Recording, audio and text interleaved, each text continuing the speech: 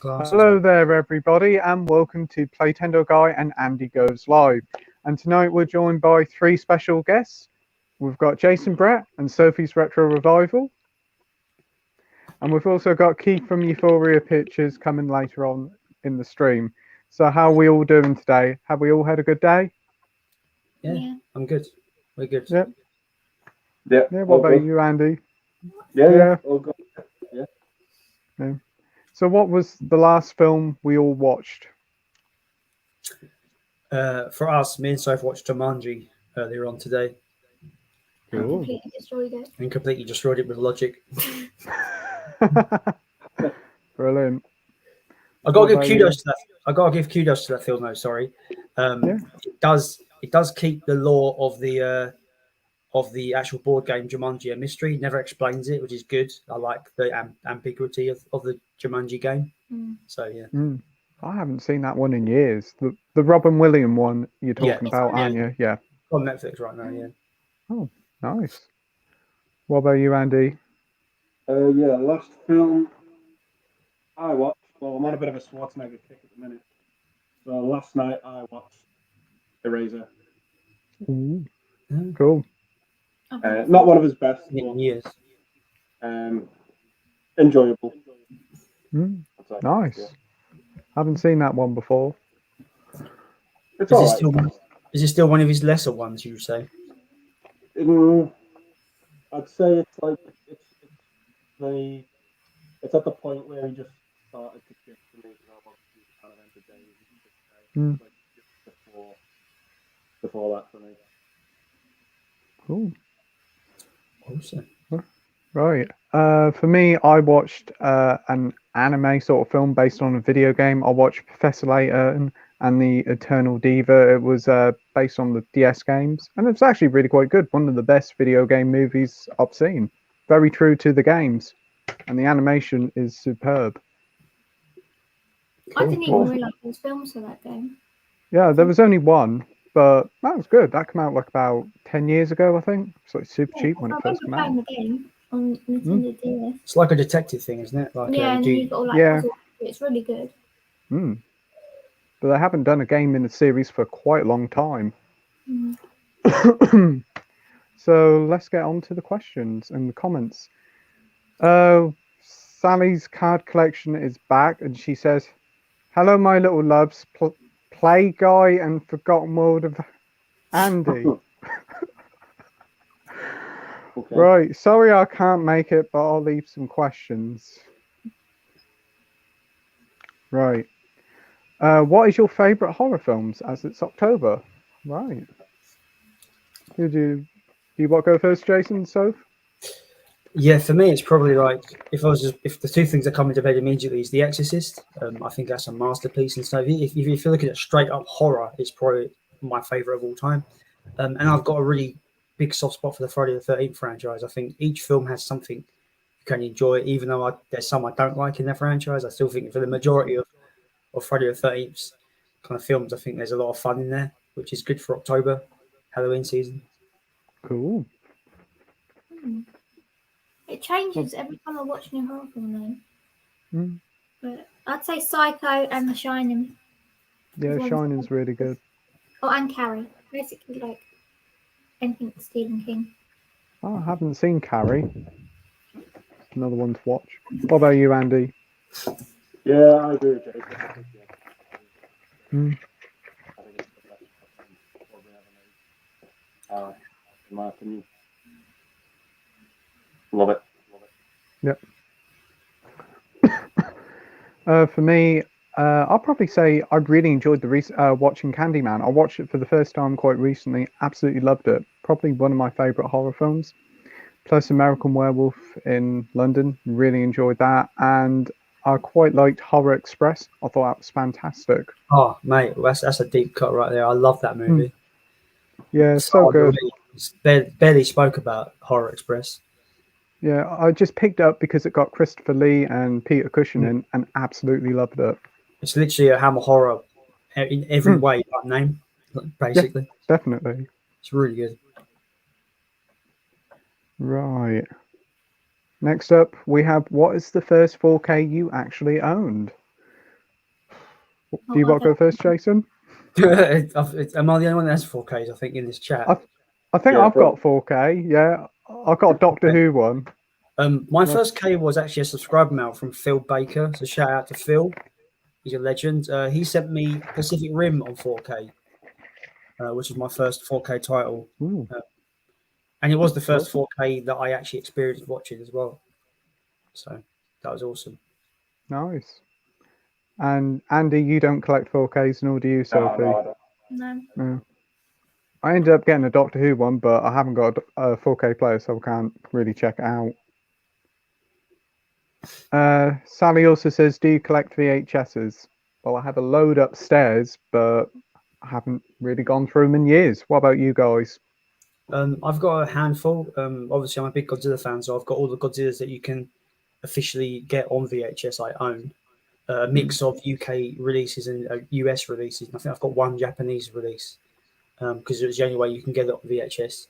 But I've got a handful of just regular titles. I've got the Star Wars, the original Star Wars trilogy before it became the special edition. So I've got those 3 on VHS, and I've got the Critters 2 and 3 on VHS, and King Kong 33 and 76, the 76 remake. But I'm the kind of person where if I had more space, I would happily collect more, but I just don't have the space. Definitely, because they take up a lot of space. Yeah. What about you, Soph? I've got loads of like classics up in the loft, but those would probably stay up there. Yeah, same with me. What about you, Andy? Yeah, I don't avidly collect it anymore, but I have all my old VHSs. Like I never got rid of them. Although I can actually find like too many to go through. Yeah. Sally also says, that's quite a good question. What TV show would you like to be turned into a movie? That's a good one. I wouldn't mind seeing another Doctor Who film. Yeah. That'd be quite cool. Less Americanized would be great. Yeah. And I'd like them to bring back Sherlock one last time as a film. That would be good. Bring Andrew Scott back as Moriarty. Find a way. Yep. I've got seasons 1 to 3 of Sherlock. I've not watched it yet though. It's really good. Oh, is it good? It's a really good series. Definitely. Benedict Cumberbatch is amazing in it. TV show turned into a movie. That's quite a hard one because it's hard to translate a show into a movie because going by this question, it's like, would you like to turn into a film? So a lot of shows are not really worth it because you can't really fit a lot in 90 minutes or 2 hours from a show to a movie. So if it's going to be like a series of movies, that would work. I've got an example of that actually. There's an anime TV show called Neon Genesis Evangelion. And what they did, they remade the whole series into 4 movies. Called it was just called like 1.1, 2.2, 3.3, 4.4. Cool. And those were like modern movie adaptations of the anime, which were actually really good and actually made it more kind of modernized. But as for TV shows that actually exist on their own, I can't really think of anything that would be done well as a movie. I can't think. Yeah. What about you, Soph? Like I said, Doctor Who would be a good one. Like another decent Doctor Who film. Maybe a Torchwood film. Yeah, that would be a good idea. Bring back Torchwood for a one-off. Yeah, I've not seen it. You need to watch it. You need to experience Doctor Who at least once. Yes, you need to watch Doctor Who. What about you, Andy? I can think of a TV show that ended in sort of like cliffhanger that I would love to see resolved with a movie. That would probably be My Name is Earl. Anyone remembers that? That was a really good show. I can remember that. Never seen My Name is Earl. I never used to really understand it. I used to just watch it. It used to be a show that I used to watch. Well, we have loads of comments. We're going to skip past some of Sally's questions, and if we've run out, we'll go back to hers. Okay. But yeah, Blu-ray Mark's here, and he says, "Evening, everyone." Hi, Mark. Hello, Mark. Thanks for joining. We've got Edward Coppock here. Evening, everyone. Hope you're all well. Now, Bond is finally here. Do you think it has lived up to the hype? Oh, I haven't seen it yet. What about you? Yeah, not a James Bond fan, unfortunately. Have you seen it, Andy? Yeah. It was a solid 6 out of 10 for me. I think that's probably what I'm saying. The reaction certainly seems to be mixed. Some people seem to love it and some people really hate it. JT at the movies wasn't keen at all. Yeah. Right. We've got AJ's movie place here. Good evening all. Hi AJ. Hello. Hi, AJ. Thanks for joining. We've also got Frags Gaming here. Thanks for joining. Hi, Frags. Hi, Frags. And Evander's here. Hi Evander. Hope Hi, you're Evander. AJ says it's been a great day besides the flooding. Some gather chucked it down where you lived, AJ. Oh, God. Wow. Yeah, ain't been too bad here, the weather. Carl says, evening everyone. Hope you're all well. Thanks for joining, Carl. Okay. Thanks for joining Video Tasties. Hope you're doing good. AJ says, I just watched for the first time Scout's Guide to the Zombie Apocalypse, and I will do a review on my thoughts of it, maybe tomorrow or the day after. Cool. Never seen it. Have you guys seen it? I've heard of it, but I've not seen it. It's a zombie film, so no. Yeah. Have you seen it, Andy? No, same as Jason. Heard of it, but no. Look forward to watching your review, AJ. Phil's here. Hi, Phil. Hope you're doing well, mate. Hi, Phil. Hi, Pete, Andy, and Jason and Soph. Nice to see you all looking cool. Right. Carlino9 says, question for all of you later, including Keith, if you remember to ask him. Worst movie or set you own? It Chapter 2. That can go in the bin. I've not seen it. I've only seen the first one. I'm just gonna throw it out because it's like it's one of the worst films I own. It's Jason Goes to Hell. I hate that movie. I hate that film. But I'm a completionist, so I had to have all the Friday the 13th movies. Pardon me. What about you, Andy? Oh fucking hell! I've got an absolute ton of films in my collection with some of the worst movies I've ever seen. Like a lot of kids' movies I grew up on that were absolutely awful. If you've ever seen a film called Warriors of Virtue, it's fucking awful. The Garbage Pail Kids movie, Cat in the Hat, Mac and Me. I mean, these are all bad movies. They're entertaining, but fucking hell. No, Cat in the Hat is like traumatizing. Oh yeah, Cat in the Hat. I actually owned that and took it back to the supermarket and got a refund for it. Cat in the Hat. I'm gonna get a tiny bit vulgar here, but Cat in the Hat is like someone cutting your hands off, but then all of a sudden you've got an itchy dick. That's how bad that movie is. Yeah, I fucking hate it is. Yeah. It's a fucking dreadful film. Yeah. I probably could put Hook in that list as well now, actually. Yeah. Hook is Even bad. though it pains me to say it. Hook has got to go in there. Rewatching it as an adult, right? Hook is like, it's a bad film. It's probably one of Spielberg's worst, in my opinion. It's bad. I still love Peter Pan, but that whole film was just no. Yeah. You don't like it anymore? No. No. But yeah, I'll have to agree, Andy. Probably a Cat in the Hat. I did have that, but thankfully got rid of it. That was years ago when I had that. Son of the Mask as well. Fucking hell. Oh, I remember watching that on TV. That is horrendous. I hate that. Another film that traumatized me. Can you tell I get traumatized? They're talking about Son of the Mask. Oh, I've not seen that. Yeah. There's some films where the reputation is so horrendous that I'm just like, well, I know to keep away from that. So yeah. Oh. Got a lot of we've got Matt V movies here, evening all. Hi Matt. Hi Matt. Hi Matt. Everybody talking to each other.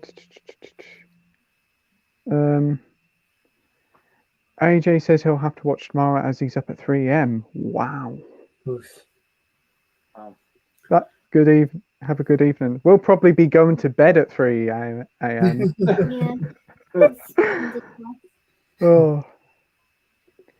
Video Tasty says, "What's your favourite Hammer film? Hammer horror?" Ooh.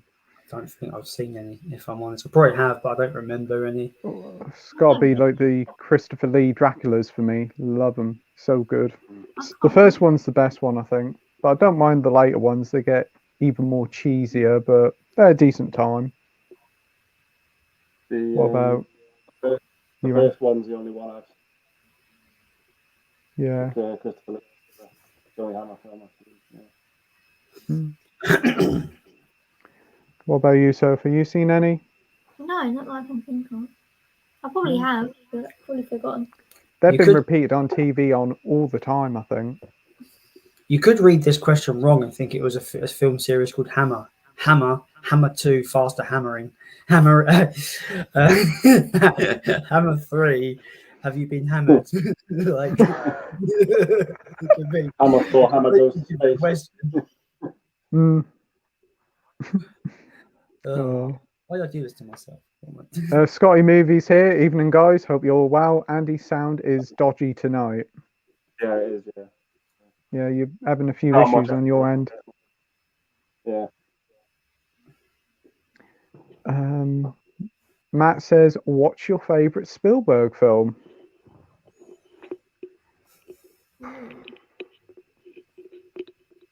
I'm gonna have a vanilla answer. It's for me. It's probably Jurassic Park.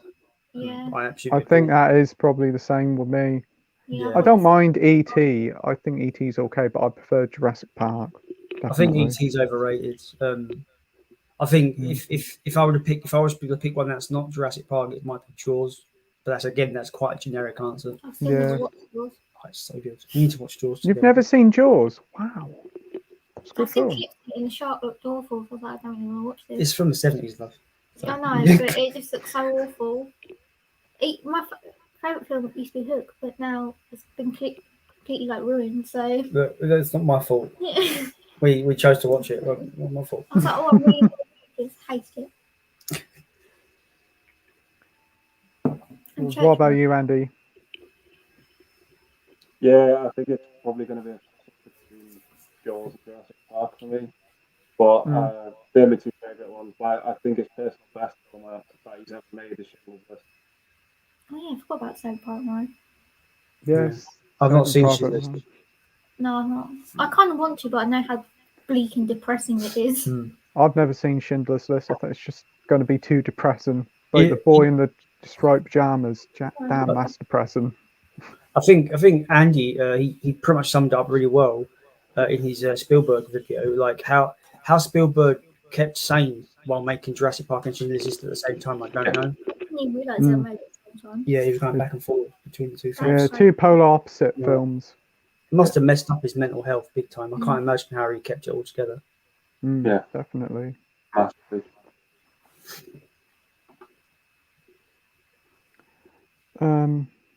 Matt also says Andy's got some audio issues. Yeah, it's the weather. The weather around it is awful.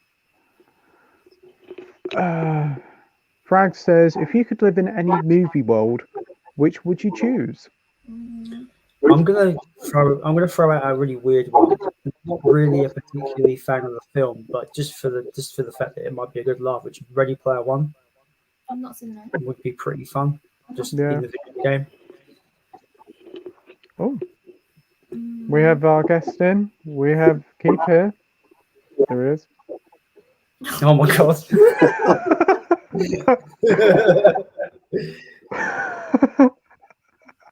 not Keith, it's Michael. Oh my god! Wow. How you doing?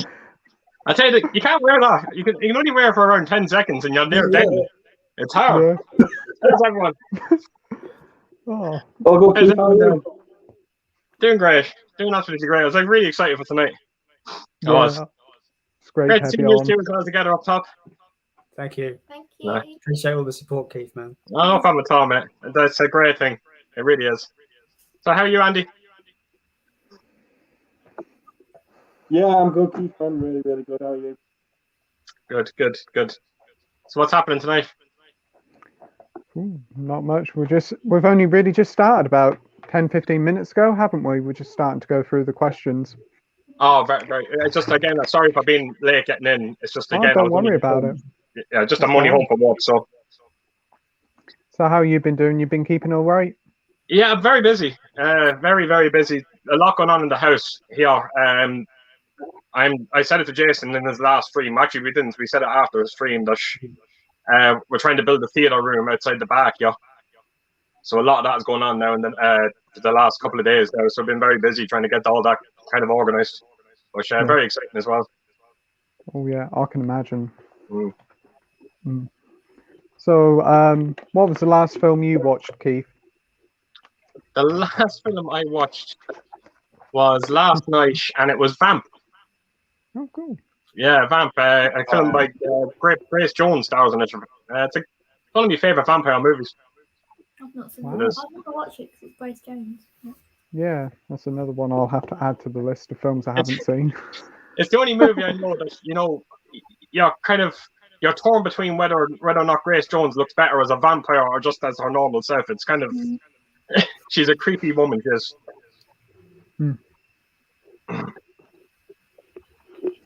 Yeah, we'll get back to the comments. And Frag says, if you could live in any movie world, what would you choose? I answered that question. Yeah, you answered that. What about Soph? As much as I love Peter Pan, I want to say Neverland, but that's really like cringy and like typical. Or like Lord of the Rings, like Middle Earth. That'd be really cool. Yeah, Lord of the Rings.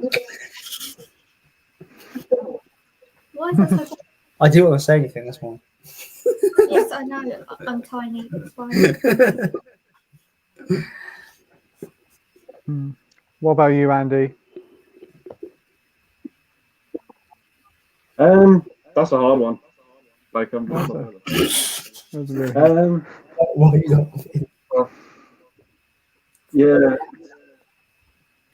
Tough, man. I don't know, probably Goonies. Let's go for that. Cool choice. Something fun and adventurous. Yeah. What about you, Keith? This might sound odd. Dawn of the Dead. Wow. Okay. Because I always wanted to be able to run around in a shopping centre by myself. Cool, that's a good choice. Fair enough. Yeah, that's not one I was expecting, but cool. I mean, though, like when that ending just depression, because literally the film, it shows you that they've got all this stuff, but it doesn't make them happy. They're still like miserable by the midway point in the film. I'd be happy for a month. That's all I care about.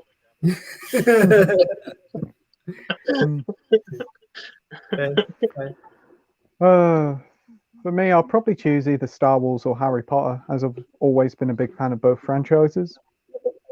I still need to show you Harry Potter. Good choice. Yeah. I'm just exposing it. You still haven't seen Harry Potter, Jason?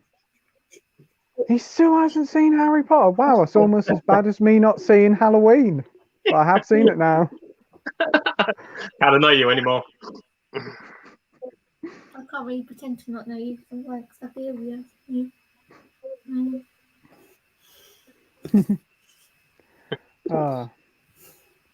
Scotty says he's watching John Carpenter's The Fog at the weekend. Really enjoyed it. What's your thoughts on it? Haven't seen it. Oh, It's I think it's one of Carpenter's best for me. That's my go-to. I watch that on every Halloween night. I do. Yeah, cool. I absolutely agree. Next to Halloween, it's probably my favorite John Carpenter movie.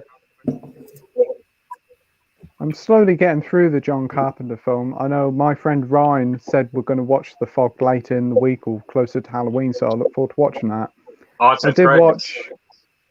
I did watch They Live the other week, and I actually really quite enjoyed that one.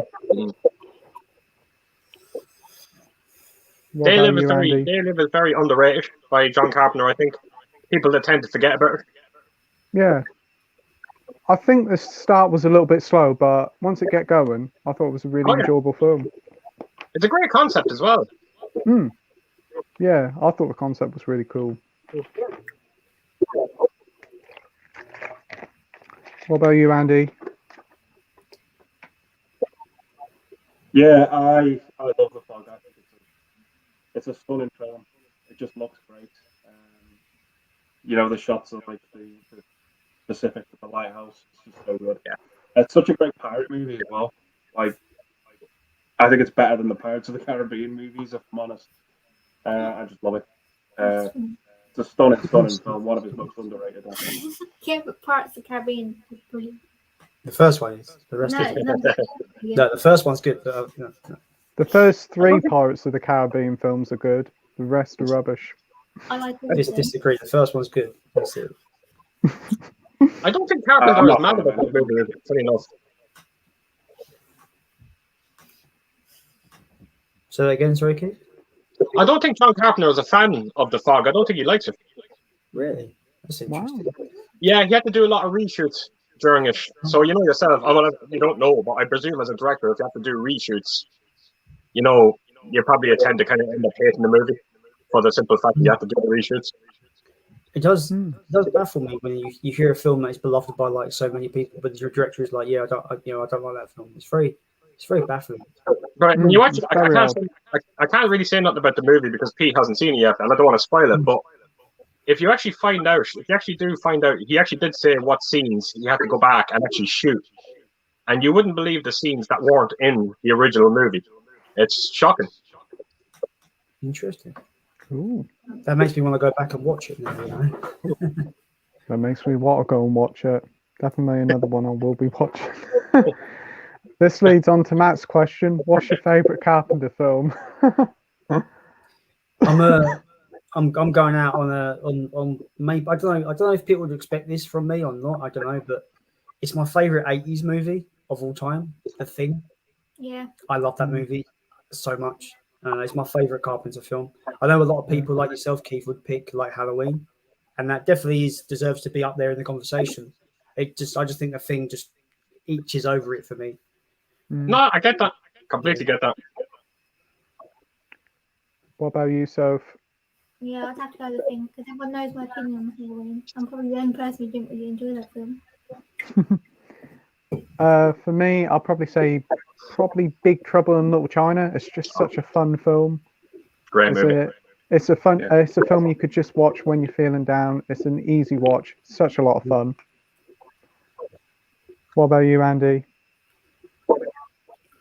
Christine. Wow. Good. Good choice. Love it. I've still not seen it. Great I've not film. seen one. That's one of these films I've not seen. It's on my list. If I again, mine definitely would be Halloween. But if I was to pick an underrated John Carpenter movie to be my favorite, In the Mountain of Madness, extraordinary. Yeah. Great film. I remember watching one called Starman and thought that was pretty decent as well. Yeah, John Carpenter never made a bad movie in the 80s, as far as I'm concerned. I have seen Ghosts of Mars, and I wish I never. Is it really that bad? I've not seen it. Yeah. I've not seen it based on bad reception. So. Oh, I It's see it almost not years bad ago for you. and I thought it was rubbish. And I didn't until I watched Andy's video about John Carpenter, knew it was a John Carpenter film. I thought, what? I wouldn't mind. I actually seen that film. I hate it, and I only watched it again there around 2 nights ago. It's almost like I needed confirmation how bad it actually was, and it really is bad. Yeah. I've not seen that, but I've also not seen The Walled, which was his last directing. What is worse? Are they both as bad as one another? Ghost of Mars. Oh, that's worse. Okay. Yeah.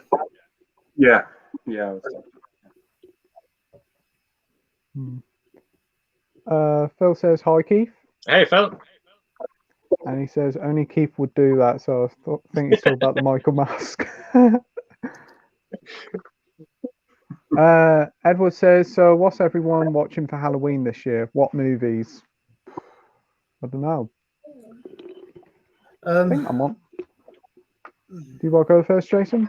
I don't know if Was you about to list off some, Pete? Because if you was, I do apologise if I was cutting in. No, you're all right. You go first. It's fine. I usually have like a basic list, which are must-watch films on Halloween for me would be like The Exorcist is number one because it's my favourite horror film of all time. Halloween 78, probably Alien is in there for sure. A really weird pick, but I think it's the best in the franchise in terms of, pound for pound characters would be Friday the 13th Part 2. Watched it last night. Probably the best in the franchise in terms of like the characters, the story, everything about it. I'm probably missing a bunch. Even though I don't see it as a straight up horror, I probably would follow Alien with Aliens because I think it's the must with those films. But yeah, that's probably like a list of films. What about you, Soph? There's so many classic horror films I've never seen, like Nightmare on Elm Street or anything like that. So Same here. I haven't seen Nightmare on Elm Street. I've got the original and the remake to watch. I'm Peter's Creepers. Don't watch the remake. Nightmare on Elm Street. It's fucking awful. Don't watch it. Just skip it. Don't even bother. It's because Lee sent me a copy of it. Now you've got it. Isn't it? Someone said it. You've got to watch it. If someone sends you it. Jeepers Creepers I need to watch. But the whole That's a great one. Don't let that bother you. I think Jeepers Creepers is very underrated. And then they see Friday the 13th because actually knows in that film. There's so many classic horror films I've never seen. Yeah, same here. Looks like I'm coming around yours or Halloween with a bunch of movies going, let's watch some horror films. I'm not home on Halloween. Damn! I'm on holiday. Dad, you ruined it. Next Halloween. That's so far away. Actually, we don't need to be Halloween to watch films. So. Yeah. What about you, Andy? Yeah, I always have like a big list I try and watch each year. Like I try and watch like the Evil Dead trilogy and Romero's first Dead trilogy, Nightmare on Elm Street, Friday the 13th, Scream.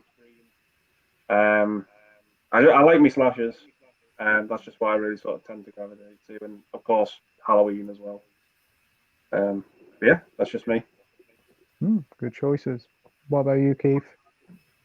Well, me and my fiance Ellen, for 25 years now, every Halloween night, we have watched the same 5 movies on Halloween night, which was Halloween 1, 2, and 3, Trick or Treat, and The Fog. So I might be trying to introduce a 6th one in. There's a film that came out recently, when I say recent, in the last 3 years, a film called Hellfest that I absolutely loved. So I might squeeze that in there now as well. Nice. For me, I'll probably say I'm going to watch Halloween again. I watched it first time a few weeks ago, and I liked it, but I definitely want to rewatch it again. I watched 2018 last night and really enjoyed Halloween 2018, so I'm probably going to watch Halloween Kills as well. And then I'll probably end up playing a Resident Evil video game, because normally at Halloween I normally play horror video games.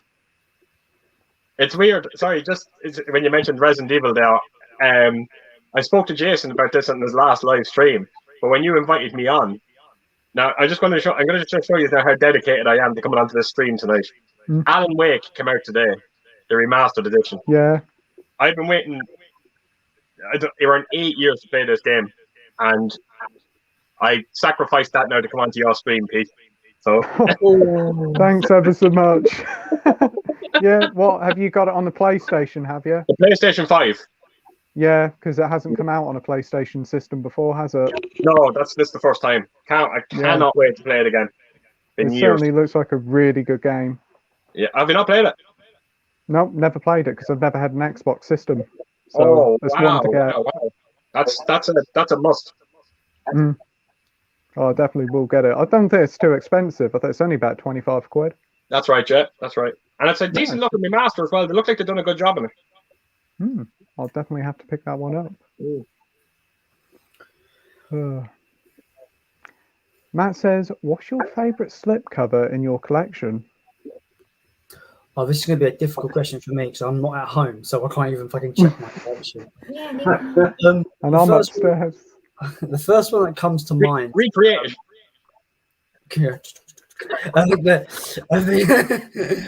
I've got 2 that come to mind. the premium collection slip box for Clash of the Titans is beautiful, absolutely awesome. The artwork on that is unbelievable.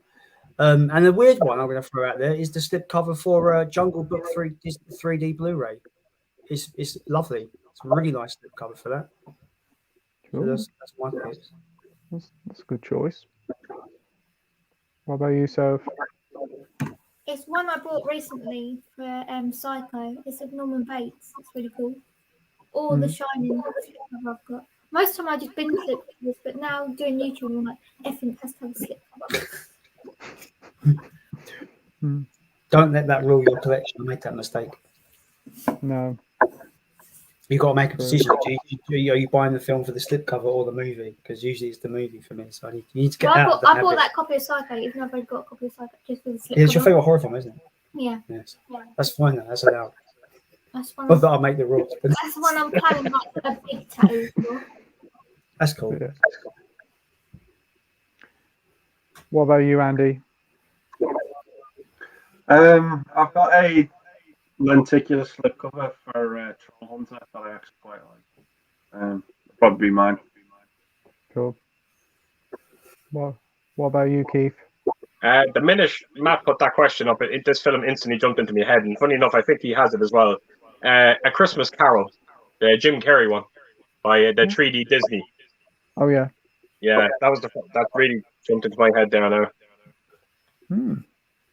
For me, it's quite a hard question. I've got loads of films with slipcovers, but I know there's the Arrow release of Versus. The slipcover on that, I really like the design of that. That's quite good. And the premium ones, I'm always a big fan of the premium slipcovers on the H&B range. Yeah. Jules is here. Hi guys. I'm confused. Are Sophie and Jason together? Lol. Is she trying to be funny? Because it's like on Facebook now. Yeah. I thought she already knew. Phil said, yes, Jules.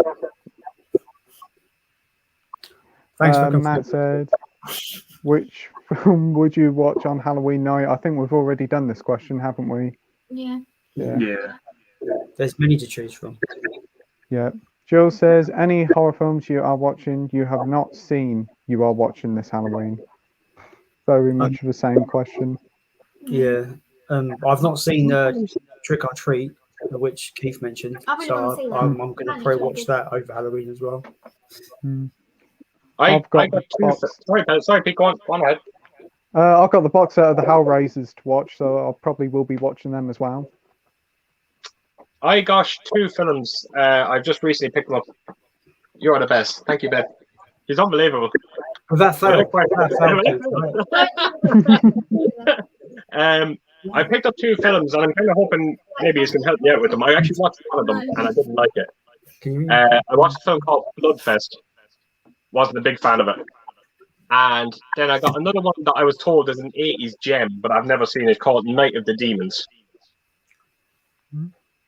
So they're going to be the did you see it, Andy? Something telling me you might have. Yeah, I've seen Night of the Demons. Yeah. What's it like? Yeah. It was a 6 out of 10 for me. It was just above average. You know, I mean, it's everything you'd expect it to be. Okay. But I don't have that nostalgia for it because I only saw it a few years ago. But it is enjoyable. The ending to it really picked up for me. But I think it'll be up your alley, Keith. I think you'll really. Right, because I was looking for something that I love Halloween themed movies, and that's where I found these two movies. So I'm not, to be honest with you, I'm not expecting much from Night of the Demons because if I was, I probably would have seen it years ago. Yeah. So we'll have to wait and see. Yeah. Cool. Right. Before we continue, Pete, sorry, before we continue, I've got something to say to Keith, to Keith. You know, we had our stream Friday, Keith, and you mentioned that Andy mentioned Demon Night, the film you said that I'd love. One of my subscribers has only just gone and bought me the German Blu-ray. Oh, are you serious? Oh, that's good of them. So that's fantastic. Well, that is great. Yeah. You're gonna love that. I'm looking forward to it. You know, looking forward. Ah, to you it. shot it. It's great, movie. Oh, that's good. That's nice. Oh, wait a minute. Sorry. Not the film You're that presented fine. it to you. Hmm? The person that sent it to you. Yeah. It's not that fellow that was talking. What's his name? No. Kurosawa Ichi. No, it's not him. It's someone else. Yeah, because he sent me something. He sent me something, but I don't know what it is yet because I've got. Yeah, neither do I. Yeah. So sorry, I just wanted to see if it was him. Yeah. That's Sorry, okay. You're fine. We've got Bristolian Dave here. All right, me babbers. Hi, Hello, Dave. Hi, Dave. Dave. Hey, how are you? Matt says, most anticipated film you want to see? 2 words or 3, technically 3 words. The Batman. That's it. Yes, So Batman. I'm super excited for that film. The trailer Yeah, just sold me immediately. I think that's going to be something real special. As Batman. I'm so used to him as like a shiny vampire. But the thing is, that's the problem. That's the problem with people. A lot of people dismissed him as Batman because of his association with Twilight. But he's a great actor, and he should be seen just as. Yeah. I think he's going to smash it. I think he's going to be great. Judging by the trailer, he's going to smash it. Yeah. I thought Robert Pattinson was really good in Tenet. I've not seen that. Yeah, definitely. Yeah. Any films you want to see, Soph, you're looking forward to? Only the Batman. Oh, and the new Ghostbusters. I'm excited about Ghostbusters Afterlife. I keep forgetting that's coming out. You know, I keep forgetting it's coming out. And obviously the new Spider-Man. Yeah, new I Spider-Man. can't believe it. To be fair, What else is coming out? I keep forgetting what films coming out. That's right for you. What about you, Andy? I know it's. I'm intrigued to see it because of its director, and I'm not a huge fan of musicals, and I actually really like the original. But I'm just interested to see what he's going to do with it. It's West Side Story. Yeah. I've never seen the original. Yeah, I'm very, very interested to see what Spielberg's going to do with this, because it's very much like a 50s version of Romeo and Juliet, but with music thrown in there. And I do like the original. I do think it's pretty good, but I'm very, very interested to see what Spielberg's going to do with it. Yeah, it's a very odd choice to be remade, I thought. Yeah. But I think it's a film that warrants a remake as well. Funny enough, as much as I think the original, it's a great movie. I just think, if someone can do something great with it, then by all means do it. Yeah. Is it coming out later this year, Ren? It might be. Could be January. I'm not sure though. Don't quote me on that. I thought it was like December time, but I don't know. They might have delayed it. You got June coming out in the middle of this month. That looks kind of interesting. Yeah. And then Spider-Man and Ghostbusters, and there's the Eternals, which looks kind of interesting. Scream 4. Oh, 5. Sorry, Scream 5. Oh, yeah. That's kind of really very quiet, that film. It's strange that we don't even get we haven't got a trailer for it yet. It's very odd. I didn't even know it was coming out. Yeah, see? Yeah. Very, very I know low they're profile. re-releasing Scream in the cinemas like in a couple of weeks' time. What's been re-released? The first Scream is being re-released in cinemas in a couple of weeks, I think. Yeah, because it's coming out in 4K as well in 2 weeks. Oh, so that'd be good. Again, there is some another one I haven't seen. There is some interesting movie news that's come out over the last couple of days.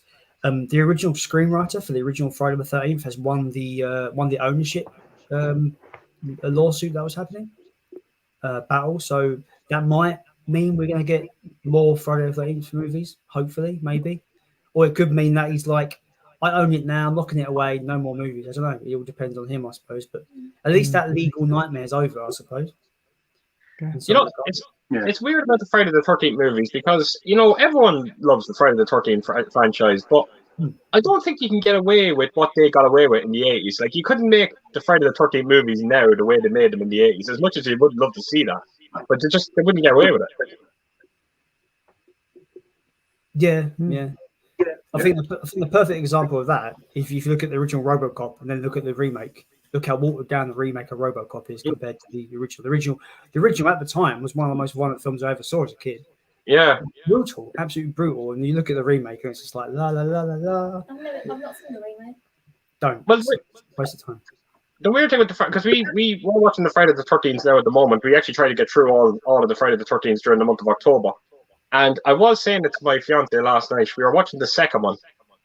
And the Friday the 13th franchise really does feel like it's like every year they got a director and right, what we're going to do with the new Friday the 13th movie? Just redo what they've done with the one before it.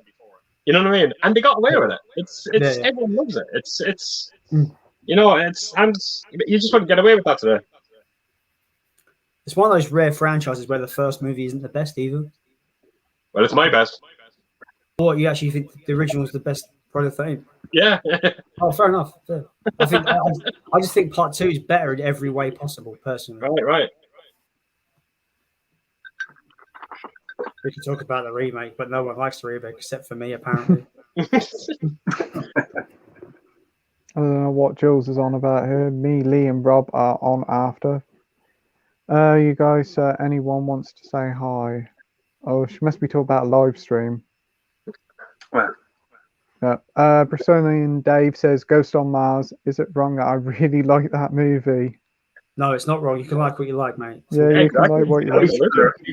Yeah, if you like it, good for you, mate.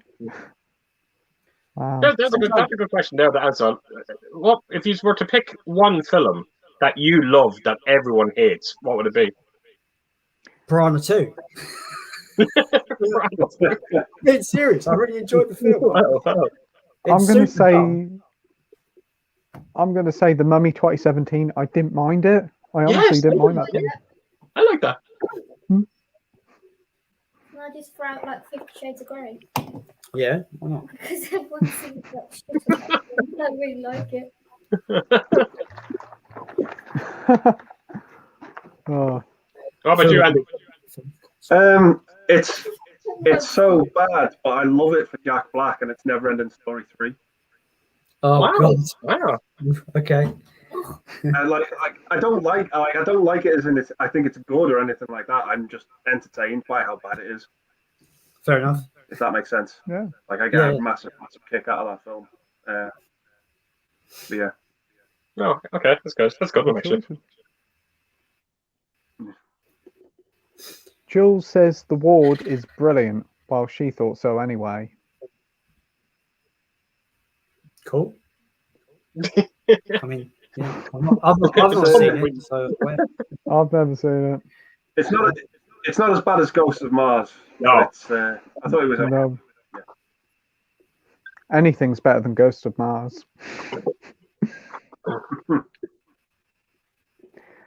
Jill says, Pete, go through one of your books of films to watch. Well, this live stream will be longer than one of Jason's 8-hour ones, if I did.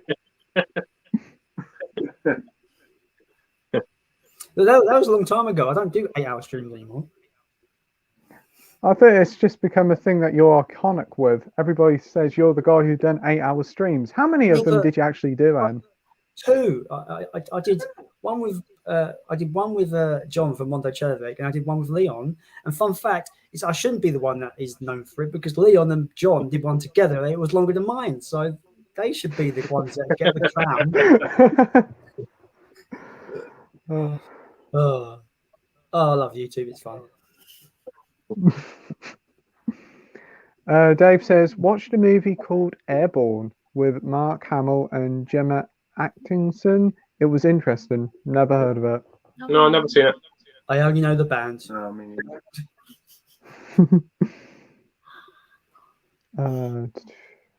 Dave also picked up some decent unseen horror titles in 2 hauls from H&V. I've just put up on my channel.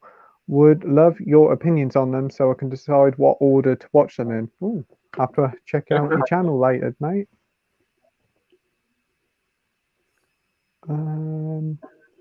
Simon says, Keith, did you order the new Halloweens from Scream Factory? Yes, I've ordered part 4 and 5 coming from Amazon.com. And there is a company, I actually showed it on Jason's stream. There's a company called Sacred Bones Records, and they brought out deluxe editions for the first 3.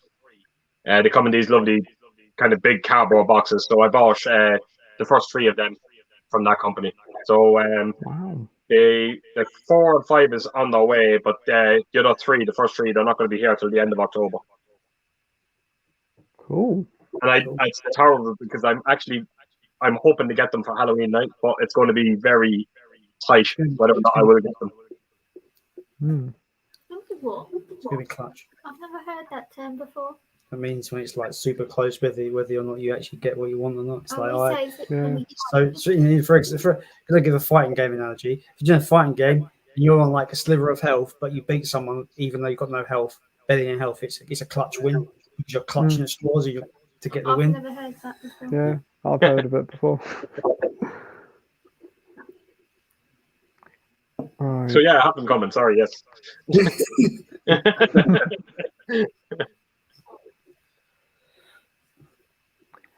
Bristolian Dave says, I'm going to have to get the Alan Wake remasters. Currently getting stuck into FIFA 22.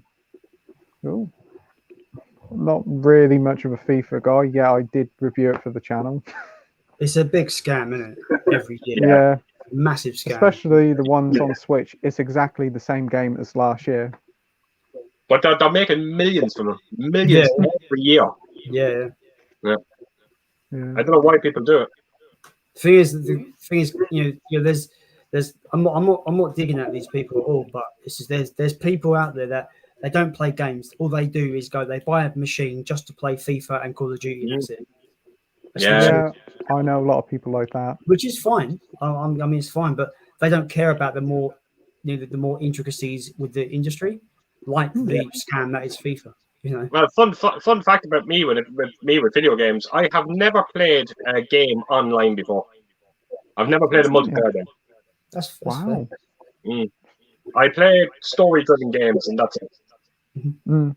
I greatly prefer story-driven games. I've got loads of online ones, but I mostly just go back to playing story-driven ones. Yeah. I'm currently playing an online game. I'm currently playing a game called New World. Which was developed by Amazon Games. Yes, that Amazon. They've got their own games division now. I'm really enjoying it. It's an online MMO, a massively multiplayer RPG. I'm really enjoying it. But I know it's a game that I'll eventually get tired of and move on to the next big kind of single player game that comes out eventually. It's good fun though.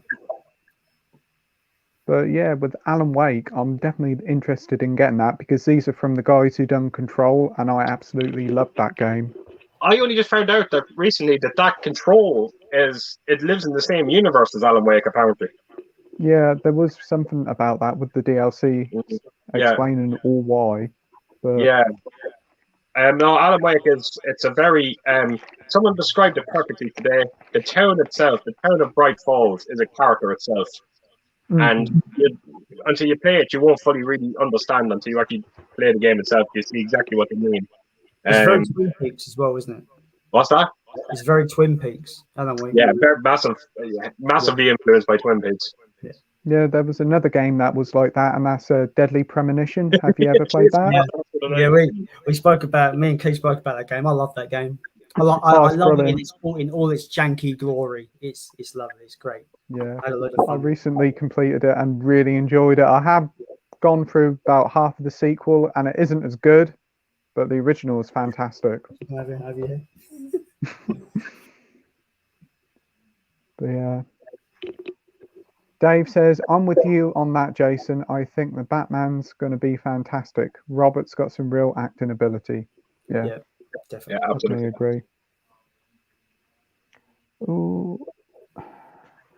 Matt says, which 4K or Blu-ray in your collection do you think has the best picture quality and sound?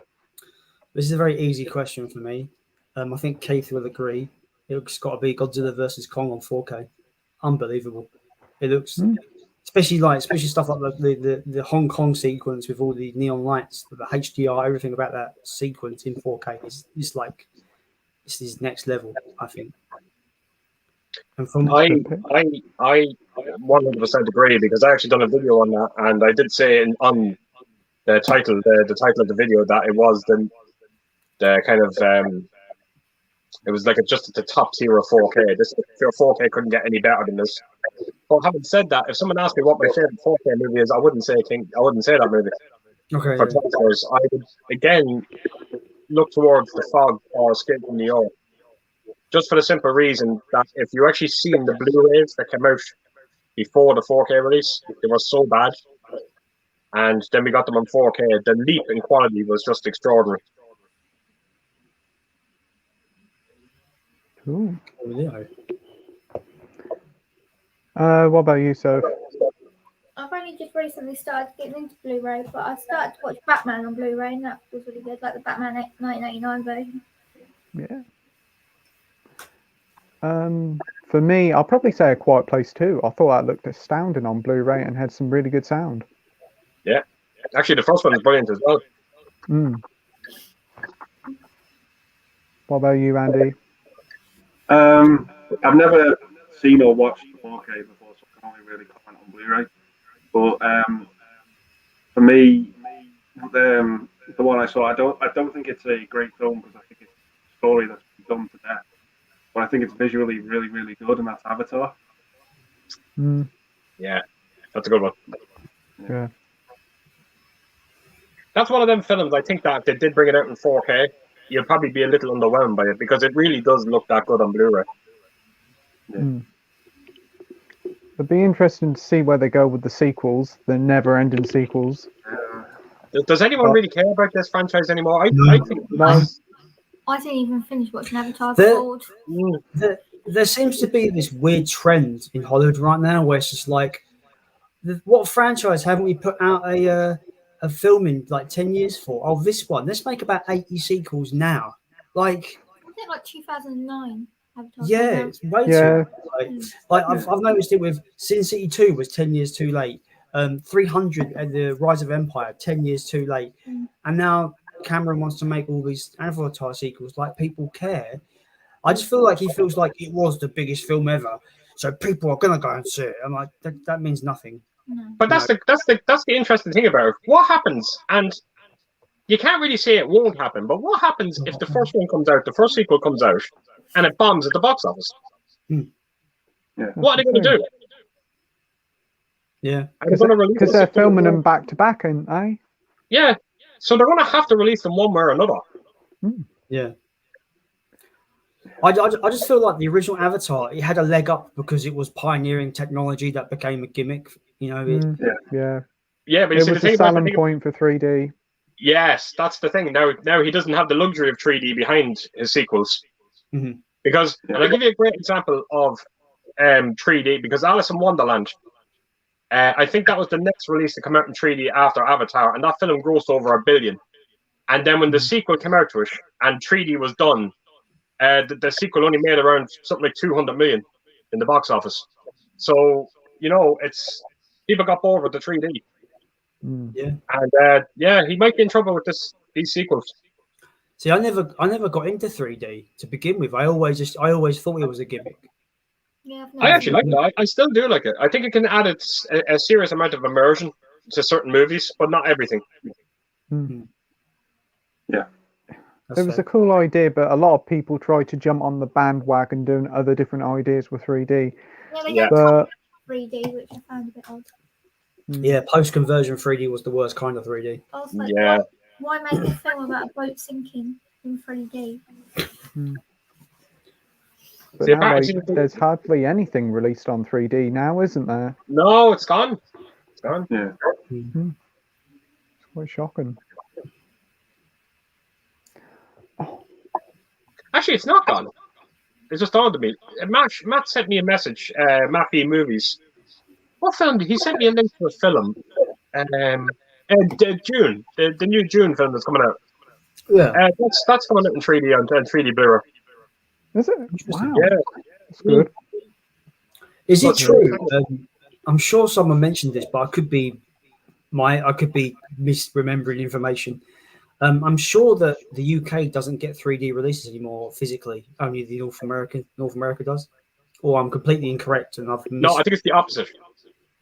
Oh, okay, interesting. Yeah, I think it is.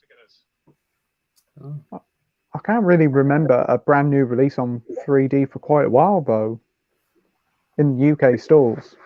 Does I can I can tell you my last 3D movie. It was Endgame. Wow. Okay. That was my last 3D movie. Still not seen that film.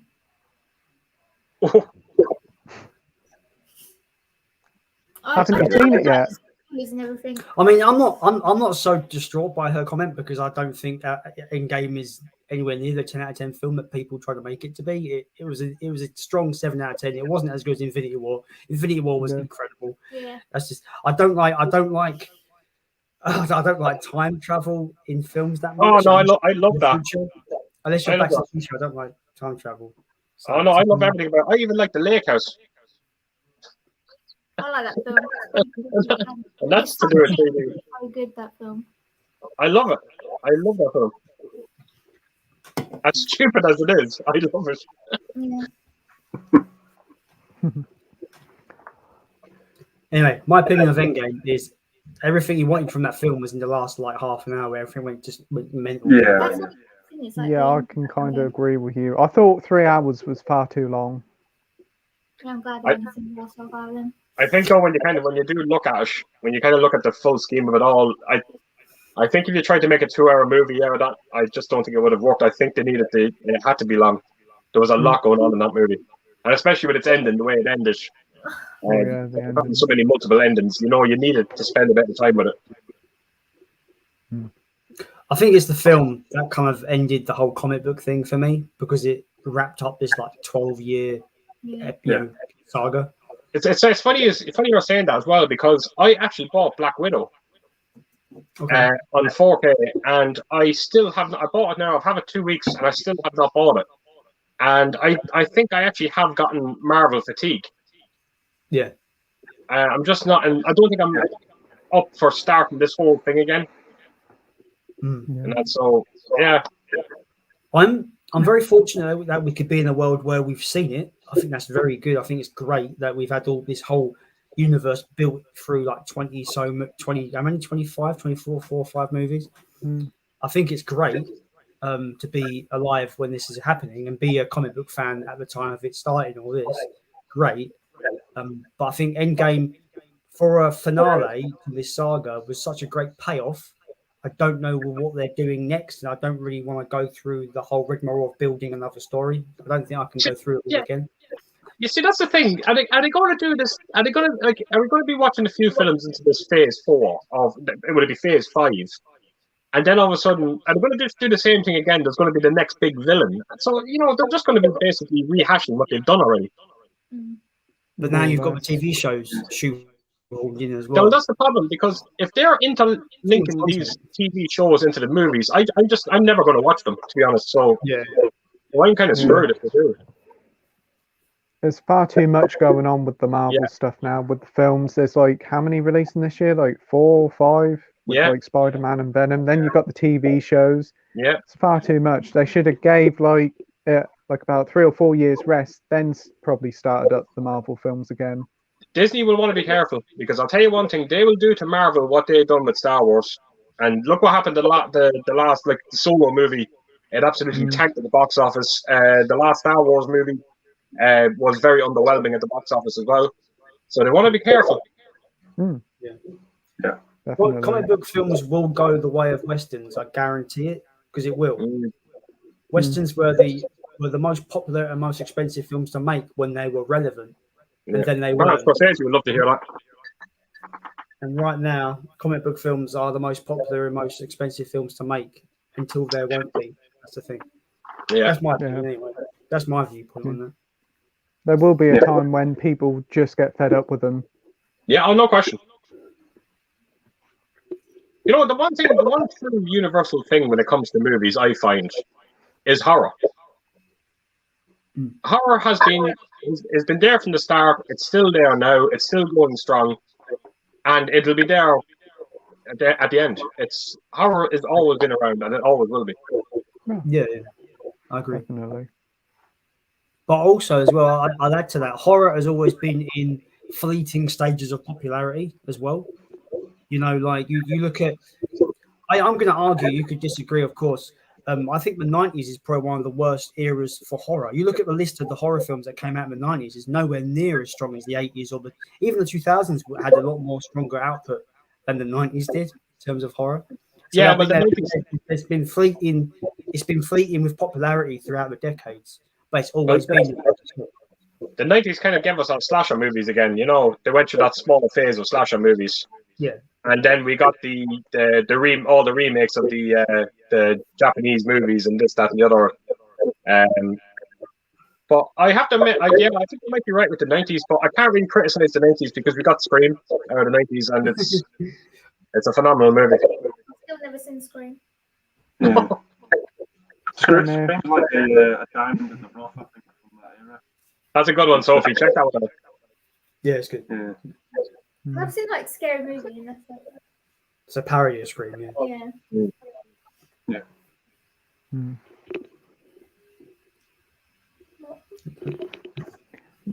Matt says, what's your favourite special edition in your collection? I'm gonna sound like a broken record. Mine's my Gamera collection from Arrow, the big fucking massive bastard that I've got, the Gamera set. I love it. I think it's amazing. Yeah, pretty good. What about you, Soph? Probably the special edition of Titanic that you sent me. Oh really? Nice. Welcome.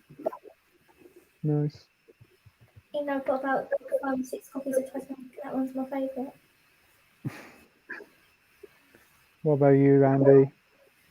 The only one I've really got is I've got the briefcase from Inception. Which has- yeah. And the totem. That's really the only one I've got. I really love it. It's really good for what it is. Yeah. Yeah. And you, Keith? That's it, right there. The Alfred Hitchcock collection. That is All the films. Oh, that's a really nice set.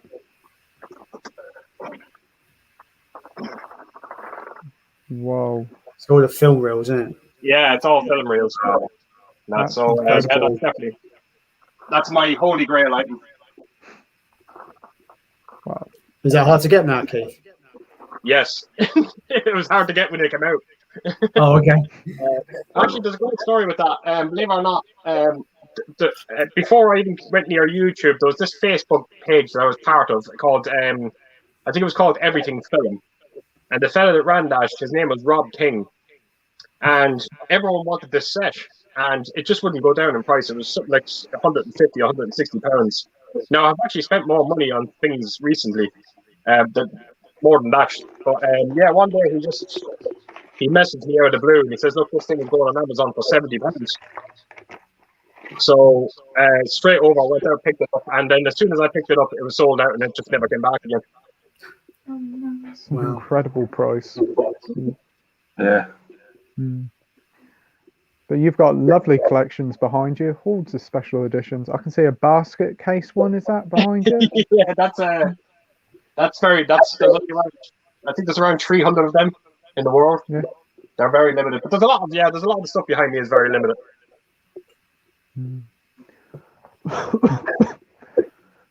For me, it's probably one of the Arrow box sets, probably the Tremors one, what I've got, all the True Romance ones.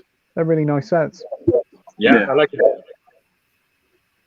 That's the one great thing about the Arrow limited edition sets. You just know by looking at them the way they feel that in 20 years' time they're going to look just as good as they do now. Yeah. However, I have noticed something. I was in HMV yesterday with Soph, and they've got these newer sets like the Jallo collection or this specific director, and the outer box they've gone with this flimsy cardboard out of nowhere. And I'm like, oh no. If this is what it means for Xavier owning Arrow, I don't know if I want to go with Arrow again, because if this is gonna be the norm, it takes away what I like about Arrow, which is the premium outer box and the premium feel and stuff. Yeah. But because I picked it out, I was like, oh, this is new. I was like, wait a minute, this isn't a really nice rigid box. This is a flimsy plastic cardboard box. Wow. Really like shitty colored cardboard. So I'm a bit worried.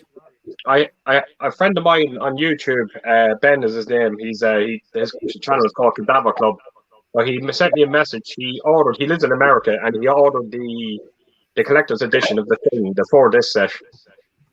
And he just got it in the door there yesterday. He actually sent me a video. Now, that set is around that thick, Yeah. He got hit in the door. It was around that big. That's how badly crushed it was. And it was in absolute bits. And that, so yeah, luckily enough, they actually tried to say to him, he had to pay for the return. And he was like, there's no way that's happening. Yeah. So got into an argument with them, and in the end, they turned around and said, look, we'll refund you your money, and you don't have to send it back. So, but he saved himself. That's I've seen unbelievable. there's a lot of horror stories with the thing collection set. Loads of people getting in rough shape. These companies just don't realize that. I've said this numerous times on when I brought my thing video out. They just don't realize that a little bit of bubble wrap, how much of a difference it will make. Yeah. But they just won't do it. No, they just really cheap out. Mm. Just want to give a shout out quickly to Jamie Powell talking about how to pack stuff. I bought a couple of steelbooks off him, Attack on Titan movies, steelbooks off him, and he packed that unbelievably well. Each steelbook was wrapped in like a massive thick load of bubble wrap inside a really thick box. Like, you know, people that collect know how to send stuff, you know. Oh yeah. Yeah, Savvy should employ Jamie Powell because he knows how to bloody pack shit. Well, it's funny you said that. Phil Baker there as well done the same. Yeah, he's great as well. Yeah, with my Blade Runner, unbelievable. Like, you know, you could have sat in this box and still nothing would have happened to it. I've never seen you look so happy, Keith, getting that Blade Runner Times of Cold. It's one of them things. You have these, like, I don't think people really understand. I've gotten into so many conversations with people about this release. I loved it. I always did love it, but I was never going to spend £150 on it. Yeah, there's no way it was ever going to happen. And for him to send it to me for so cheap, I still have a smile on my face.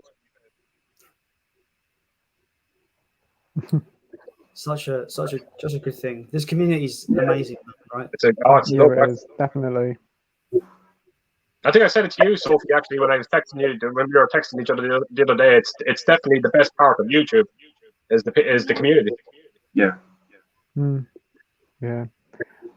I've got a subscriber mail video to come up tomorrow, and that's from Kaz99,000. She was only going to send me a few films, and it was a humongous box. The video was like over half an hour long for me to edit. I couldn't believe it. Wow. Very generous. Yeah. Generosity. We've got Leon here. Hey, Leon. Hey, Leon. Hi, Leon. Just popped on to say hi and hope everyone's having an amazing stream. Thanks for joining, mate. Dangerous Chris. Anyone seen the movie 13 Ghosts 2001 remake? I've just ordered the Scream Factory Blu-ray alongside Event Horizon. Ooh, never heard of that film before. Cool. I know there's a version on Netflix, but I don't know what version it is. Pretty sure it's I think the original Ghost is like a 50s film, right? I think. Yeah, no, he's definitely talking about the Dark Castle one because Scream Factory didn't bring out the original. Yeah. I've not seen it. I seen 13 Ghosts when it first came out. I loved it. But there around, I think it was around a year ago, myself and my fiance sat down and watched it again. And I have to admit, we came very close to knocking it off. It didn't age well. Oh yes, it is the 2001 version. That's on Netflix. For someone who hasn't watched it, is it still worth a first watch, you say? Yeah, well, that's a good one. Yeah, it probably would be. We can watch it after. Yeah, why not? Matthew Lillard is in it. Sorry, say that again? Matthew Lillard from Scream. Yeah, I think how I only know about it is because he's in it. Obviously, I know him from Scream. And he plays Shaggy in the Scooby-Doo movie, which I love. That's it. I never know. I never know his name. I think we spoke about it. Without Adam as well. The one thing I will say to Chris, though, because he got Event Horizon, and I've spoken about this recently, I think that is the last great sci-fi horror movie to come out. Yeah, so I agree. That's a phenomenal movie. Yeah. There are some other films I fairly enjoyed, though, that's come out after that. that's been out since. Though I thought Pandorum was really underrated. If you've seen Pandorum, I quite enjoyed that one. Did you not think Pandorum was Ghost of Mars in space? On a spaceship. I enjoyed that film. I thought it was pretty good. I quite liked Life as well. I thought Life was decent. It's an alien ripoff, but it's a pretty decent. Well, I've never seen Alien, so I don't know. I think there's been some good ones. Maybe not on the caliber of Event Horizon, but some good ones since then, I think. I think that Pandorum is done by Paul Anderson as well, isn't he? Oh, he's behind it. Yeah. Interesting.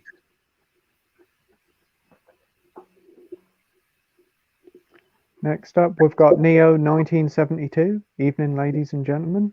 Evening. Yeah. Hi. He also says Rogue One is amazing. 4K, one of the best.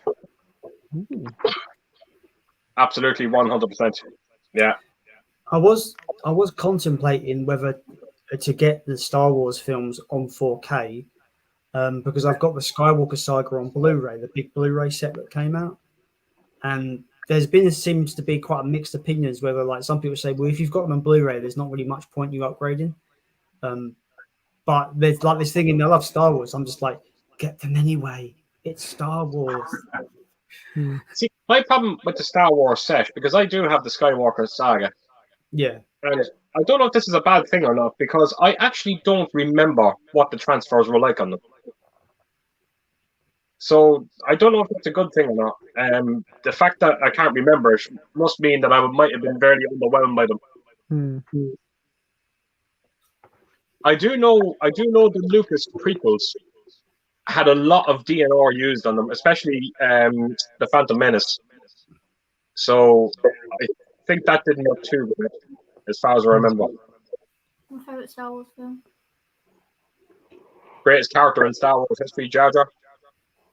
No, I like it, Darth Maul, but I like it.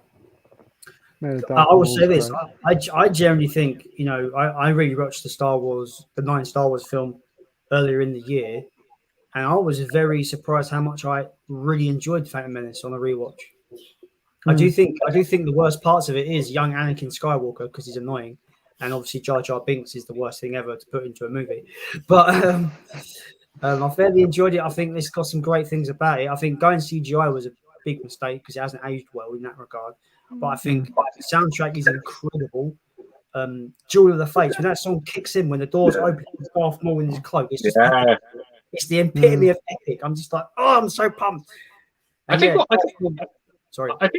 what happened with them Star Wars prequels was there wasn't much love for them when they first came out. But I think when they brought out the latest 3, all of a sudden I think people started appreciating the prequels a lot more because of them.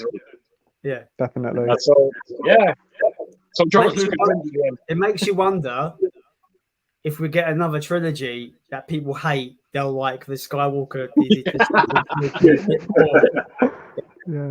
I'll tell you one thing. I find it very hard to watch them latest 3. The way they treated the legend characters, like Harrison Ford, especially Mark Hamill. It was horrible to watch. Definitely horrible to watch. Yeah. He even said it as well. He even said that when what was the second one, the commercial? I can't even remember the name of it. That's how he just said that that's not Luke Skywalker. He said it himself. That's not Luke Skywalker. That's not how people remember him. And that they made a horrible mistake with it. There was a statement when The Last Jedi came out. There was this a bit of a statement with George Lucas's wife that came out, and then she was a bit pissed off with the direction they took, and she was like, the fact that they're killing off all the classic characters which made this franchise, Han Solo, Luke Skywalker, and then she was like, she goes, I know my husband, I know, he loved the franchise, and he had love there. It's his story, his story, his characters, he had love there. And she was saying, what Disney have just done with these, obviously this is before Rise of Skywalker came out.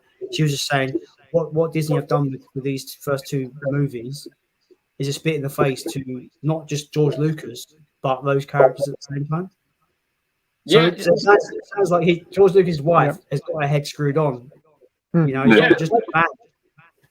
like everyone keeps going on when you bring up the latest three, everyone always says, "Oh, the Force Awakens," but you have to understand that film's a fanfare movie. That was made for the fans.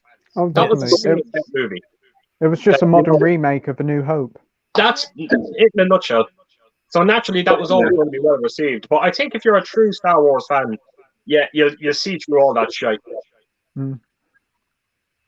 The only decent one was Rogue One out of these Disney films. The That felt like Mandalorian. true classic Star Wars to me. Actually, I didn't mind Solo, believe it or not. I thought Solo was decent. Yeah, I thought Solo was fine. I thought Yeah, it wasn't as bad as what people made out. No. I still think when it comes to the whole Disney wave of Star Wars, I think The Mandalorian is hands down been the best thing we've ever got. So I didn't far. see it there, so. I never seen it, so.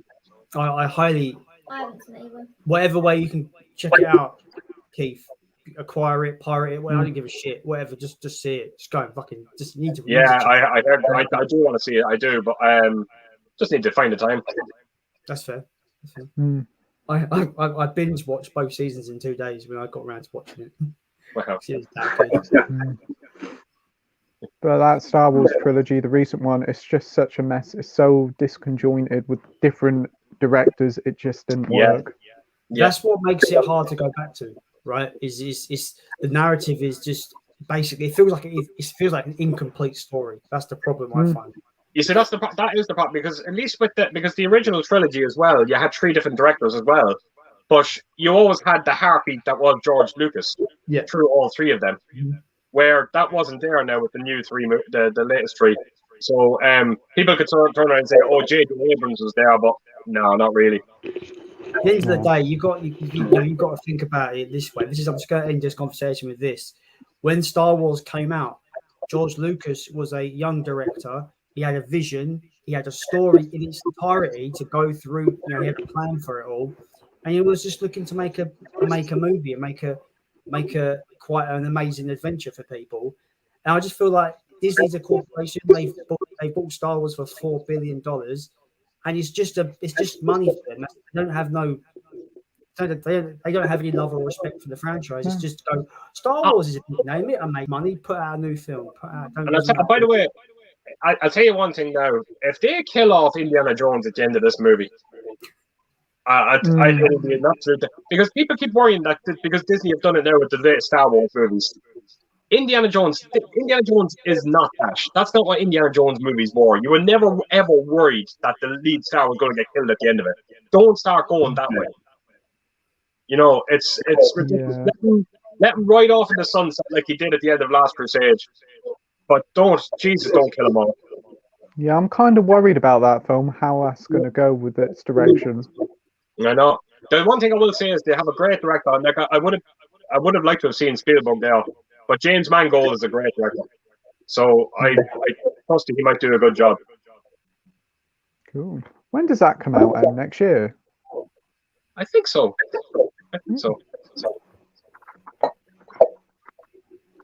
Bring back Sheila. I've always noticed when we're on the stream, we always get sucked into a Star Wars chat somewhere. Yeah, it does. We have Bristolian Dave back, and he says, "I know what you're saying with FIFA. I just can't help myself, but don't worry, I still play real games." Good man. That's good. Matt says Cameron is known for setting the benchmark in films. Maybe glasses free 3D. There you go. Maybe. The reason why I don't think that's going to happen, and I'll explain. If you wanted to do that, then you're going to have a high frame rate. Now they tried to do that with Gemini Man. They released that at 60 frames per second, and the film got panned for doing it. People hated it. They didn't even when it came out in 4K. It was still the 60 frames per second, and people couldn't watch it. So that's the only thing. I think if you wanted 3D free glasses, I think you have to bring it up to over 100 frames per second or something like that. And I just can't see people liking that. Because I know, like about 10 years ago, the Nintendo brought out the 3DS, and that was glasses free 3D. Yeah. And they had like loads of trailers for like films, and they were all in 3D, but it was more in depth instead of coming in front of your face. But it's So all about sweet spots as well. Yeah, definitely. Because if you moved your head slightly to the left or the right, the immersion is broke. You can't see a few years later, they brought out a revision that actually stopped that, so you could look at the side and that's still be in 3D. So maybe they could do something like that. I don't know. Yeah, maybe. I'm just going to say this, right? Not about what you're talking about. I'm just going to say it must be a really good stream tonight because I never drink a whole can of energy drink, and I have. So good going.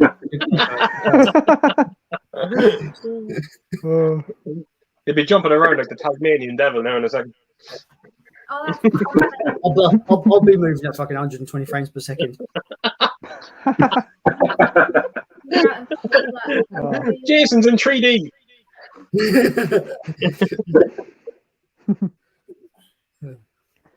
Simon's back and he says he's seen a few reviews for Inglourious Bastards 4K saying the transfer is awful. Glad I cancelled my £90 order with Zavi now. Now, can I just say to Simon, don't buy into that bullshit. That I mean that because I reviewed The Thing recently, and that film was getting panned as well. They were saying people were underwhelmed by the 4K transfer, and it's definitely one of the finest looking 4K discs out there. So don't believe everything you hear online. That's all I will say. That must be a special edition for £90 then. Yeah. Matt says the Marvel films went post-COVID. The Marvel films were post-converted, and the 3D is stunning. Yeah, that is true. That is very, very 100% correct. See, the conversions got so good. They got so good with it that they did look like native 3D, especially with the Marvel films. If you watch the Avengers, the first Avengers in 3D, it looks like Avatar. Interesting. Have they released Black Widow in 3D or not? No. I think I was just talking. Funny enough, I think it was Mash. I was talking to her about it. I have every Marvel film in 3D from Disney. When they started doing, I think Avengers was the first 3D movie they done, and they all come in these lovely red slip boxes. And they stopped it with Endgame, unfortunately. That's a shame. Yeah, I would have enjoyed collecting Ketchup. Then again, having said that, I was going out and buying the movie twice because I was buying it on 4K and then I was buying it on 3D as well. So kind of, in a way, I'm kind of happy as well.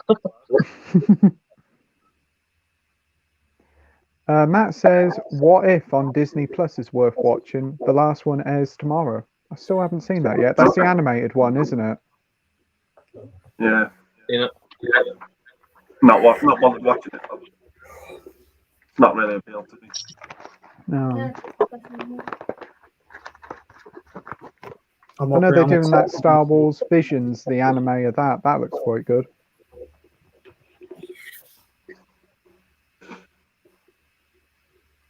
Right. As we not getting that remake, Disney not releasing that remake of Home Alone this year as well? Yeah.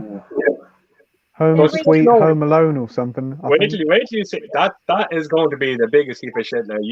You can guarantee it. Wait till you see it.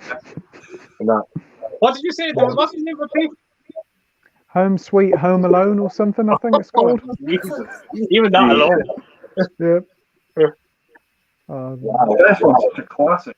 You can't. Oh, unbelievable. You can't improve that.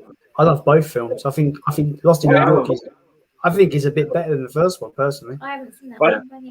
you know what it is? A lot of people with part two, they've done that typical thing in Hollywood where they literally made the same movie again, but everything is a bit bigger. Yeah. You know what I mean? And that's why people kind of go to the second one. It's just for me just the scene where Kevin's in the top of the building, he's throwing the bricks at Marv. It's fucking so funny. Like the guy should be dead. Like he shouldn't have a front skull anymore, but yet he's still there. It's a bit where he's like, throw us the camera and we let you go. And he's just like, okay. And he's like he's all Marv's on the place like, and it's just so good. It's just like if you go onto YouTube, there's a YouTube video out there where I think a doctor a doctor is actually watching Home Alone 2. And he's doing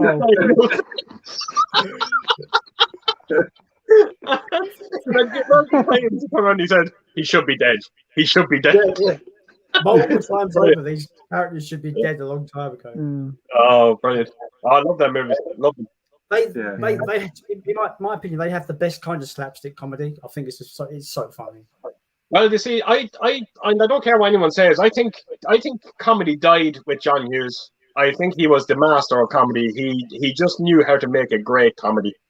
And like, I know he didn't direct the Home Alone movies, but I think he wrote them and produced them. I think.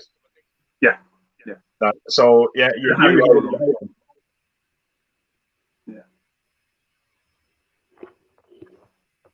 Those films are still brutal though. Like, we step someone now up the stairs. I'm like, oh, that's so horrible. You should be the R-rated version. On YouTube, there's this channel. I forget what they're called, but they're like CGI artists, and they do special effects for films, and they take like classic scenes from Home Alone, and they just R-rate them. It's so good.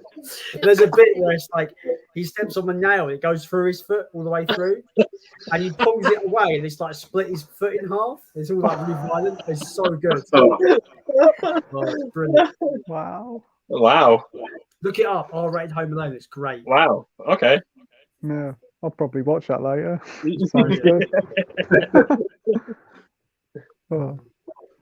Home Alone Uncut Edition. Yeah, they all should be dead. It's a fact. The version they didn't want you to see. Yeah. Like, there's a scene where you know, when Marv puts his head into the cat, the doggy door, and he goes and he's like, "Hello," with the shotgun. In the R-rated version, he literally blows his face off. His skull's exploding, his blood everywhere. It's so funny. It's so good. Yeah, it's great. Yeah. Right. Matt says, think the multiverse will mix things up. Shang-Chi has been popular. The secret is to keep it fresh and don't repeat what has come before. Yeah, I think Shang-Chi's like the biggest selling film of the year, isn't it, so far? That's right. Oh, no, it's still trailing. Well, in the worldwide box office now, it's still trailing Fast and the Furious. But in America, I think it is the biggest selling film. I still haven't seen that yet, Shang-Chi, but a lot of people say it's quite good. Yeah, it's entertaining. Yeah. Didn't I'm sure Mondo, he said it was like his favorite Marvel film. Yeah, that's big praise, to be fair. I tell you, you have to give Marvel credit when credit's due. They're very consistent with their movies. Yeah, definitely. You know, when you watch Marvel film, you always know you're going to get a good time. Yeah.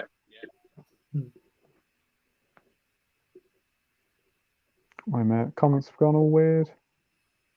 Jeez. Here we go. We've got Ryan here. Hey, Ryan. How's it going, guys? Just watched Unfriended, and it is shit. Watching The Visit now, so wish me good luck. I didn't like The Visit. I hated The Visit. I did not like it. I've not seen it. Don't bother. I actually liked Unfriended. Unfriended? I've not seen Unfriended.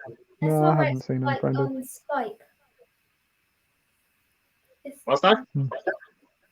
It's all when it's on Skype, isn't it? The Unfriended one. That's it. Yeah. Yeah, I didn't like that film either. There's a great movie that I saw in the cinema a few years ago.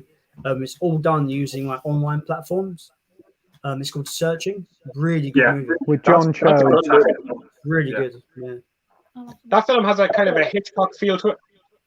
Yeah. I could like it then. Definitely. Yeah. Very well made though. The way they've made it so the way it's shot is like it's either like CCTV cameras or you see a Google. You see it. It's all done in different ways. It's really good. Yeah. Sorry, Andy, go on. I was going to say, whenever a major plot point in that film gets revealed, is so effective. Like I sat there stunned watching it when it's been revealed in that film. It was just so good. I absolutely love Searching. It was fantastic. Yeah. I think they brought a film out as well. A film called The Bay, and it was done very similar to that film as well.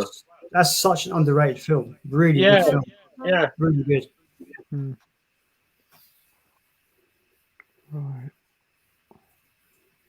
Jamie's here. Hello, everyone. Hello, you two lovebirds. Stay safe, play safe. Hello, Jamie. Hi, Jamie. What will be the next film to see at the cinema for you all? Halloween. Well, I haven't been to the cinema since about 2016, so probably the Batman. I want to see if I can catch it before it goes off. If I might have missed it by this point, Malignant. I want to see that on the big screen if I can, because it's the best film I've seen all year, and it's just so fun. It's fantastic. I really enjoyed that. It's literally James Wan doing a giallo film. It's unbelievably fun. It's great. I'm excited to watch it. It knows what it is. It's not, no, they don't take it seriously whatsoever. It's dumb. It's fun. It's one of the most entertaining films I've seen. I had a smile on my face from the whole film. It's just so good. I think James Wan is doing the script for the remake to Salem's Lot. I've not seen the original. So. I've seen the original. I remember that. Yeah, David Sophie. Yeah. There's actually a scene. It's funny. I just brought that up now because my next video, I done like a haul video, and I just recently picked up the steelbook of that Salem's Lot, and I was just saying in that video that scene with the kid at the window. Oh yeah. Yeah. I tell you one thing, that scene scared the shit out of me when I was younger. Yeah. I watched that when I was about 6 or 7 years old, I think. I was the same. Yeah. I was very young. Yeah. And I didn't sleep for a week. Yeah, about the same with me. Now we watch it. What Salem's Lot? Yeah. Yeah, sure. Yeah, it's a good film. It's a good movie. Yeah. There's a version on Netflix. Don't know what version it is. Just be careful which one you watch. Don't watch the remake. What year is the original? Salem's Lot. Wow, I'd say early 80s, 82, 83, something like that. Yeah. Is it a Stephen King film? Yeah. I think so, Yeah. I'll have a look. Sophie wants to watch it. Yeah, I'm intrigued. When someone's like, "Oh, it's really scary," I'm like, okay. Yeah. It's just the kid at the window. It's fucking fish pants. Yeah. Fucking horrifying. Am I not going to sleep tonight then? Is that what you're saying, guys? No, it's fucking horrible because as soon as you brought up that now, all I've been doing is looking at my fucking window.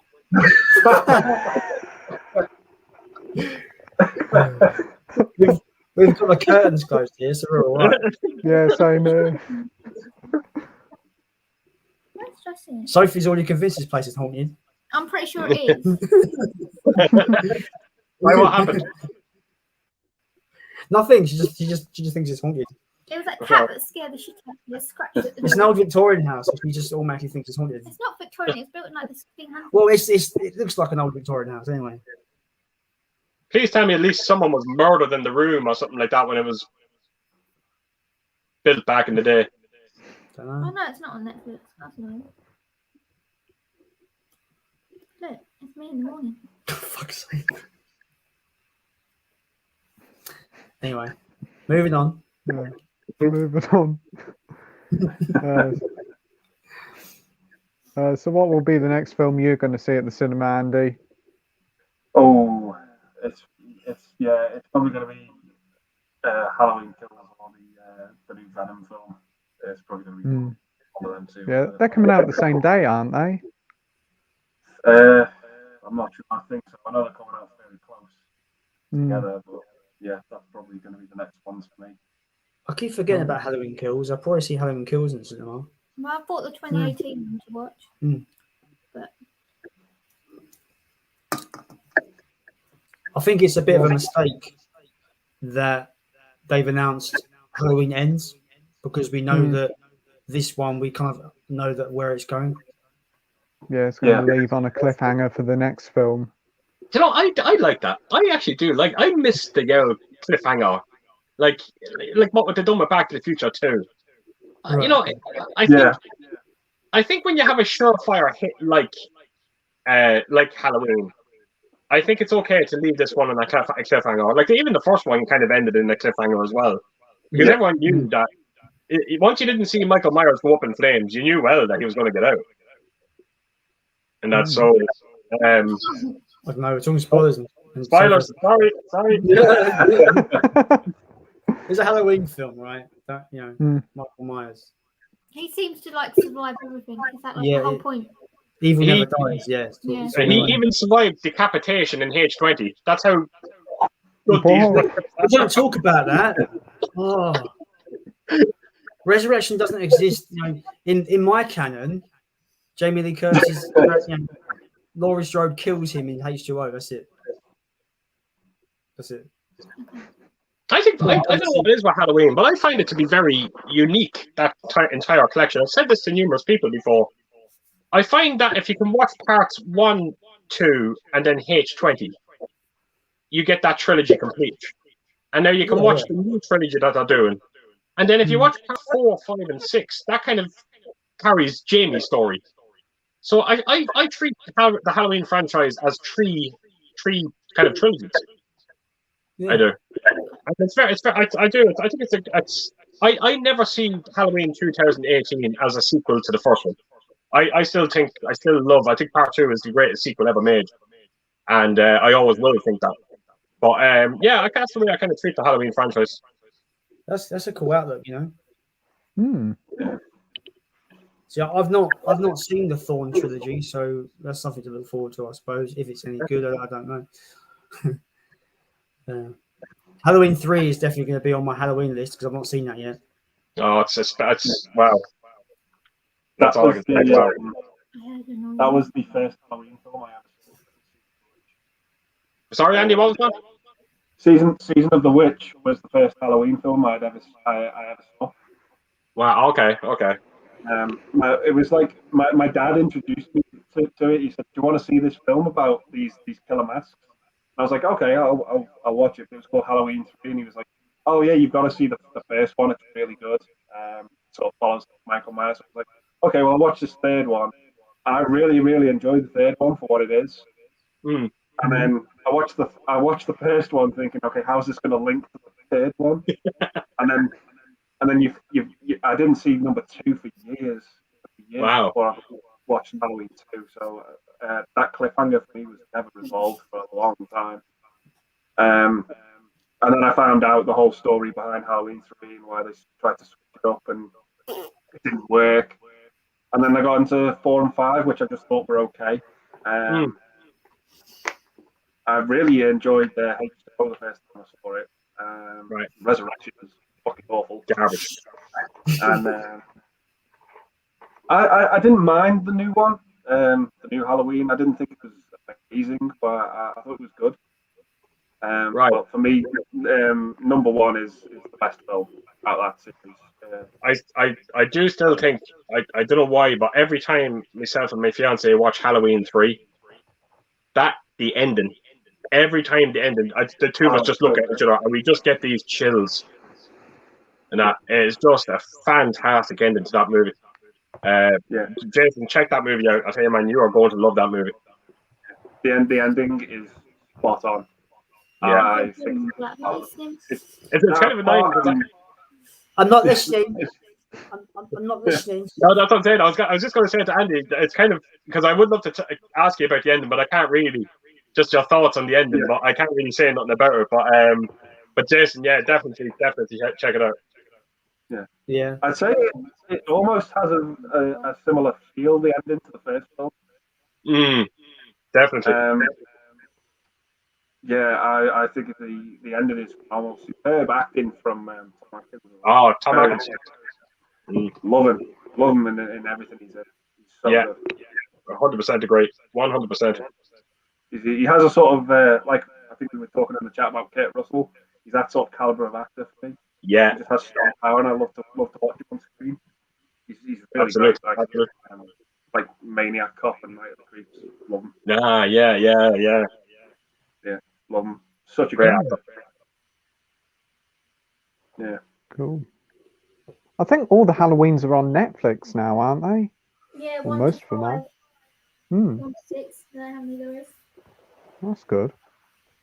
So sorry, Andy. Just come back to Halloween there again. Sorry. What did you see the producer's cut of Part 6? No. I've just got a standard DVD of it. That's Right. how I Wow. It didn't really do much for me, part 6. I thought it was okay. Yeah, I tend to just sort of gravitate towards the first 3.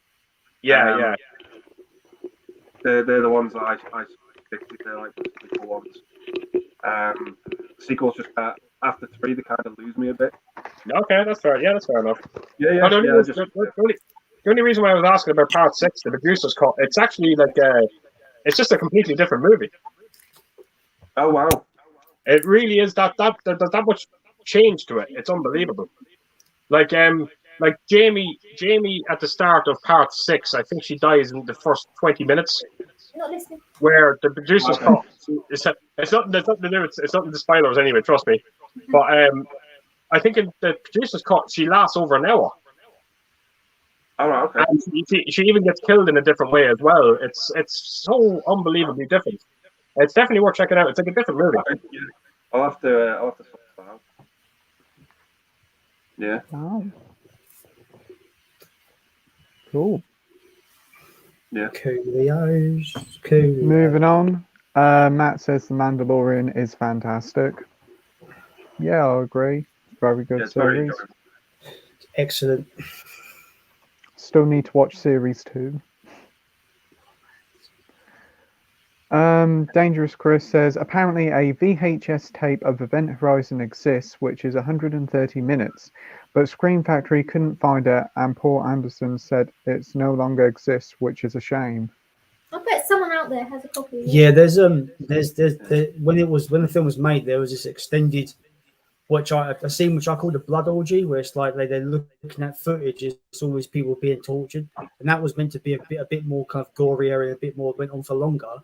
And it's like it said, it was destroyed. It no longer exists, so we will never ever get that cut of the film. But that's what I'm saying. I don't want to see that. That scene alone is already powerful enough. Yeah. I don't need to see more of it to kind of. It's already disturbing to watch. I don't need to see more of it. And that's what I'm saying. If everyone keeps going on about the Event Horizon and all this footage that has been lost, but this footage was cut out of the film for a reason. You know, the film is already brilliant. You know, I guarantee you, by adding that stuff, they're not going to make it any better. Yeah. Yeah, it's the best Hellraiser in space film that is. Yeah, that's what I called it. That's what I called it as well. Yeah. That's what. Yeah. I love Keith when we were talking about after watching that footage, he was like, "We're leaving. Like the best decision in a horror film. He just knows what's up. Yeah, getting the fuck out of here." yeah. But I did say to you though in that stream, I think when they play the tape recorder, you know, every time I watch that scene, I'm always saying to my fiance, I'm like, I just put down that tape recorder and go, okay, we're turning around and going the fuck home. yeah. I don't want to see what's causing that fucking sound. Fuck that.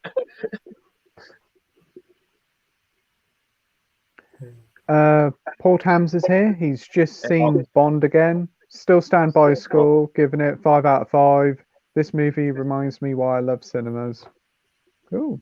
Still haven't seen it yet. I'm so glad Paul enjoys it that much. Yeah. Yeah. Walk On always believes here. Watch everyone. Hope you're all well. Thanks for joining, mate. Hello. Hey. Just to throw us out there, Walk On is the guy that has bought me that Demon Knight. Oh wow! That's incredibly amazing. decent of you. It really is amazing. So thanks a lot, mate, for that. I really appreciate That it. is absolutely that is incredible. That is amazing. Definitely.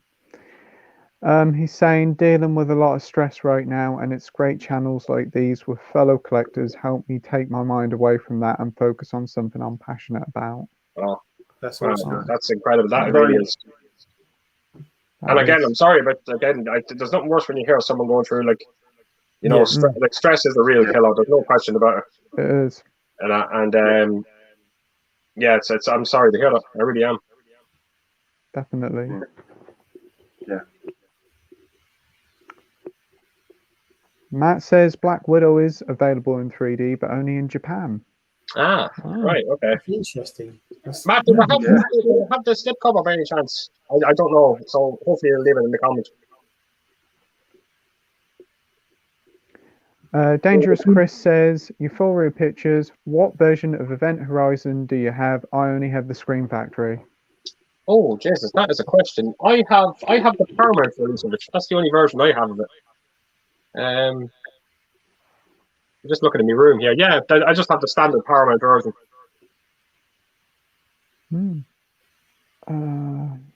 Comments gone weird. Simon's here and he says, first at home did the review of Inglourious Bastards. Keith, he's usually pretty good on his reviews. Probably will get it, just not off Zabby. No, that now is actually a smart move.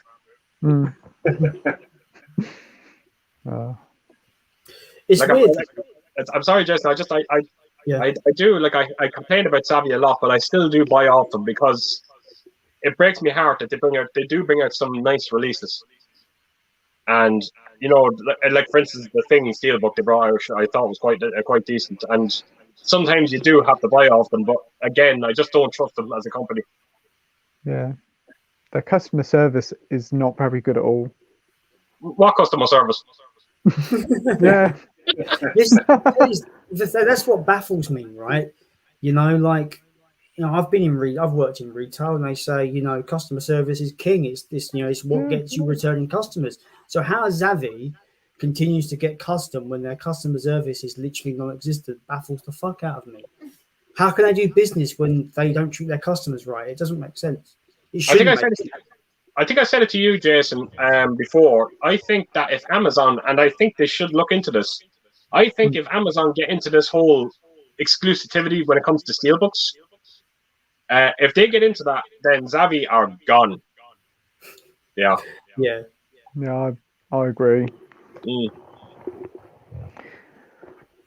But the way they package the steelbooks are hilarious. Some of the special editions, how they package them up, is stupid. I mean, I had the Ring box set, and they just put it in a jiffy bag. And I ordered the Hellraiser one, and they put it in a proper cardboard box. So I could never understand that. I tell you what, guys. I used to work for Ocado, which is the online shop, online kind of supermarket place. I worked at their warehouse for 2 years, and literally they had two kind of boxes. They had the big boxes for the big heavy stuff, and they had the smaller boxes for smaller stuff. And it was these are the boxes you use. That's it. That's all they had was these two different types of boxes. They didn't have a jiffy bag here, a little cardboard thing here, a plastic bag here. We had specific boxes for specific items, and that's what they went out in.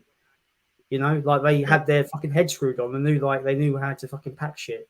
Right. I don't know what Savvy's doing with their packing. Actually, I've got a good story if you can bear with me for a second. This theatre room that we're trying to build out the back here. So we are trying to find the equipment to put into this room. So we're looking to get kind of nice fancy kind of theatre recliner seats. It has to be leather seats. So over here now in Navan, where I live, there's a county very close to me called Clare, and it's around a 2-hour drive from me. And I seen this company. They were actually selling these double recliners that look perfect for what we wanted, and they were working out at around €730. So I messaged them and I said, look, I was kind of haggling with them to see if I can get them down in price a bit. So I got them down to around 700. So when you leave a message on this company, everyone can see the message. So all of a sudden, people start replying to me saying, look, be careful buying off these, just they have a bad reputation, So when I read that, I kind of went, right, I'm not going near these. So I went down to Amazon Germany. I was going mad trying to find double recliner seats. So I went down to Amazon Germany. There was the exact same ones this place was selling. They were using the same pictures from Amazon Germany and everything. And they were €400. And when I asked that company how long it would take for them to ship them over to me, which is a 2-hour drive from where I live, they said it would take 2 weeks. And we were kind of scratching our head, why would it take 2 weeks if that's 2 hours from me? And now we know why, because they were getting them from Amazon Germany, and then they were shipping them to us, and they were getting nearly double what they were paying for. So rest assured, I left comments all on their fucking pages. Wow. They will know what the fuck they were doing. And so we have a company from Amazon Germany now. Great. Yeah. Yeah. Sometimes you just got to look around for stuff. Sometimes, you got. Definitely. You got to shop around. Yeah. all gone weird again. Seriously. Matt's back and he says, anyone's looking forward to the Matrix Resurrections? I found the trailer intriguing. For me, it just looks like they're rehashing the first movie. That's what I got out of that trailer. I don't Yeah, a know lot of with people said that. I haven't with seen you the guys. trailer. It makes me feel like they're either rehashing the first movie or they're going in a completely different direction. Maybe the Matrix never existed or something along these lines. Like that's what I kind of get from this trailer. Has that been confirmed now as well that your man in it is Morpheus? Yeah, he is. Yeah. Yeah. I don't know why they couldn't get what's his name? I forgot his name. Fishbone. That's Yeah. his name. Oh, it's due to a video game or something. They released a video game a couple of years after the third Matrix film, and apparently that's the reason why his appearance has changed. Really? I don't know. Yeah, apparently, because this video game's part of canon of the story, so Right. that's why. Because I'm a little confused by it because your one has been confirmed. Your one, Jada Pinkett Smith. So she's back in it. She was Morpheus's romantic interest. So I can't see her being his romantic interest in this movie. It is really strange what they're doing with Strange it. what they're doing. I mean, I just feel like, why have we got to have another one, though? I think they're trying to maybe because people didn't like it. I actually didn't mind the sequels, to be honest. But maybe that's what they're doing. They're trying to maybe kind of, do it for the fans of the first movie. I don't know. Like I said earlier, there's this trend where Hollywood's trying to resurrect. No pun intended there. Fucking hell, they're trying to resurrect these franchises that we haven't had movies in for a while. That's what they're trying to do. They think nostalgia's a big money maker these days. Let's make more fucking movies, guys. Let's do it. That's what they're doing. Yeah. It's not a franchise I care about too much, if I'm honest. I think the first one's probably the best film out of the trilogy we've got, but it's a franchise I rarely go back to rewatch, if I'm honest. I've really got to be in a mood to watch it. I kind of wonder, what I wonder about this Matrix movie is, would this film have been made if Keanu Reeves wasn't as big as he is now? Very good point, Yeah. Very good point. He's got the John Wick beard as well. He still looks like John Wick, yeah. I think they filming that as well. They might probably, Sophie brings out a good point. They probably filmed them around the same time, right? Probably. Yeah, I think they John Wick have. 4. Yeah. And I think there's a John Wick 5 as well coming. John Wick 15. Yeah. He looked a bit weird without the beard when he did the new Bill and Ted film, I thought. He just pronounce it.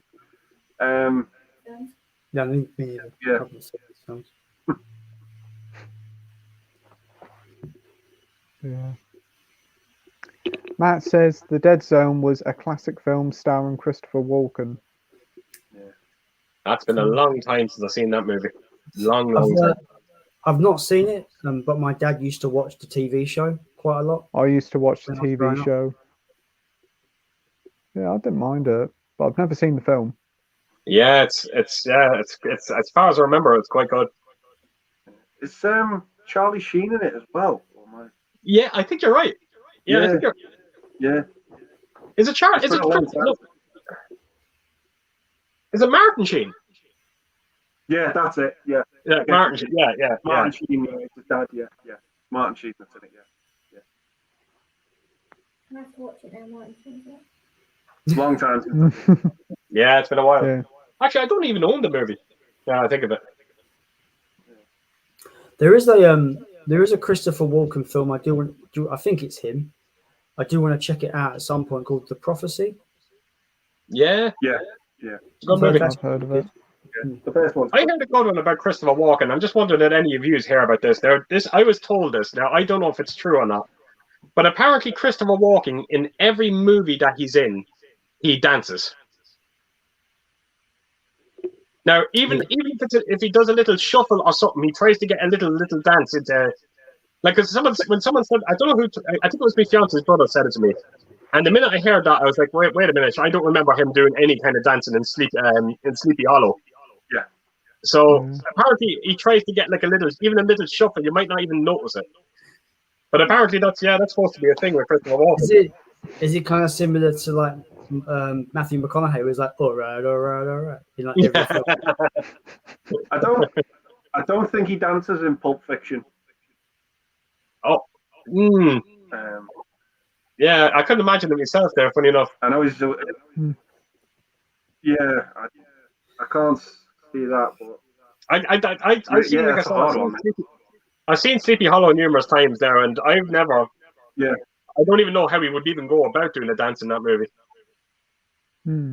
Yeah, no, that's going to be something I'm going to look out for. Yeah. Oh yeah, Keith, by the way, you've kind of ruined Gremlins for Soph, because she's actually going to look out for a guy behind the tree. I didn't even notice. It was my first time watching it, and now I'm really like, I have to go back and watch it now. It's a bald man with glasses. It's fine. Auntie ruined Armageddon for me, so it's fine. With logic. Yeah, sorry about that. Yeah. That's why that gremlin's face was red in that tree, because he had a hand stuck up his hole.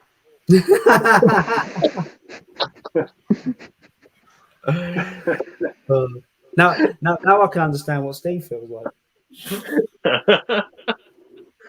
Are you missing Steve? No. Are you? Yeah. I was going to pack Steve and bring him, but she was like, oh, glad you didn't. No. To bring it out of my bag. Hello, Steve.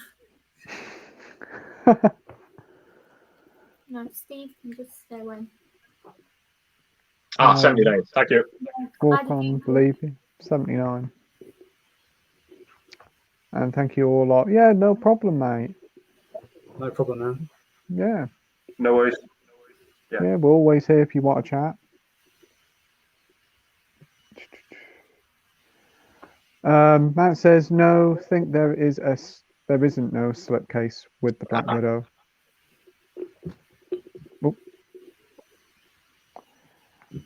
Amazon, Germany, and Italy have fantastic editions, wonderful media books and editions. Cool. I think that fella, Jason, again, I can never think of his name. The Mad Hatter. I think he's sending me a media book. Is it? But he didn't say what film it was. He hasn't said what he's sending me. Mine should be at home when I get home, because he said, oh yeah, it should get to me quite quick. Right. But he sent it weird. He sent it not to my address, but to like a convenience store that I can pick it up from, which I've never heard of them doing that before. Right. Apparently it's an Amazon pickup point or something like that. It's called collection. Okay. Oh, I know what you mean. It seems it's at a convenience store like 2 minutes from my house. It's a locker. It's a locker, and you have to show your QR code, and it will unlock, and you get the parcel out. Oh wow! Well, how do I get it if it's been sent? How do I know? What? You should have something sent to your phone, I think. Yeah, I'd ask him. Yeah, I just have to ask him. We'll get like a code or something. Yeah, I don't know why it didn't just come to my house, but well, I'm not going to complain. It's, subscribe now and all that. Good stuff. And we have Korayisha Ichi here. There we go. He's here anyway. Wow. Hi everyone. Hope you're all fine. Brace yourself for this fella. You're gonna get some great comments here. It's a good laugh. Jason's got a girlfriend. Looking the best. Yeah.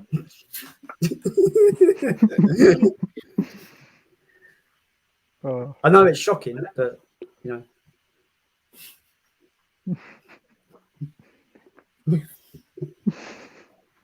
Simon says we need a John Wick Nobody crossover. Yeah, that would be really cool. Yeah. I've yet seen Nobody, but I've heard a lot of positive things about it. But if they're going to do that movie, if they're going to do this movie, don't do John Wick. Don't do the Batman versus Superman thing where the two of them are fighting against each other and then they come together at the end. Yeah, because let's face it, John Wick would kick the living shit out of that chap. And nobody. So don't do that. Look, I'm really upset. Look, if they're gonna do a John Wick Nobody crossover before they've given me my Gamera and Godzilla crossover, it's blasphemous. It fucking takes the mick. No. Godzilla and Gamera, please. You slags. Thank you. It was great to see Michael Ironside in that movie. Oh wow! Yeah. What? Yeah, I think Funny is you just brought up Michael Ironside. I'm actually watching V at the moment. Oh, okay.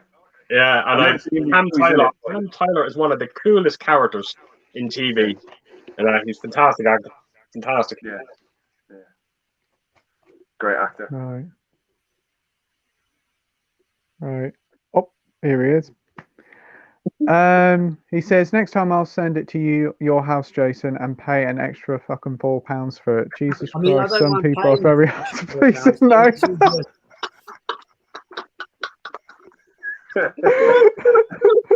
No, Jason, are you happy? Look, I'll be honest. You're not even if it's going to cost someone loads of money to send me stuff, if they're still insistent on sending me, I don't mind paying the postage for it. If you want to send me, I don't mind paying the postage for people if they want to send me stuff. Well, honestly, I got around it and did the stuff with me. Yeah. No, Jason, you've been told. That's almost like it's almost as bad as like turning down 4K movies. Oh, wait a minute, you did that on Jason. Well. Is it like now the time you've been waiting on picking on Jason? The rest of your life. Sophie, give him a slap there, will you?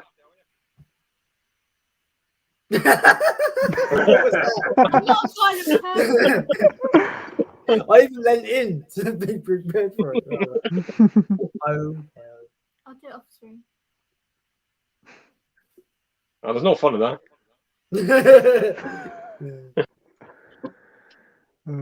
Matt says, are you getting a projector set up for your media room, Keith?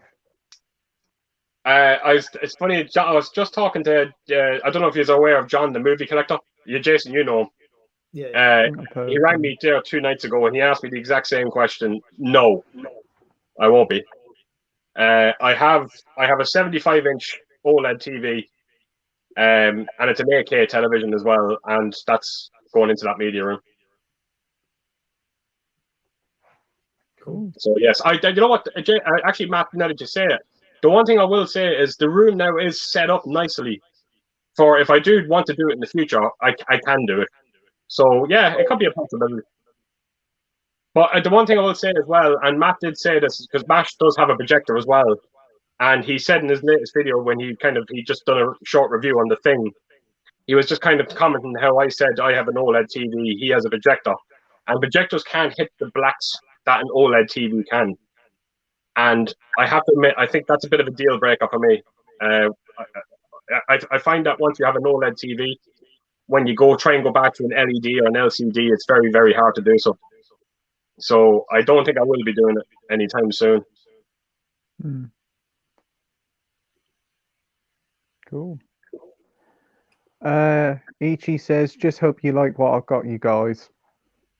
Look, man, I said it to you when I messaged you. The fact that you sent me anything, I'm going to love it no matter what it is. Yeah, I echo Keith's sentiments. Like the fact that someone wants to send me anything is just amazing. Yeah, I agree. The generosity in this community has been unbelievable. So yeah, it's been great. So I appreciate the generosity, really do. But like he's a prime example of this community because. Like I've only done 2 lives. I've basically spoken to him twice in your 2 live streams that I've done with you, Jason. Yeah. And that's the only interaction I've had with him. And yet there he is sending me out something. It's just amazing. It really is amazing. It's yeah. And he's a nice guy. You can see it. He's really like there's no bullshit with him, you can tell. Yeah. He's asking, you guys staying on for a little while longer as I want to start up my laptop so I can ask questions more easily. Is that okay? Do you want to stay on for a little while? Yeah. Yeah, that's fine. So you happy to do that? Yeah. Perfect. And Matt says, yep, watch John, great reviewer. He's amazing. My channel is the way it is because of him.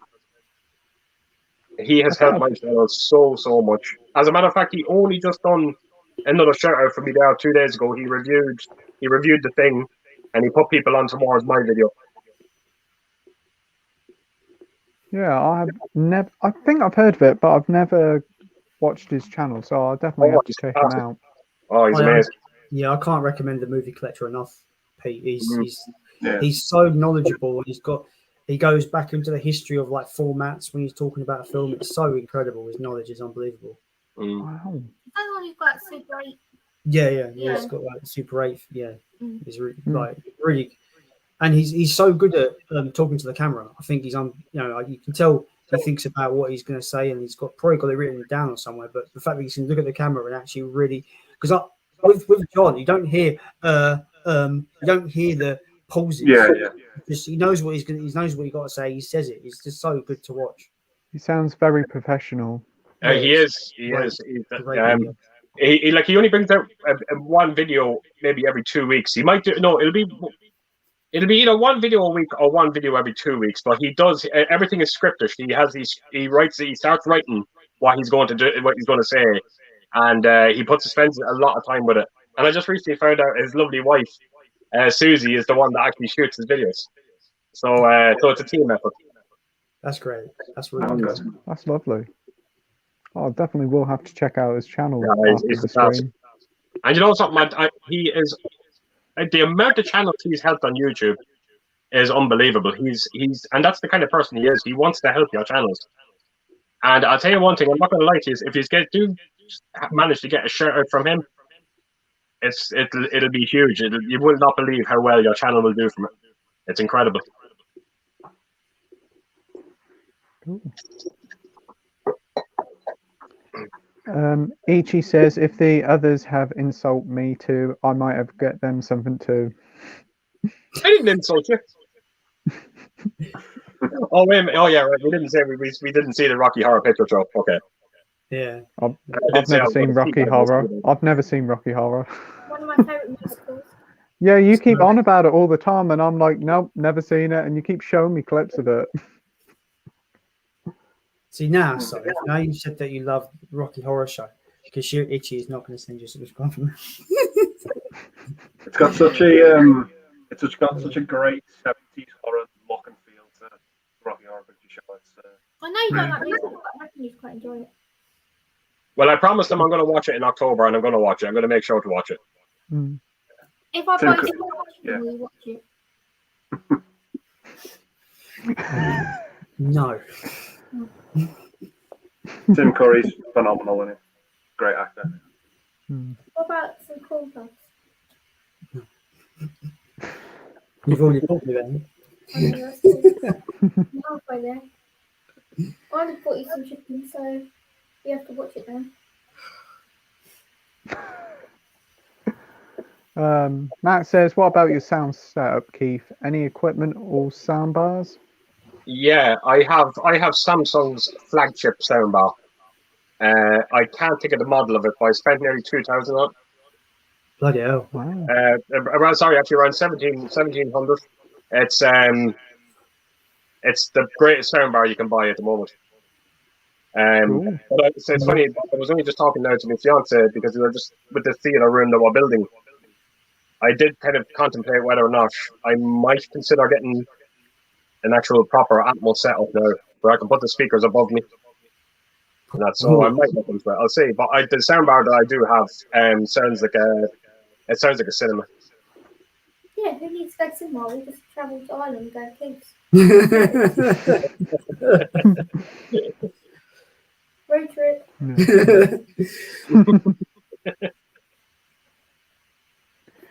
Matt says John's channel's doing the Shawshank Redemption 4K next. Cool. Right then. Yeah, it is a brilliant film. They've done a great job in the transfer on that as well. Not seen it. Not seen it. It's starting to hurt. You've not me. seen it? Great movie. Yeah. Phenomenal. Right.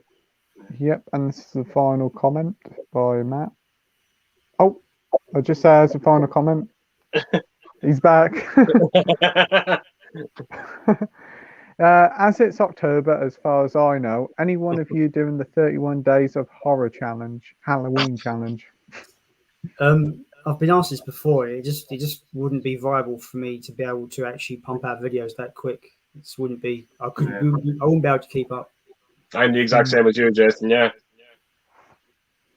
Yes. And actually, tell you the truth, I don't think I'd have the time to watch a movie a day.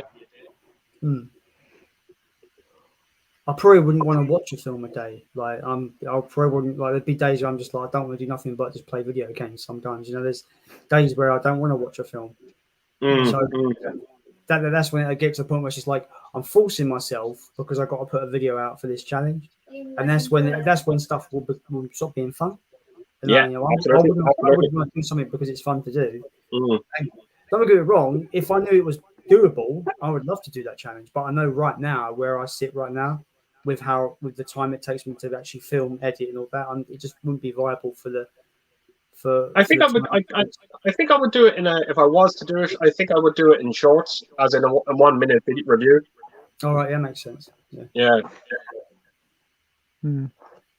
Because Ryan's doing it for his channel here. It's like 31 days of horror.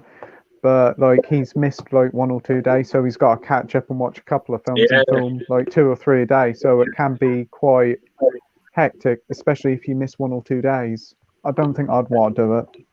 So, well, I could do like the way we watch movies in October. I guarantee you, I probably would, because again, with me and my fiance, when as soon as October hits, we always watch horror movies during the month of October. So, like for instance, last night now we had a few drinks and we watched a few. I think we watched 5 films last night. And so I think and we do that maybe twice a week. So I probably would easily be able to do 31 films. But it's just putting the videos out is it's a bit of it's a lot. Yeah. And especially if you've done 1 or 2 and you've promised to do it and then you've decided you can't do it, that's another thing. Yeah. You don't want to promise that you can do it and then can't live up to it. What I like about these videos, though, I do like when they get down to maybe the last 5 days, because everyone leaves their best to last, and I kind of curious to see what a lot of these videos are going to be like when they get down to the end. Yeah. Oh, wait a minute. Comments have gone all weird again.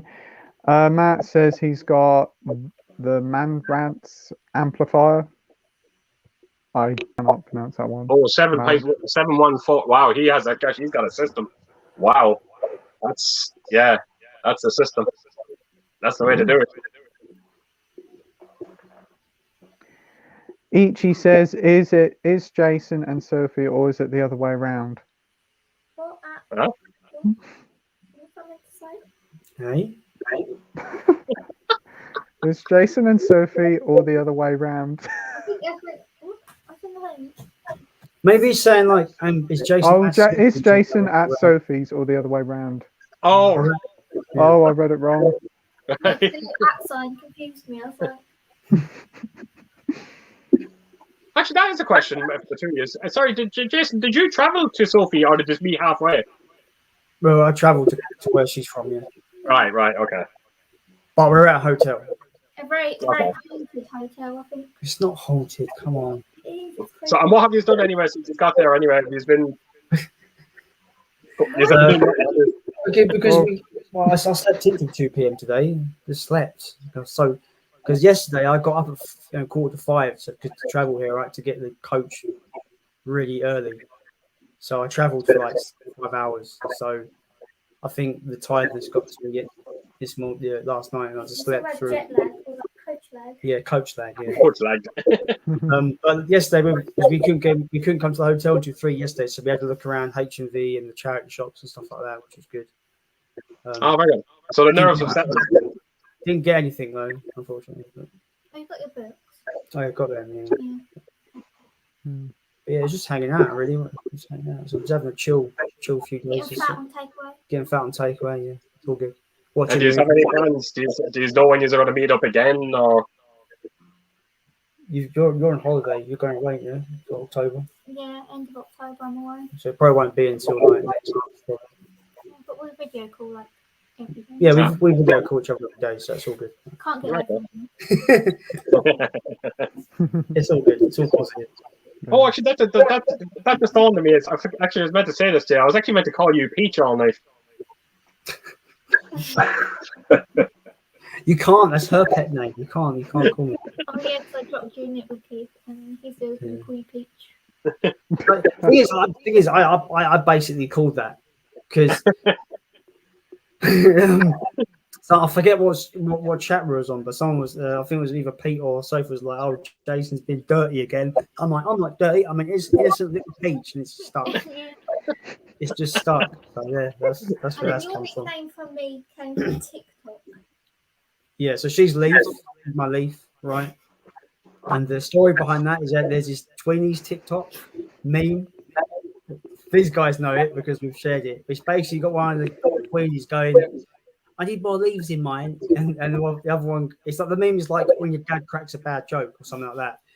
And one of the Tweenies is like, "I need some more leaves in my box," and the other one goes, "Oh, leave it out." Leave it out. Oh, wow. That's not funny, Milo. Wow. She's crazy. Look. Yeah. I like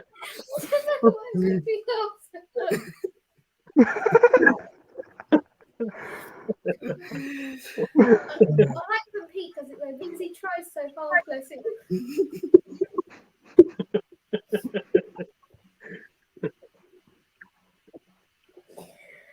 Are you dead?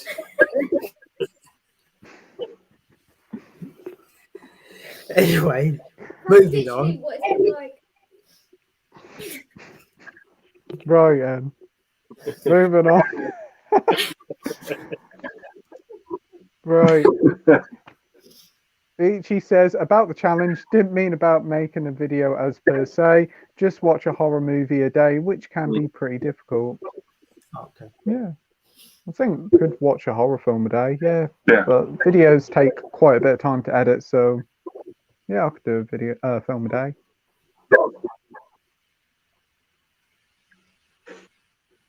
What about you, Jason? Yeah, I probably could do it. Whether I wanted to is a different matter. You know, like I said, it's all about if I fancy watching a film or not. You know? Yeah. Soph? No, I couldn't do a film every day. I'd get bored. Fair enough. No, I could be in a certain mood to say Yeah, film. that makes sense. Like horror films, I could. We're watching Malignant tomorrow. Yeah, quite excited to watch it. You keep going on. Oh. I feel like I have to watch it. The problem is now I feel like I've overhyped it for you, so I'm a bit worried. Yeah. Yeah. It is a really good film. Hopefully you'll like it. I absolutely adore that. Like, it's my favourite film of the year. One of the best films of the year, definitely. I can't wait for Keith to see it and hear his thoughts. Haven't Good you or seen it bad, yet, Keith? No, I haven't. I'm very, very selective when it comes to go to the cinema. And Yeah. the last film I went to see was Halloween 2018, and I think before that I probably had a 6-year gap. Wow. And I'll tell you why. And I'm not going to lie. When we went to see Halloween 2018, I was sitting there, and all I kept saying to Ellen was, because she was sitting beside me, I was going, "The picture's shit, isn't it?" No, you know, I just kept the whole way during the movie. I was like, "The picture looks crap," and I don't know what it was. I just kind of perform my own setup. It's weird, and so yeah, I don't go see it at cinema too often. So I don't download anything either. I don't. I just wait for them to come out so I can and then watch them for a month. That's the thing, though, right? Where home cinemas are becoming that more, the quality is just getting better and better and better. Eventually, the home is going to be the best place to watch stuff. You know, cinemas are going to be irrelevant at some point in the future, right? Yeah. Well, I don't know. I don't know. I'd like to think not. Even though I don't go. I don't want that. I'm just trying to be It'd realistic. be a very sad day. If that didn't happen. Because sometimes people want the audience, they want the atmosphere. Yeah. I think I prefer watching it at home because I can like pause it and eat snacks really loud. Yeah. And you don't have annoying people in the cinema. And we can talk about the film as well. We can go, what the fuck? Like, Hook. So dumb. There was that bit in Jumanji as well when all the paint cans fell on him. I was like, he'd be dead. You know, seen in Jumanji where they drive the police car into the supermarket and all the paint cans fall onto Van Pelt. Yeah. He'd be dead. There's no fucking way he survived that. He'd be dead. Fucking paint cans. You know how much paint cans weigh? Like all those paint cans on the shelf. He'd be dead. We're destroying all these things. Because I was like, is he dead? And you know, he wasn't. He should have been. He wasn't. I remember there was a time that we went to see. It was a friend of ours was with us. I can't remember what film it was. It was a horror movie anyway. And a friend of mine was sitting beside us, and she had a bag of Skittles. And of course, a scary scene happened, and all of a sudden, she just Skittles. And I just remember, all of a sudden, as soon as the scare scene happened in the movie, the movie just went very quiet. And all of a sudden, all you could just hear behind you was all the Skittles hitting the audience. Brilliant. Oh. It was brilliant.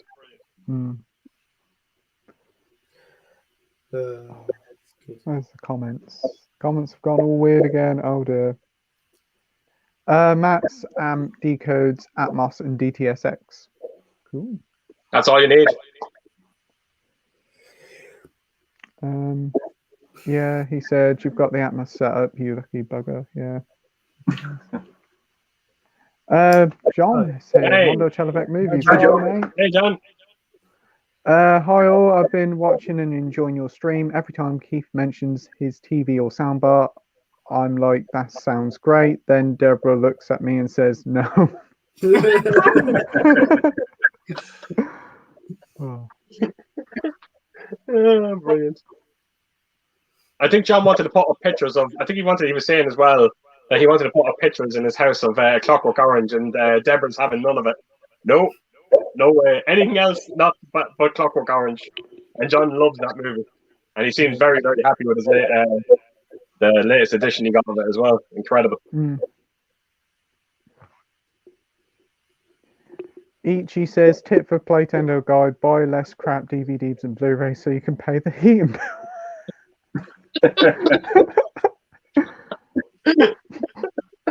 We did tell you, we warned you. Yeah.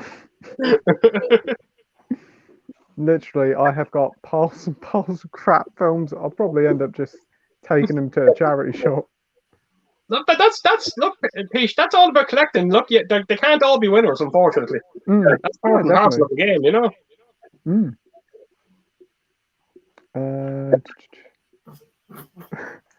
Just kidding, Playtendoguy. Please don't beat me up again. You're fine, mate.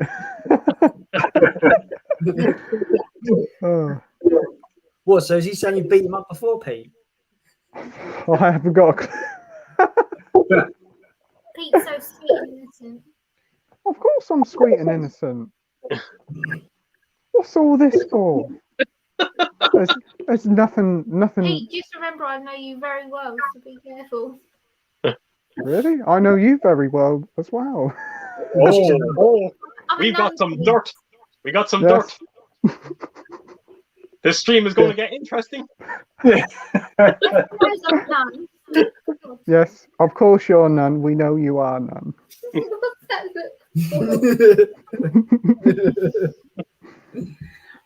Right. Left. Itchy says, Euphoria Pictures, are you getting the Shout Factory release of the 4K releases of Halloween? I think we had that question before, didn't we? I have feel like we've answered that question about 80,000 times, Keith. Yeah. I've actually answered the stream a few times as well. Yeah. It's anyone who knows me knew that I was going to buy them movies.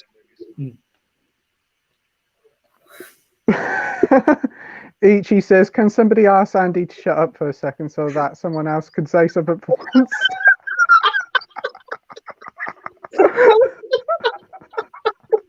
Andy, you talk too much, God. Oh, fucking hell, I nearly pissed myself. I'm still waiting for a week. Jesus. I'll put a little keyhole. Sorry, Itchy, if you ever want to come on a Tuesday night stream, just message me and we'll have to get you on. It'll be brilliant. I mean, Andy, it could be worse. You could be the victim of the lust kill in 7.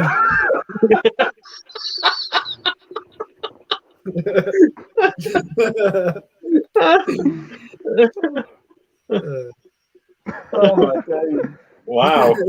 Wow. Wow. Oh, Jesus. Brilliant.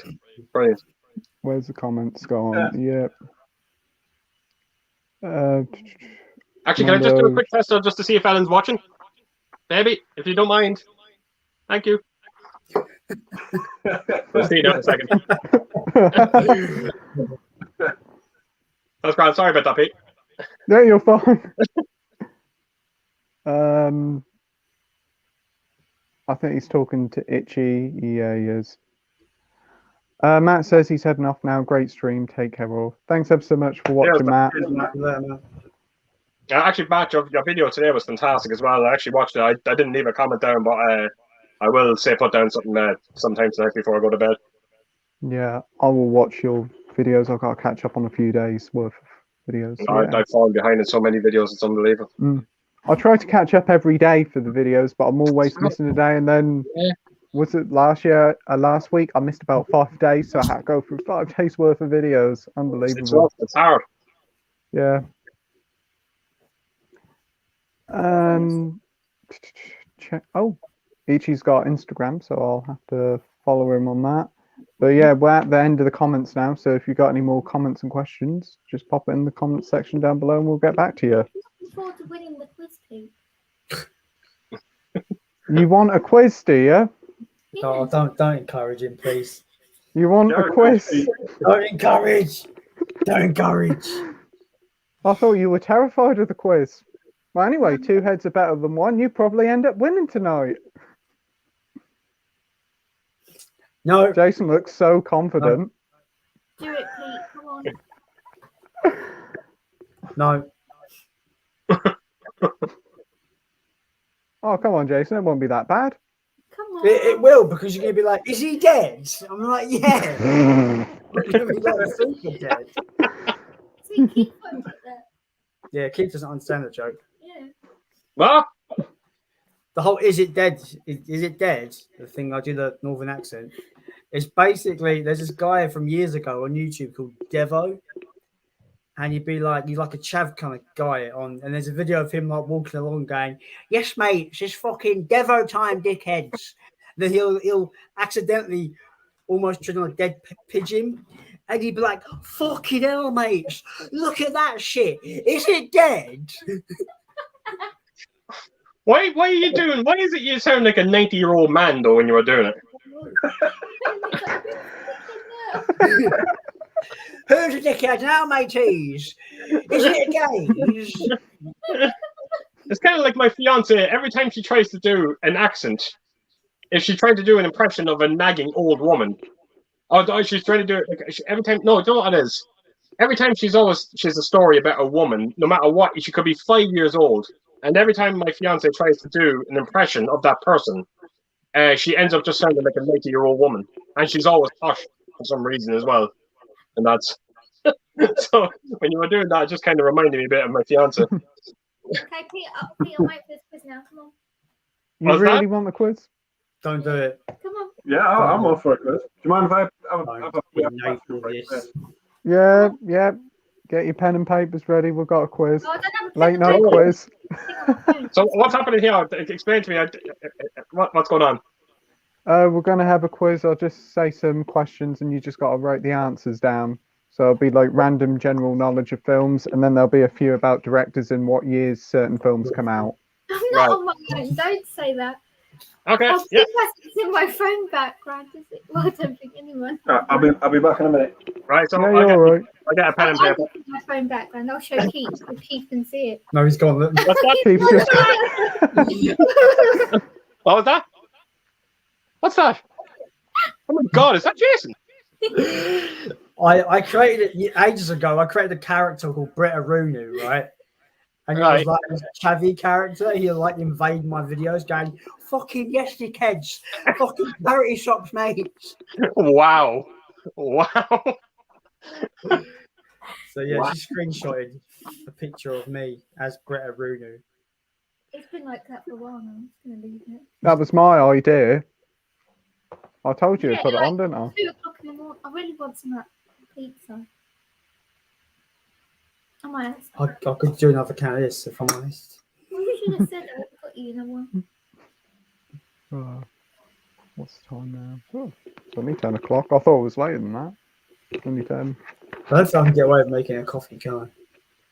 Because we're live and It's people are really watching. loud. The kettle's well loud as well. Yeah. Oh, I was going to say, did you want to make a Yes. coffee quickly? I mean, Keith and Andy's gone. Yeah, but I'll be in the background. You can just like literally, you can see the kettle like there, like there. Yeah, So yeah. it's entirely up to you. If you really want the coffee, you can have one. I know that because I will make it, but I don't know if I will make it on stream. You can make it on stream. I mean, we'll wait for you. It'll be fun watching you make coffee. Just put it on mute. You can mute the microphone. We're doing the quiz now anyway, right? So it doesn't really need our input because we're just writing stuff down or putting the input in on your phone. Yeah. Yeah, you better be not checking up the answers online. No, yeah, I'm gonna put this to you. I mean, if we win, you know we're cheating, right? Because we're not going to win. Well, I don't know. 2 heads are better than 1. I'm like, It's too bright to tell anything. Oh my days. is that even? There go, look, it's on like a note thing. Yes, yes. Oh, I'm tired. That's I don't know how fine. I've been sleeping till I'm 2 surprised o'clock. if I try and come with them, I'll be buzzing off the fucking walls. I think it's a case where I haven't moved yet. I'm just sitting down, so my body's all relaxed and like As soon as you get up, I'll be running around at 120 frames per second. where do you run around? I don't know. I'll probably headbutt that like me. Because you can't run around the bed. Mm. Well, saying that, you are quite small, so you Oh, thanks, cheers. Thanks for that. That's not a secret that you're like a hobbit. I don't know. Oh, I went in that Blu-ray hunt with the guys, and they're all taller than me. Yeah. Well, with my got lines on, I'm like,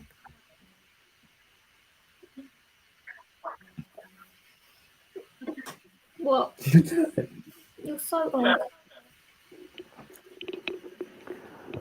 oh. Yeah, I've got a feeling the kettle's going to be well now. It takes about eternity to boil as well. So. Do you want to set it to boil and I'll move this? Okay. Right, I'm just going to move this.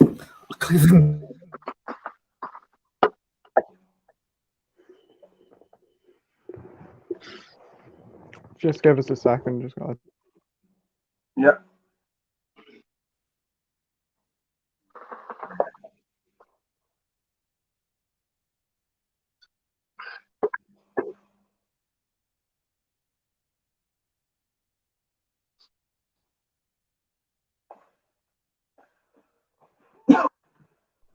Sorry about that. My parents just come up to bed. I just had to make sure it was all right still to talk up here. Right. So yeah, Jason's making a coffee. So Soph, if you can hear it, do you want to start the quiz? Yeah, she does. So right, question 1. Who played Johnny Cash in Walk the Line? Well, I know who played it, but in case I can't fully spell his name. You know.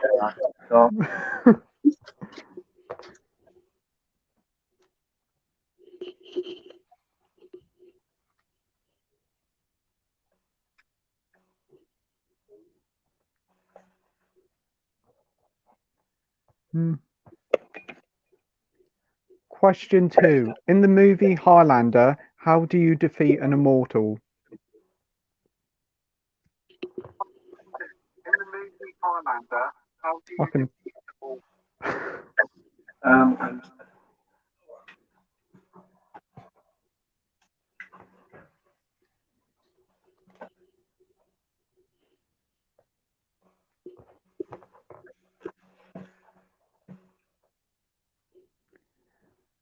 Question 3. Which 2014 film starred Scarlett Johansson as an alien who preyed on men?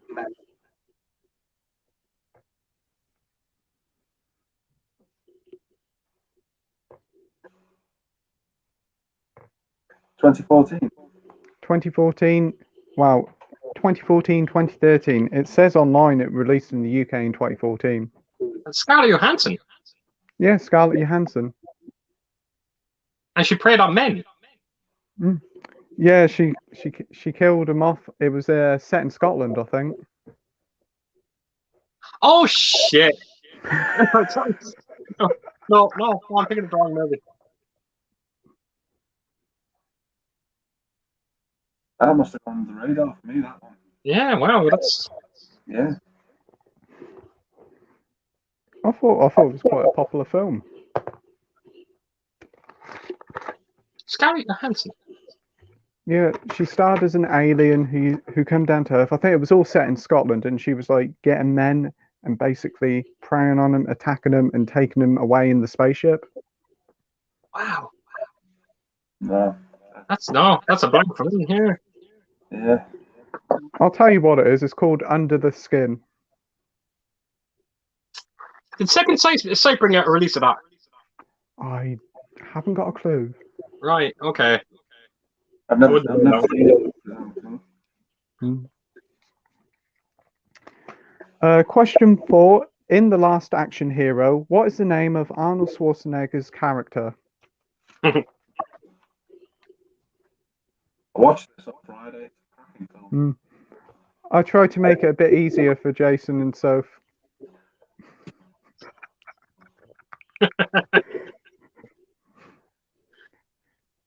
Question 5. The 2019 film Pet Sematary is based on a book by which author?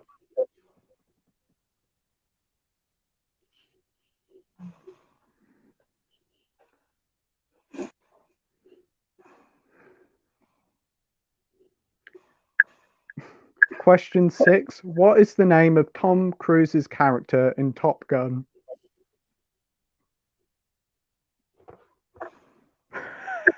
I don't know the first one.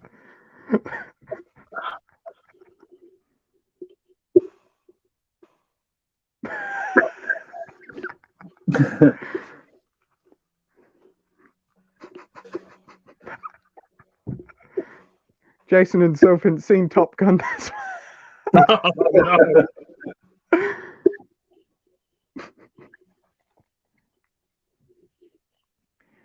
Right. Question 7. In what fictional town is Back to the Future set?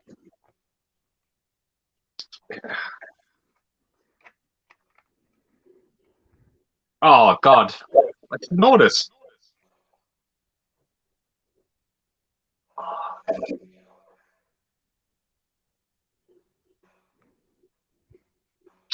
Yeah.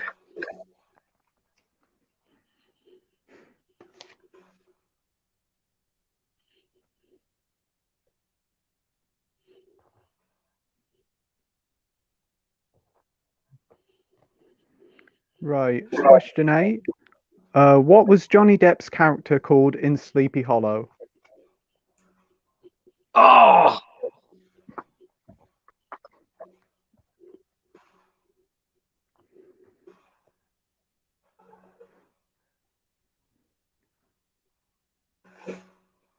I'm sorry, I'm just actually going over the movie.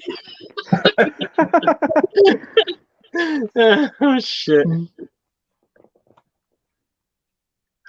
Again, it's another of them names. It's very hard to spell. I can't spell it, but I've got it. Yeah. I don't think it's the best idea that I'm doing right now. So if I'm dead, it's because I'm chasing energy drink with coffee. So Oh. dead. Please don't die. I don't want to die, but you know. No, one more before. I brought my Batman cup with me because it's awesome. He brought his own cup with him. You go out with a cup, don't you? You always take it when you go uptown and all. I've got a little pocket in my backpack, so when I go out and I want to take a cup of tea, instead of just making it and drinking it, I walk where I'm going with a cup of tea. He's an odd one. I'm just efficient. That's all it is. That's all it's about. Being efficient. Being odd. Right. Question 9. What was Stanley Kubrick's final film? Oh yeah.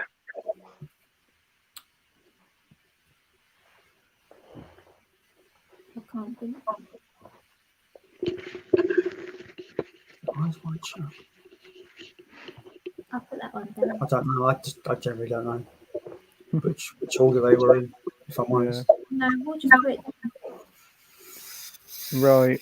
The next one's about directors, so I'll give you 3 films and you just give me the director. So, question 10 is Pearl Harbor, Pain and Gain, and Transformers. Michael Bay. Well done, Jason. Thanks. Hey, thanks, Jason. Maybe you should just mute yourself, Jason. It doesn't matter. How am I meant to like help her and put the answers down if you can hear me? Fucking hell. Brilliant.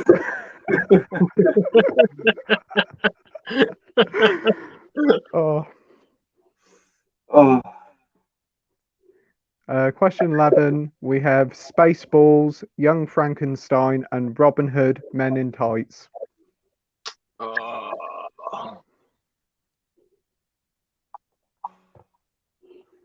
Oh God, his name is on the tip of the tongue.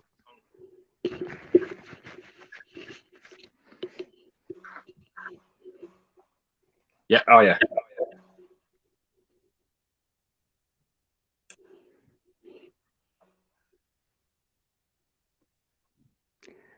Question 12. We have A Serious Man, True Grit, the remake, and The Men Who Stare at Goats.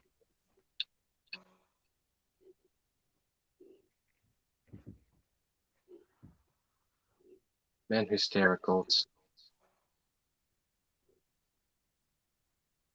You sure they directed that? Well, I'm pretty certain that's what. Well, it's what I said online.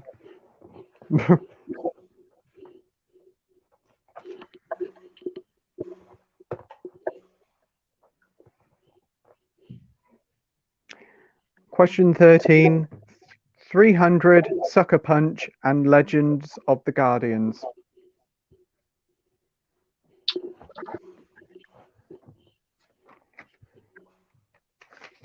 Sorry, say the 3 again, Pete.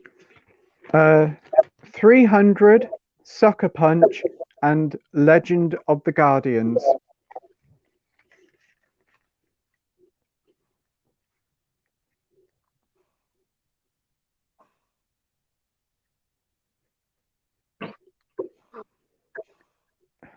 Question 14.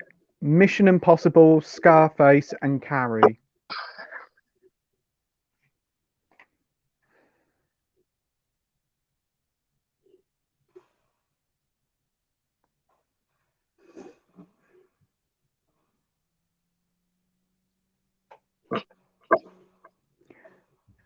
And 15, we have The Beach, Millions, and 127 Hours.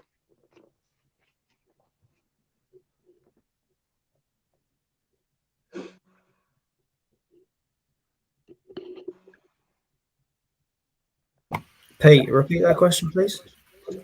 The Beach, Millions, and 127 Hours.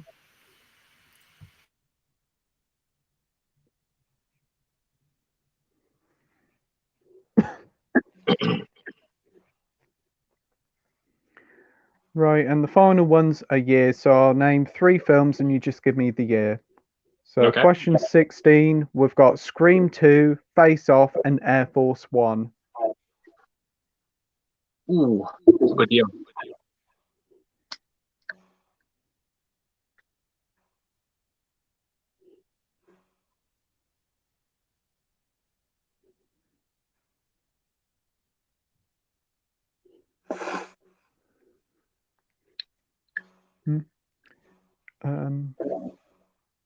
Question 17 is Play Misty for Me, Straw Dogs, and Bed Knobs and Broomsticks. Is that the remake of Straw Dogs? No, the original.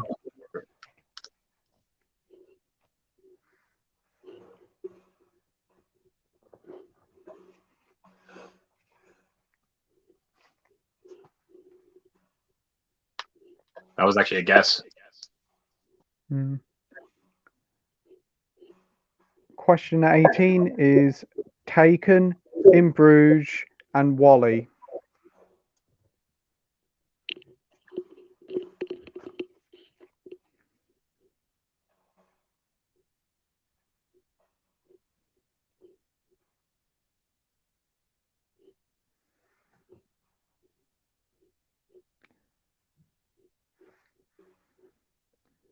Question 19, we have Kingsman, The Secret Service, Whiplash, and Gone Girl.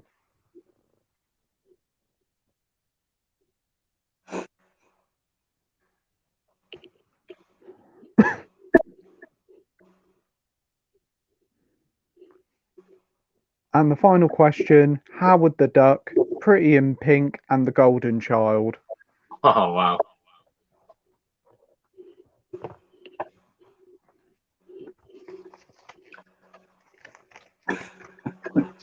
Okay. Howard the Duck. That movie should be called What the Fuck?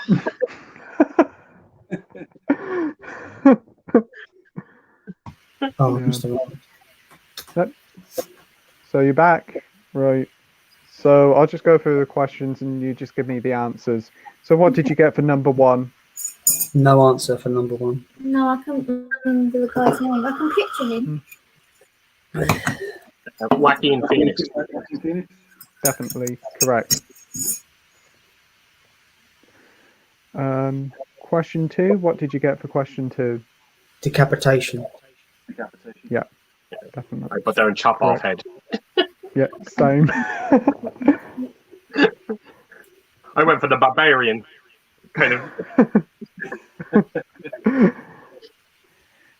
We already done 3. It was Under the Skin. What did you get for 4? Jack Slater. Correct. What film? Because I don't think for some reason I thought you said Commando, and I put John Matrix. No, it was Jack Slater for Last Action Hero. Oh, Last Action Hero. Fuck. Why did I think Commando is what you said? Weird. Well, I'm wrong. What did you get for question 5? Stephen King. Stephen King. Correct. What did you get for number 6? No answer. No. Yeah, I have Maverick, but I didn't know even if you needed the full name. I think it's Peach Maverick. It's just Maverick. You Yeah, got Maverick. a point. Correct. What about number 7? Hill Valley. Correct. Yeah, Hill Valley. I came very close to saying the fucking town from Buffy. That was the first thing I said. Something we need to watch. Hill Valley. What about question 8? Ichabod Crane. That's the one. Correct. Yeah. Yeah. I can't spell it for the life of me, but No, neither can I. Yeah. I've not seen that film, so lucky I had Sophie. and I've got like every single Johnny Depp film, so And what did you get for question 9? For me, guessed Eyes Wide Shut. Yeah. Eyes Wide Shut. Yeah. Oh fuck me! What a guess? high five. Boom. Good. Wow. See, 2 heads are better than 1. Yeah. What did you get for 10? Well, we all know. Thanks, Jason. I mean, like, how would you get that question wrong? Like, Yeah. someone tell me. You all know it was Michael Bay. Yeah. What about question 11? Mel Brooks. Mel Brooks. Correct. Who was it? Mel Brooks. I don't know.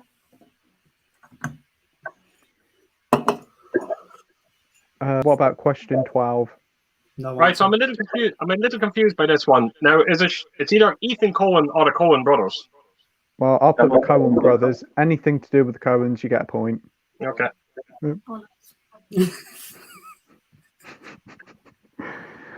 What about 13? Zack Snyder. Actually, I don't.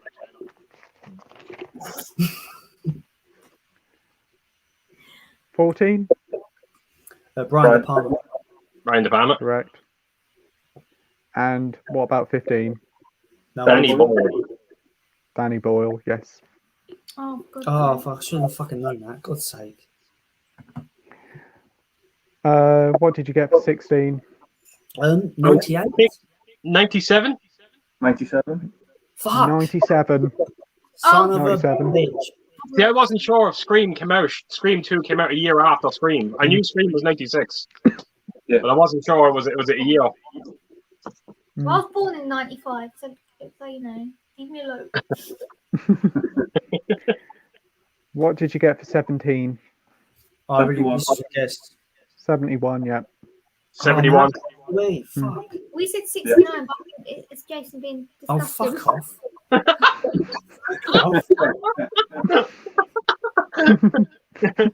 She didn't ask you what Why happened did you 3 hours ago, Jason.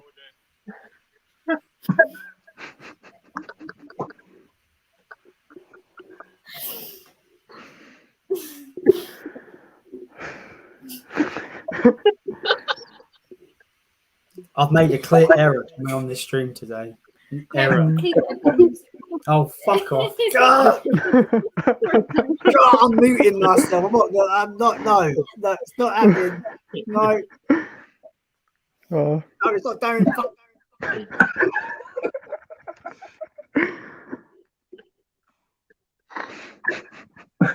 brilliant. Absolutely brilliant.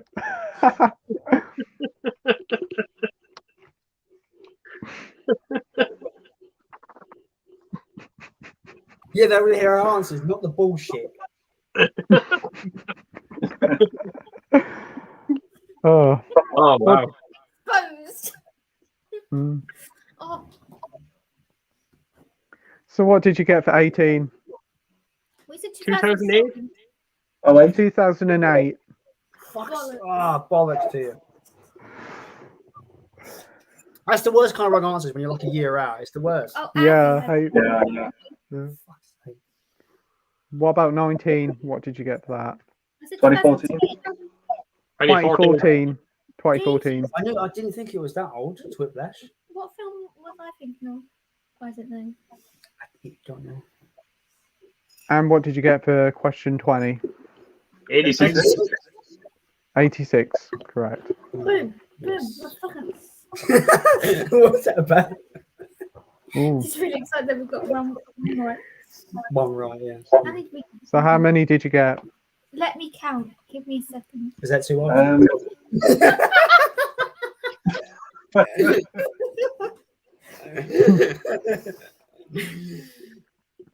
Three. Right, 1, 2, 9.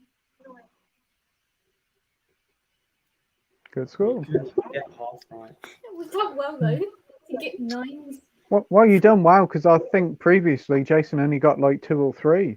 Don't. Yeah, but I think I only got about 6 or 7, so I didn't do much better. Why do I even have a movie? I got one wrong. I think that was that Under the Skin. 19. Same. Well, 19. wow, that's good. Well done. We have a joint winner for once. Wow, joint winners for once. Both Keith and Andy won. Fantastic. Congratulations. Why do I even have a movie channel? Yeah, why do I? What was Yeah. the chances of the two of us getting stuck in the same question? That's a bit weird. Yeah.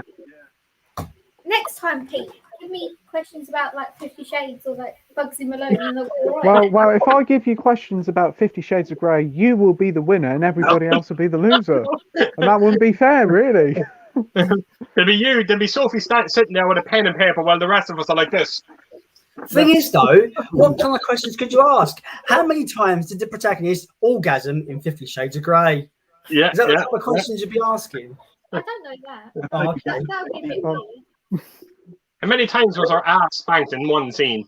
I've not seen these movies, so I don't even know. Can I please Well, show you- Soph's seen 50 Shades of Grey so many times, so she might actually know. All right, do a deal. If I can introduce you to every 35 Godzilla movies, I'll watch 50 Grey. Okay, we'll shake on this. Boom. It's on the street now. Oh, it's here I'm not sure forever who's the now. winner there. I can't go back on it because there's video evidence. Unless Yeah. Pete deletes the stream. Yeah, Pete, delete the stream. Oh no, this is here for eternity now.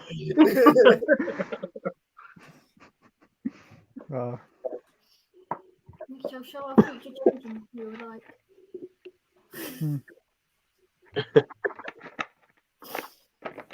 Oh, I suppose right. Steve's our child. We won't go into the birth story. It was very horrific. I don't think I want to know about the birth story of Steve. Well, I mean, it was handmade, so that gives you a little bit of an idea. Yeah, handmade by the two of us. What? I don't know. I would say it's legal drugs. Well, it's not like that's prescription drugs.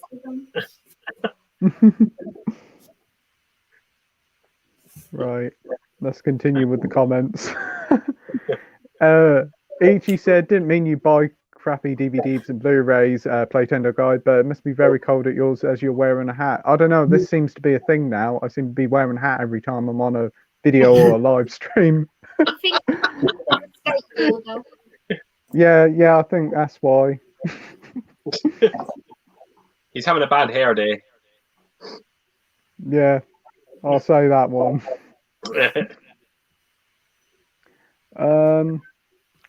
Edward says, are you excited for the new Game of Thrones spin-off, House of Dragons?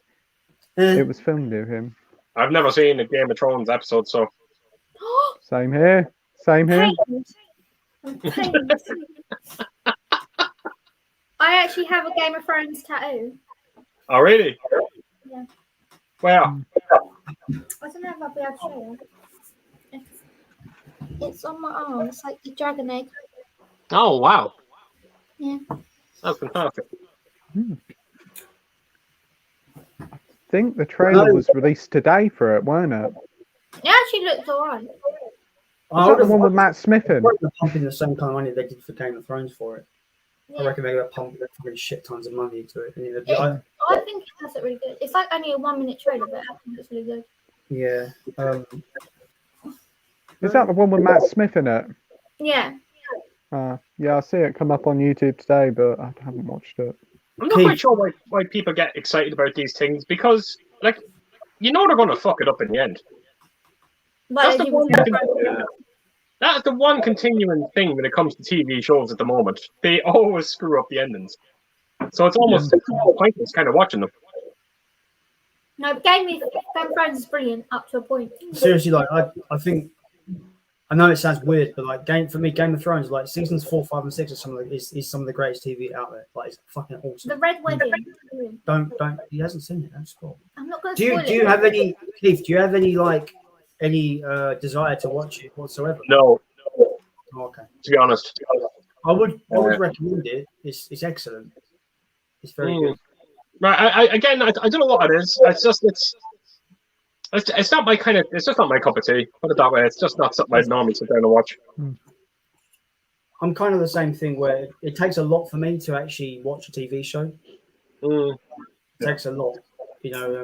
I think you know what I think with TV at the moment. I've been that disappointed. So, like even The Walking Dead. You know, I started watching The Walking Dead, and they just kept making them, and it just got so goddamn repetitive. It's bringing in characters that you just don't give a shit about just so you can kill them in a later season. It's terrible. Awful.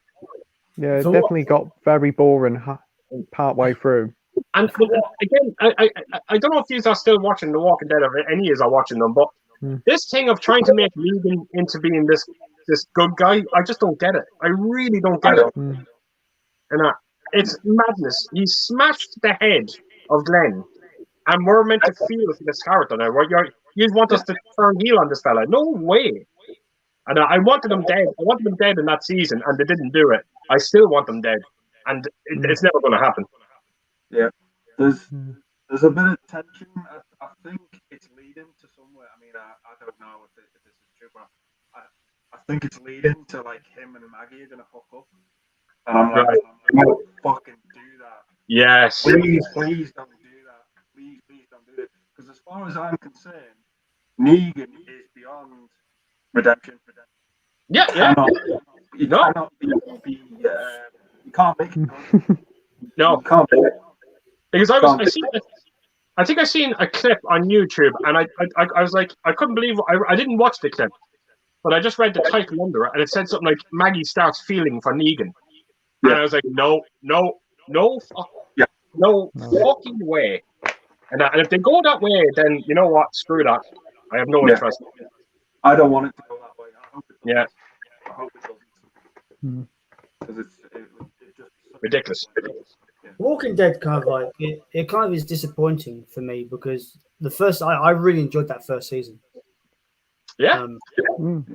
I quite enjoyed the second season for what it was, and then season 3, and that's I think I got maybe halfway through season 4. I just was like, I'm done. Like, I don't know about you, but with me with The Walking Dead, I preferred it when they were on the move. They were always on the move. I prefer that. Yeah. And then when they got to this was a hilltop and all that. Yeah. I didn't like it at all.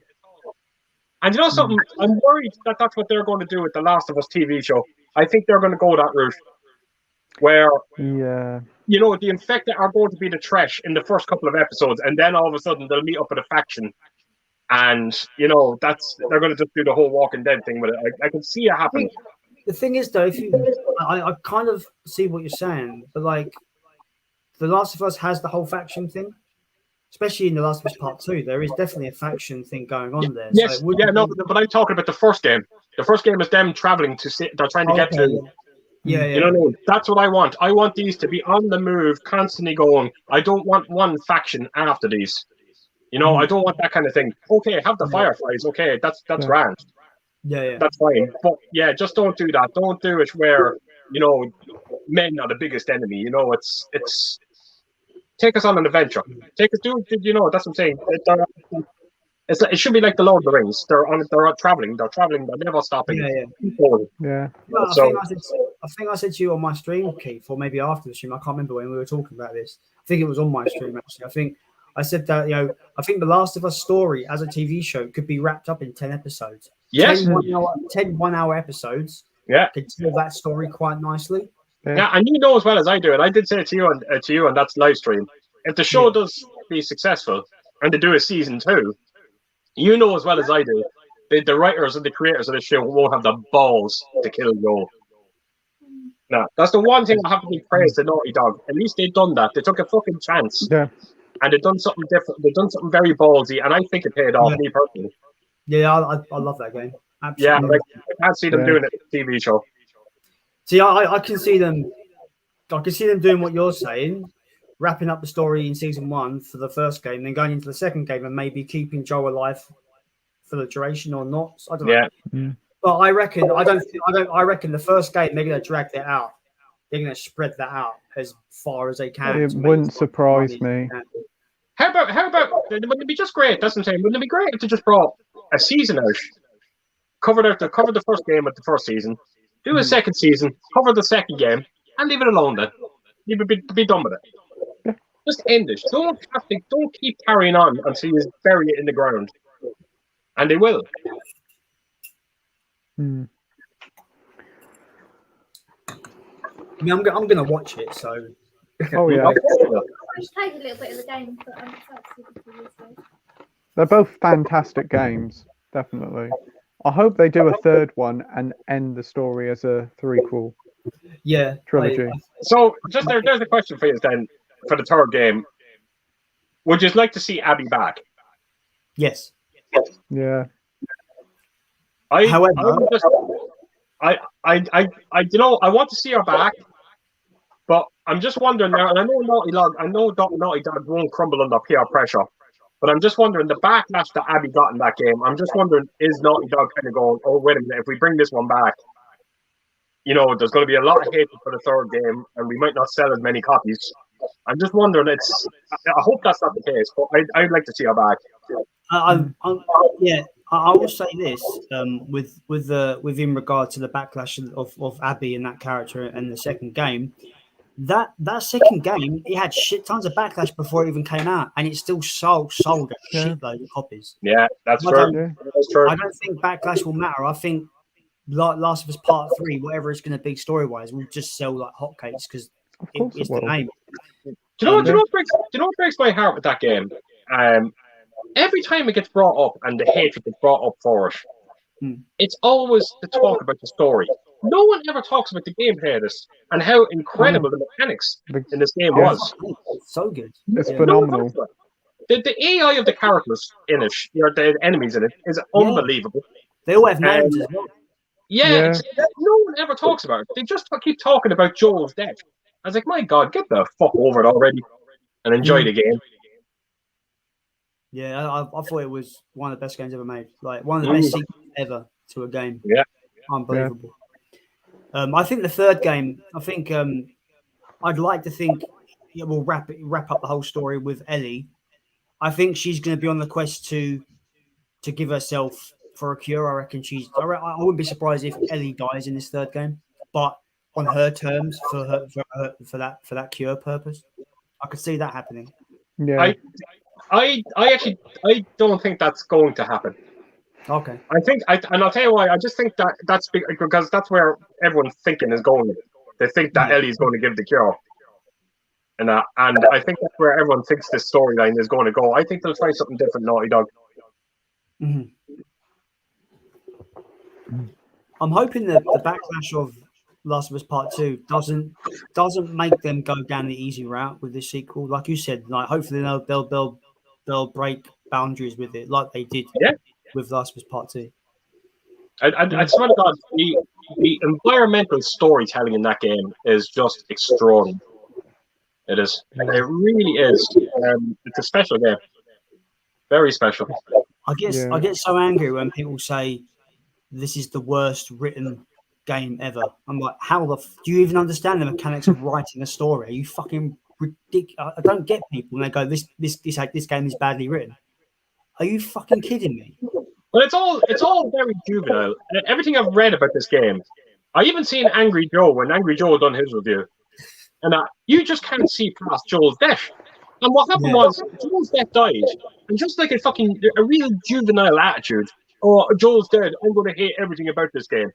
You know, it's, and that's what I've been hearing from a lot of people. What do you hate about The Last of Us 2? Joel's dead. And I said, did you play the game though? Did you actually fucking play it? It's just a great game to play. It is. Let's be logical about it as well. You know, Joel's not like the nicest character in the game. Like the thing, what he did in the end of the first game is horrible. You know, but obviously he had his reasons for doing that. That's the great thing about Last of Us Part 1 is that it makes you got to just decide what kind of side you're on when it concerns the choices that Joel made at the end.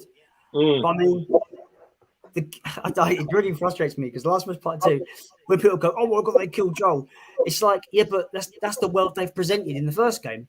The world is brutal. Everyone's out for themselves. Nobody's a good guy in that game. Yeah, exactly. There's no good guys or bad guys in that game. Everyone's out for themselves. There's one big game in that game. I just thought it was fucking masterful the way it was done. It was the scene when she was drowning Abby at the end of it. And all during that game, every time she see Joel, it was Joel basically as a corpse, a dead body. And then all of a sudden, when she's drowning Abby, all of a sudden she pictures him holding his guitar or something like that. Yeah. And it wasn't his body. And it was her way of kind of moving on and all that. You know, I just thought it was so brilliantly done. Even though the ending was very brutal for Ellie, like to lose everything, she can't play the guitar, and it was beautifully done as well. There's a bit of criticism that really annoys me that I don't understand because it doesn't make sense to me. When people say, "Oh, so Abby was allowed to get her revenge, but Ellie was not," I was like, Ellie didn't get her revenge. Ellie killed all of Abby's mates. Like Ellie fucking went on a rampage. So in my mind, Ellie got her revenge in some respect. Well, I think Ellie got what she wanted at the end of it. I think she got the ability to move on. Yeah. I think that's what she did get. I think that's what she wanted at the end of it all. So, I think she made peace of it. That's to put it that way. Yeah. But at the end of the game, she was left with nothing. Yes, short of her decisions. left her with nothing. That's the brutal consequence of revenge. It doesn't give you anything. It takes everything away. That's the whole story. Oh mate, I'll just think about that game forever. I actually remember. I have to admit, when that game first came out and they showed Abby's character, I remember it was all over the internet that they thought it was going to be Ellie's mother. Oh, okay. They were going back. It was rumored that they were going to go back and see you were going to control Ellie's mother when she was a younger woman. And all that, and then it was going to jump back and forward. It was going to go to Ellie, and then it was going to go back to her, and then you were going to get to see how Ellie's mother died, and that. So when we started playing that game, I was a bit surprised. I was like, "Oh wow, it's not actually Ellie's mother; it's a completely different character altogether." So I managed to avoid all them leaks. You see, I didn't see any of them, so I got lucky. See, I never saw leaks. I'm going to say this because I've been talking about this for a while. I'm going to say this. I read that the links were spoiled for me. Someone posted them on Facebook, and I can't scroll down and saw them, and just was like, oh, okay.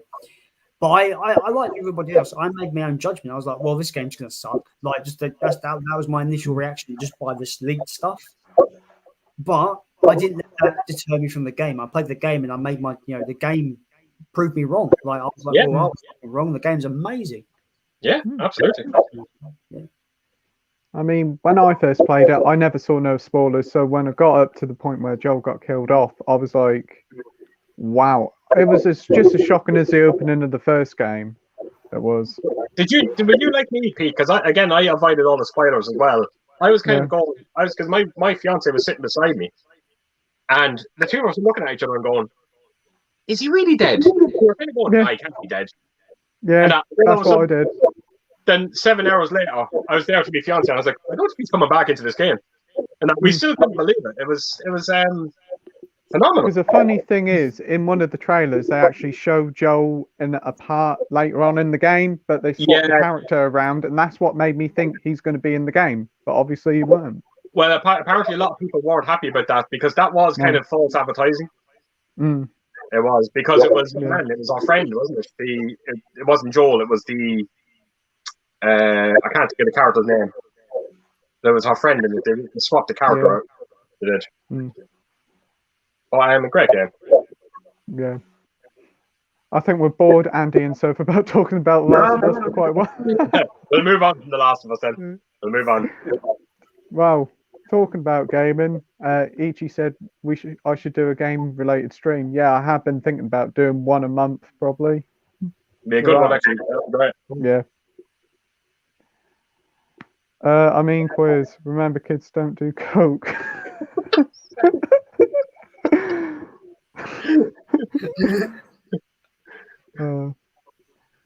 Mondo, John has actually seen Rocky Horror. He actually likes it. That's good. Ichi says, does Andy have Instagram? No, I don't. No, only I'm on YouTube, and you can find me on Facebook. No, that's it.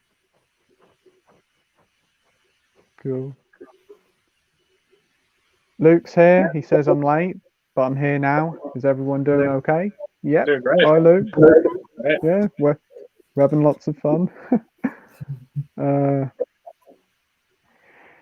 Ichi says, not promising to send you guys anything this month. I do not need to eat, however. I might make an exception for Andy and send him some.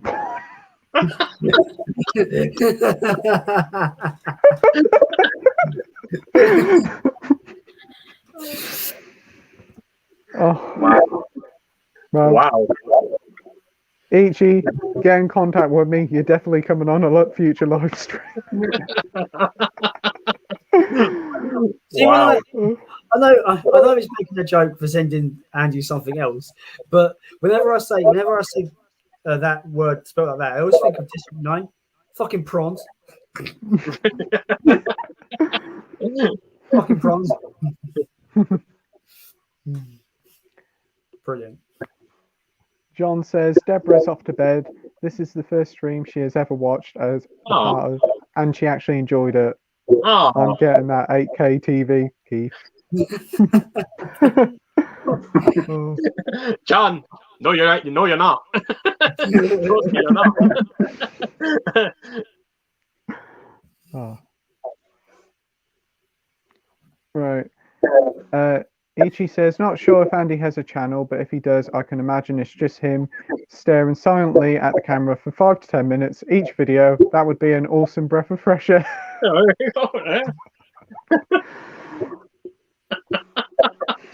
That'd be a great review for Quiet Place.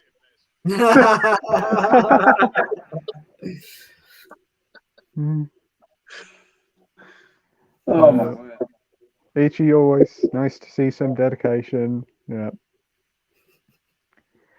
Have you guys seen the 4K release of Basic Instinct? Seen it in the cinema upcoming Saturday and wondering about your opinions. I've never actually seen the film. I've never seen it.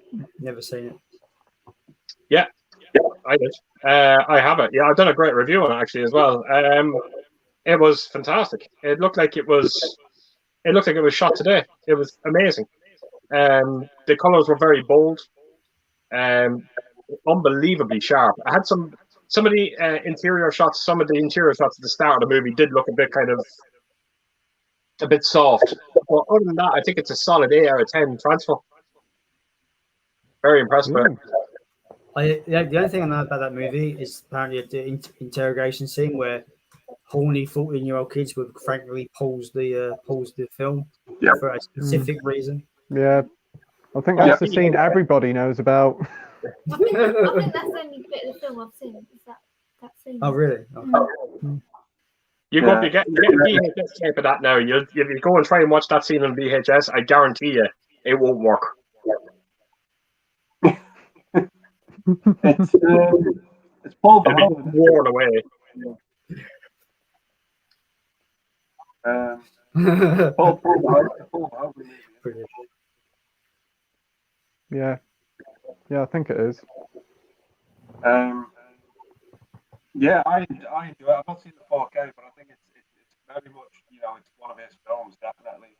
The start, I don't spoil it, but there's a scene at the beginning with an ice pick, which really I was not expecting at all. It really pulls the rug from under you. But it's a good erotic crime thriller, I'd say. Yeah.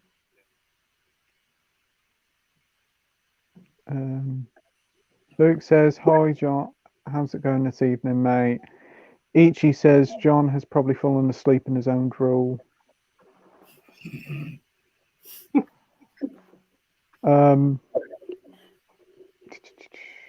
All the comments have gone all weird again. Yeah, you're brilliant, Jason, mate. You're always having me in stitches, says Luke. No, it's a pain in the arm. Oh, wow. That's not what you tell me, Soph. He's all right, I suppose. He'll do. Best review I've had all week. 5 out of 10, he'll do. Simon It's says, more than I get from his women on Tinder. I was going to say about a 4. God. Oh, fine. You're overhyping it now. People are going to be well disappointed in the future. 4 out of 10. Fuck off. He's more like a 2, you stupid person. Okay, all right. That must be a good 4 then. Fucking hell. Yeah, I suppose. Anyway, move on quick. Yep, right. Great stream, guys. Thanks, Simon. Thanks, Simon. Oh no, John is the lad that will go for hours normally. Wake up, John.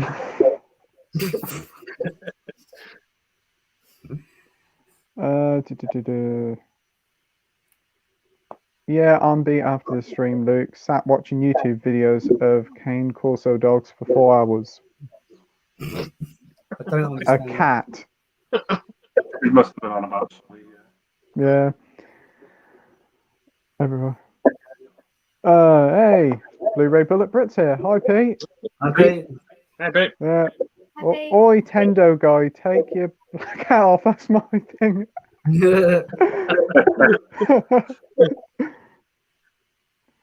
Oi, Jace, pay some attention to your woman. She looks bored. Are you dead? Oh. Luke says, "What's everyone watching tonight after the stream? If you will be up, if so, what will you be watching?" My eyelids. I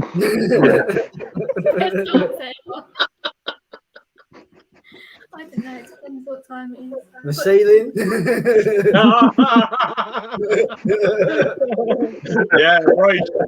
You're fooling no one, Jason. What are we watching? Salem's Lot. You want to watch that?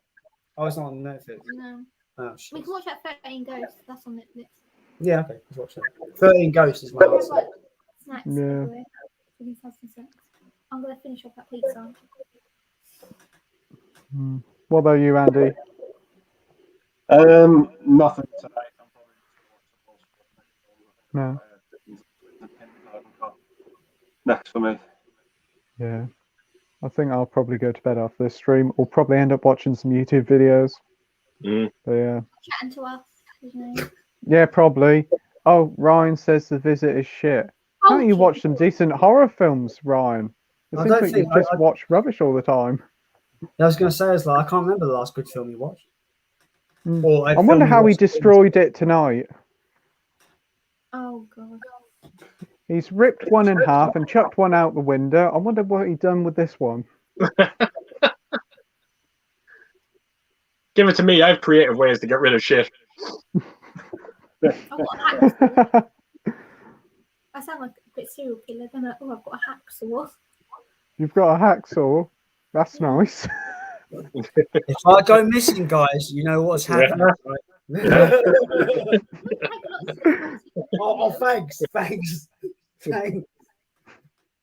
Give you a letter on your body saying he hated 50 Shades of Grey. Don't fall over. I feel like this chair's going to fall backwards. Does it really? Yeah. Anyway. Anyway, is Jason dead? Oh, my ribs. Oh, right. Chris has watched the 4K Halloween and he said the quality was excellent. The Dolby Vision colors are really good. Best release so far. So I can actually bring it back to Chris. Is it more vibrant, Chris, than the previous 4K release? I'm kind of wondering what color timing they've used. Did they go back to the original Blu-ray, or are they going to stick to the 35th anniversary Blu-ray? So you let me know what the color is like. Is it a lot more vibrant? Yeah. Ryan says, "I don't think I can survive another shitty film again for the rest of the day." Blu-ray, but if it's your boy, I'm making sure you're not bored. You're right. That visit was a struggle for me. Yeah, Such a hard film to get. I don't know. I think he's watched like 3 films today and I think they've all been shit. Cool. Just actually watch a better one next time, Ryan. No, that's what I'm saying. That's what I always do. I find that if I'm watching if I knock on 2 new films that I haven't seen, and both of them end up being underwhelming, go to a reliable. Go to something that you know you're going to enjoy. You know, don't do the hat trick of shit.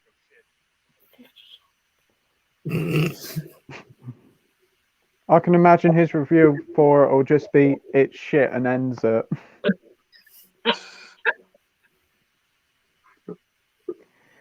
Oh, actually, no. I got a recommendation for Ryan. Check out Street Trash.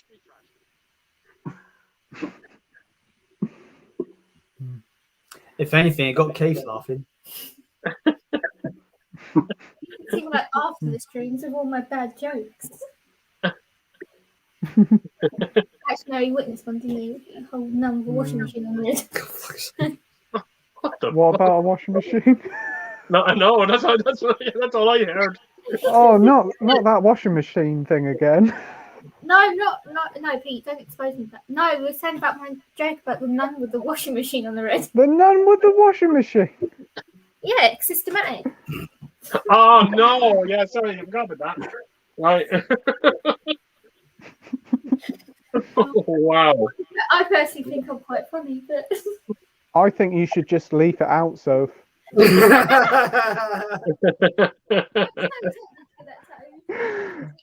just for a laugh.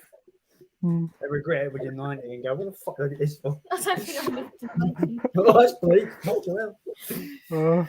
Anyway, So yeah, Ichi says, Keith, thanks for the info on the Basic Instinct. We'll watch your review.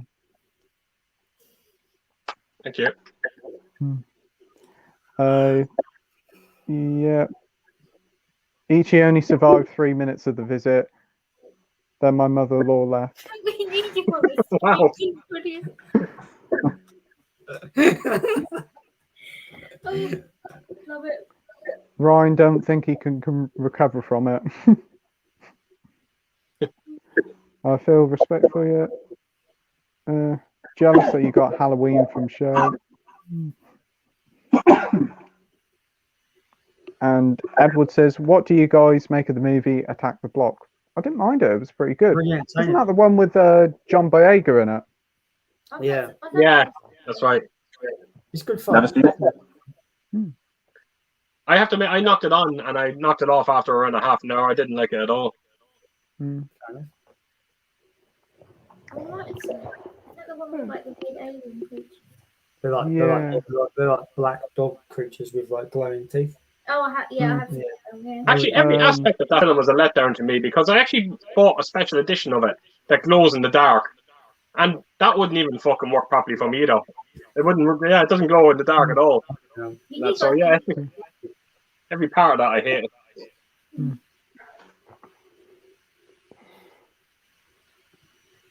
James is here. All right, guys, you missed me? Yeah, certainly been strange without you, mate. Oh, James, he's called Dudley. Dudley! All right, Dudley. Did you?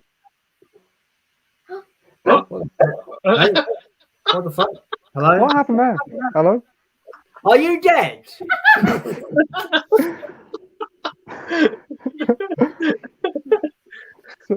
But James is coming back on next week, so that'd be great. Oh, I'll stop. Ryan says, Pete, when is our one-to-one session? And luckily, I'll watch The Fog first. Ryan, stop on about our secret. Stop it. It's not really a secret as I exposed your relationship yesterday. There's nothing going on. Are you gay? Fucking well, no. They have like the cutest bromance ever. I love it. Two guys just getting together and watching The Fog. No, because when Ryan gets really like angry and aggressive about it, Pete just doesn't care. He just goes along with it. I actually was speaking to a girl who I'm talking to, and she watched the stream last night, and she asked me about it, and I had to tell her the whole situation. Brilliant. Oh. Ryan was getting more and more angry in that stream. Oh. Let's move quickly on. Luke says, has anybody watched The Foundation on Apple TV? Quite a good series. It's like Dune meets Star Wars and Star Trek. Never heard of it. Wow. No. Never. No, I've never seen it, no. Where's the question from? Right. James says, back from Bond, no joke, full of oops eaten ginger biscuits. Okay. Okay. I'm confused. Yeah. That's a reference to saying James is lying. Oh, okay. Ryan says, my unfriended and the visit is going to be rant central. I've got something special in mind for Parashitty Activity 2. Why is he watching all these kind of found footage movies? Because let's face it, you're never going to watch one of them and turn around and go, wow, this is an absolute masterpiece. Yeah. No, that's me. I think just like sitting through the torture, really. Yeah. Luke says, what's everyone watched new recently and what was it and did you guys enjoy it? If you say what I'm done. I'm going to say Malignant. Everybody should watch it. Are you done with Pete now? You said it. Yeah, Pete can back off.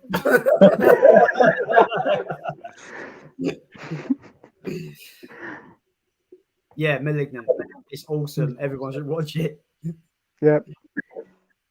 I watched. Sorry. Sorry, go on. It's fine. No, I watched the newest film I've seen was a film called Bloodfest. I was watching a video on YouTube. I don't know if you're aware of this fella. His name is Sean Clark. He does a lot of location videos, and he done a lot of like Halloween season of the witch. He done all the locations in that movie. But he was at this studio, Trick or Treat Studios in America, and he was doing a kind of a tour, one of the warehouses. And he just mentioned that Bloodfest. He said it was very similar to a film that I love called Hellfest, and it really wasn't. It was just a god awful movie. So Sean fucked me over on that one.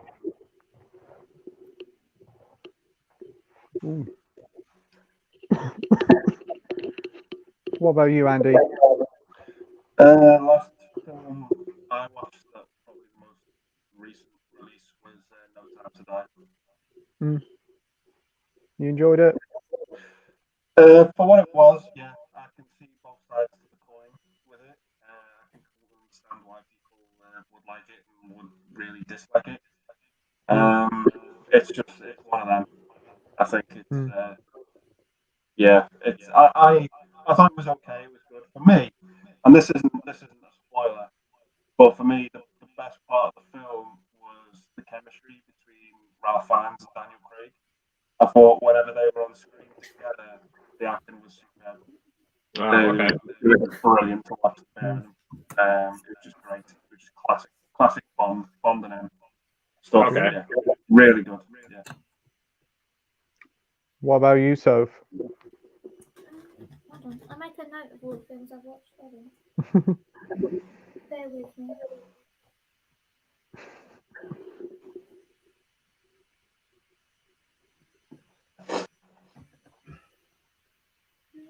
Oh, the last film I watched was a film called 66. It's quite an old film now. It came in like 2006, 2007, but that was actually a really good film. I quite enjoyed that. Cool. And I've finally seen Gremlins. Even though Keith has now ruined Gremlins for me. Sorry. And you saw Gremlins 2, right, as well? Oh yeah, I've seen Gremlins 2. I prefer Gremlins 2. Oh yeah, I think it's superior in every way. I have not seen Gremlins 2 in nearly 20 years. Wow. It's so much better. They're both really good films, but I will go back to watching the second one. Yeah, I just number 2 is just it's just superior in every way. It's so much fun. The second one. Very different films, I would say that, but I mean, yeah. What Dante did was like they said like, here's like $50 million, go mental, and he went mental, and it's crazy because like for him to be given full reign like that and actually make something good is very difficult. I've noticed in Hollywood because you could have like people can be over ambitious and deliver something that's a bit messy. But Gremlins 2, it knows exactly what it is and knows exactly what he wants to present with it. It's just a massively entertaining movie that I think is better than the first one. Chris said, after comparing with the Lionsgate 2018 4K, the Screen Factory 4K is superior in every way as it's been remastered from the OCN with no DNR and the colours are really accurate and vibrant. But there was no, I'm nearly sure there was no DNR on the latest 4K release either. But you know what? No, I'm actually not going to talk about Halloween again on 4K. A lot of people preferred the vibrant picture that you get with the original Blu-ray. I thought what Dean Cundy done with the 35th anniversary Blu-ray, he just brought the colours down. He made the film look like it was held on Halloween instead of being held in the summer, because it was shot in the summer. So he kind of toned the colours down, and it gave it that more of a kind of an autumn look. But apparently people hated it. I didn't mind it. So it's a win-win for me. I can go either way. Fair. Ryan says, who hid the sausage? Jason. I mean, if you can't find it, Ryan, you might need to go to the doctor. Yeah, it's probably I'll be a bit best. worried. Mm. I think these are like.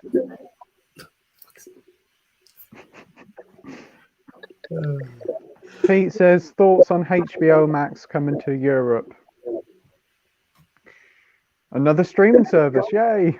Yeah. Well, There's no one in their right mind that can afford to be subscribed to all these services. No fucking. I don't stream.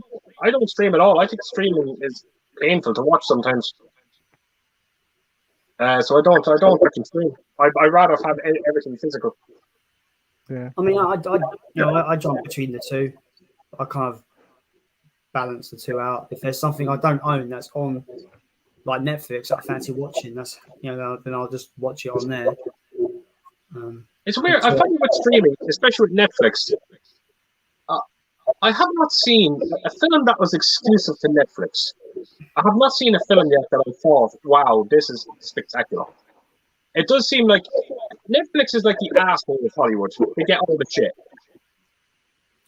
The film Hush on Netflix. I was going to you read my mind. I was going to say there's one film that I thought was absolutely fantastic by Netflix, which is Hush. So good. Was that a Netflix movie? Yeah. Yeah, it was it's still it's trapped on Netflix. It's only watchable on Netflix. Right. Okay. And I think it's probably their best movie. No, I found, I don't know why, but I remember that film came out, Bird Box, and everyone was going ape shit over it. I've not seen that. Oh yeah. And I just thought it was mundane. It was very average. You know when the blind. Oh, I thought that was awful. I've not Yeah. seen I hated that film. Yeah, I didn't like it at all. And then there was a Stephen King film that came out that everyone was going on about, In the Tall Grass. I thought it was very average as well. I've not seen that one. Never heard of it. Just, I don't know, every time I watch a Netflix movie, I didn't, even that Street Trash that came out, was that Amazon or Netflix? Oh, not Street Trash, sorry. What's that trilogy that came out? You watched it. What's Oh, Fear Street. Yeah. Fear Street. Yeah, that's a Netflix. Netflix, That was yeah. Netflix. Well, very average. Yeah, I agree. What was that? I forget what film. I forget what the film is called. But there was that Will Smith movie with that kind of. It was kind of like orcs, like. right. Oh, Was that Netflix? Yeah. That was average. That was 6 out of 10 average as all hell. Yeah. I've not seen that. Cool. And then I seen that film, I think it was an Amazon movie, that Tomorrow War with Chris Pratt. I wanted to see that. You know? Marvel on Amazon, yeah. Again, I just watched it and I just thought it was very average. Nothing too mind-blowing. I did like that one on Amazon Prime with Gerard Butler, the disaster film, Greenland. Oh, that wasn't exclusive. Wasn't it? No, that got a cinema release. Did it? Oh. That's a good movie. Actually, as a matter of fact, that film is getting a sequel, believe it or not. Really? Yeah, it's strange to hear about a sequel to a disaster movie. Seems very odd. Yeah, apparently they have to try and get off Greenland, so they have to try and survive the kind of oncoming storms that are coming because of what happened with the meteor and that, So, yeah, that's definitely happening. It'll be interesting to see how that goes. Right. You look so concerned. Chris says if your TV supports Dolby Vision, then the colours will be even better. Yeah, I do have Dolby Vision. Pete says to Ryan, was your sausage bent? Get robbed, check it out.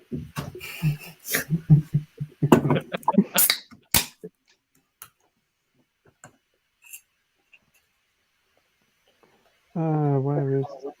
All gone all weird. Ichi says, was nice watching the stream, guys. Unfortunately, I've got to go and do important stuff like stare at the wall.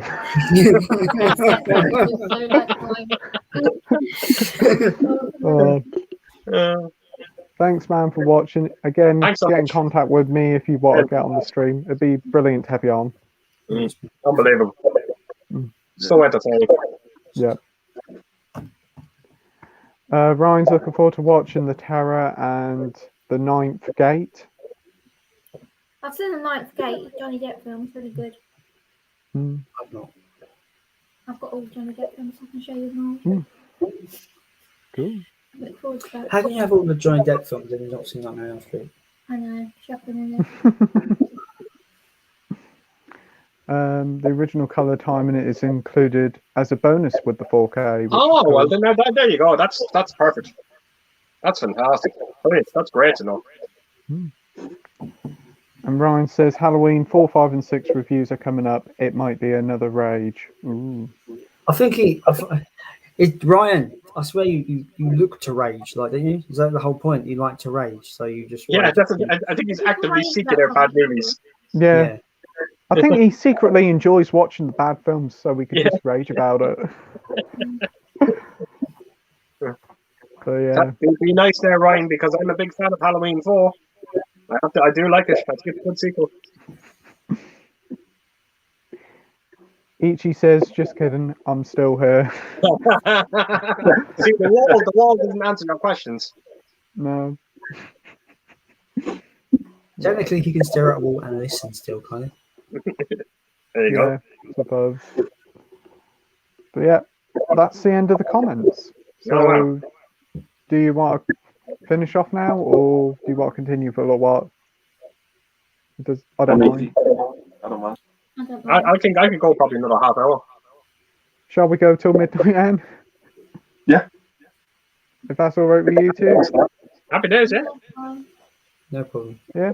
The two of them look real frustrated. Damn it!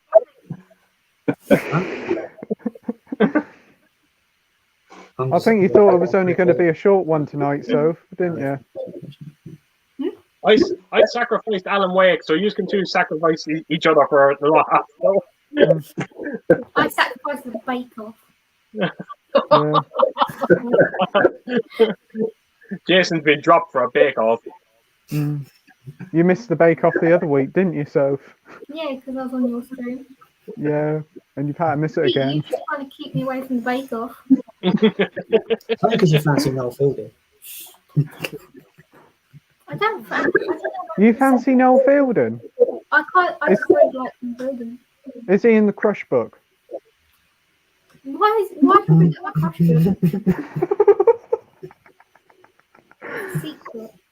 It's not anymore. I just brought it up. No, I have my peach. I'm all good. Okay. That was pretty cringe. But, I actually got some I put out a video there yesterday for Scott Pilgrim. I was just talking to a few people about it today. There was this fella that he kind of subscribed to me there around 3 months ago.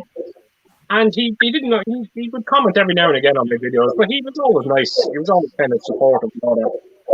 And last night, he just went to fucking town on my channel last night. He put some really bad comments. And I couldn't believe it. I was really shocked by it. Like I said, 3 months of this fella being very nice to me, and just last night's video, fucking hell, he left at least 8 comments. And every one of them was just really bad. It was just, basically telling me, why am I showing off my movies? You know, you're calling me a show off. He started saying to me, why would you go out and buy the same movie twice? And the film I was showing was Scott Pilgrim, and I've only ever owned it once. So I don't know what he was talking about. And he really went on a bad fucking rant. I have to actually get rid of him. I have to block him from my channel. Remove the comments. It was horrible. who's this? There was a fella, he subscribed to me around 3 months ago, Jason, and he was very nice to me. Very, very nice. He wouldn't leave comments all the time. Now, what the real heartbreaking thing is about this fella, he actually lives 5 minutes from me. He lives in Nav, right beside me. And he just was fucking horrible last night. He just went to fucking town on me. Every comment he left was something horrible. He was saying that, he started saying, he kept putting down comments, I got a new release, blah, blah, blah, blah, blah. He put all this kind of crap down. And, I just had to get rid of him. It was just, I couldn't believe it. I just didn't understand what happened, why this video offended him so much. But, it's not something rotten. It's weird. If he was like really nice to you before, but all of a sudden made this turn, it's hill turn, if you will. is it possible that it wasn't him? It was like his account was hacked or something silly like that? Because I don't know. I really those don't know. sudden turns, that's what kind of made me think about it. Like, seems to Yeah. be very sudden, turned nasty all of a sudden for no reason. Yeah, like I said, he didn't comment too much on my videos, but whenever he did leave a comment, he was always very nice. It was nothing negative anyway. But yeah, it was pretty horrible last night. As a matter of fact, a few people started leaving comments to him to try and get him to stop. But the more people kind of left comments, the more he just went off on more rants. So I had to go out. Wow. That's a strange one, man. I've had people, trolls, I suppose, comment on my videos sometimes going, "Oh, I'm wasting my money," or like, "Oh, you should be investing in stocks, not buying movies on physical and stuff like this." I'm just like, yes, that's your opinion, mate. But, yeah. I don't get. I don't like. You turn around and you go onto someone's movie channel, and you're questioning them buying movies. It's ridiculous. It is a strange one. Yeah, I don't know. What the hell are you doing here, man? Like, it's ridiculous. Yeah. So that was the first time now, I have to admit, where I had really nasty comments on YouTube in over a year and a half now. I'll save you. Was she eating pizza? Yeah. What type? Just cheese pizza. It's the best kind of pizza. Yeah. I'll save you the big sauce. Okay, thank you very much. I'll have that one that's I'll have the one that's actually got my hair on. Ryan says, "Beware the Beaster Bunny." Oh God. Oh, I'm not watching that. He keeps saying, "Let's watch it." I ain't watching that. What the fuck is that? Found your table.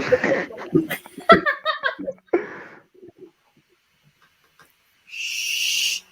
Gotta be quiet. It's a pile of shit, really. Big Paulie did a review for it, and Evander bought it from Slayer Reviews. Looks absolutely dreadful. The CGI in it, oh man.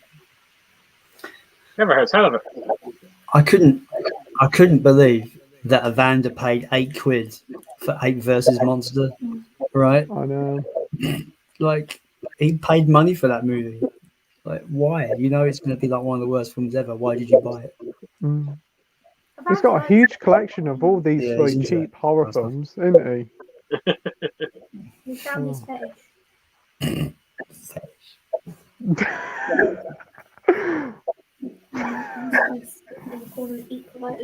Okay. Oh. Ichi says, "As soon as Andy falls asleep on the stream, I'll fuck off."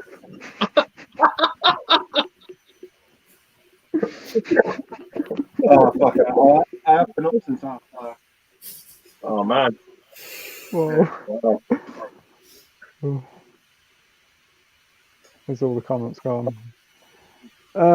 Luke says, "Anyone looking forward to the new Chucky TV series? That new trailer was brilliant." I haven't seen the trailer yet, but I'm going to watch it because I like the film. Yeah.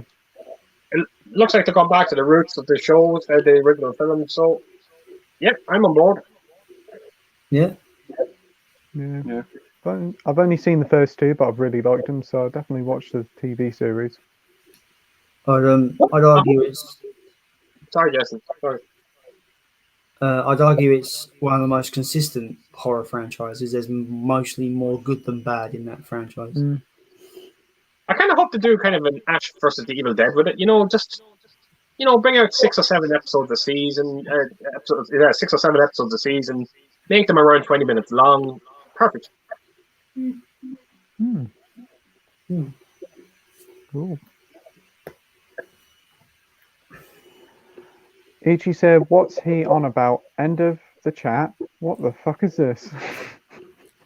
I think they're one of your best friends. Ryan's editing his videos now in progress. That's good. What is everyone's favourite Michael Myers movie sequel? Mine is Part 4. I'm so happy to hear that. I like Part 4. Really, it's a great. I think it's a good sequel. What about you, Jason? Probably part 2. Soph? I've only seen the first one. Andy? Yeah, Halloween 2 for me. I've gotten to the habit of, I know it might sound weird, but I've gotten to the habit of stop calling him Michael Myers, and I keep referring to him as the Shake now. I don't know what, I think it's because I noticed it in the credits. Like for some reason I'm trying to like get out of the habit of calling them that. But yeah, Halloween 2 for me is really good sequel. It feels more like a slasher film, the second one, and it's got some brutal stuff in it.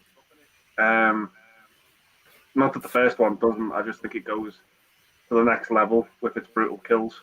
Yeah, you're right. No, you're dead right.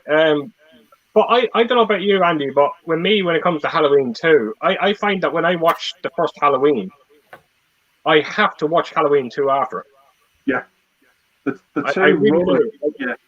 The two can run as one film, one long film. Yeah. Really That's what I was saying good. to you, Pete. That's what I was saying to Pete, to try and see that second one, Pete, because I mean it carries on direct. It's the same night and everything. Yeah, I'm going to definitely try and get hold of that. Yeah, it's definitely worth checking out. And everything that Andy said was spot on. It does kind of have a more of a slasher feel to it. Yeah. But it still maintains that kind of creepy kind of, Michael Myers stalking thing going on as well. But it's a great sequel. Great sequel. Yeah, I'll it's a good definitely film. be looking out for that one. It's on Netflix now, so I'll probably watch it on there. Yeah. It's definitely worth checking out. Where we going now? Right. Chris says, nothing wrong with collecting movies apart from spending a fortune and having the storage space. I think some people are just jealous of other people's collections. Yeah,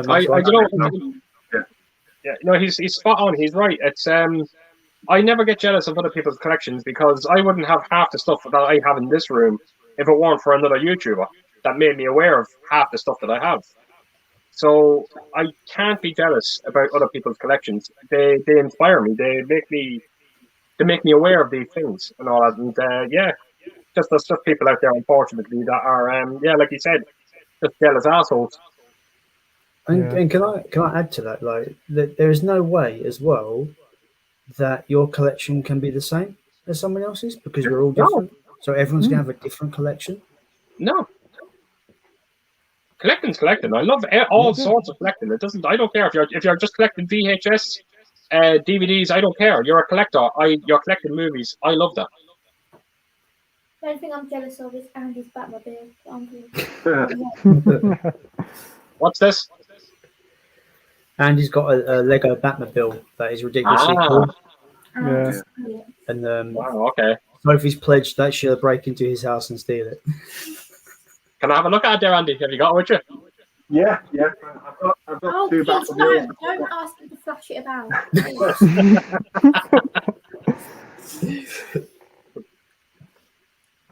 The Batmobile, I mean.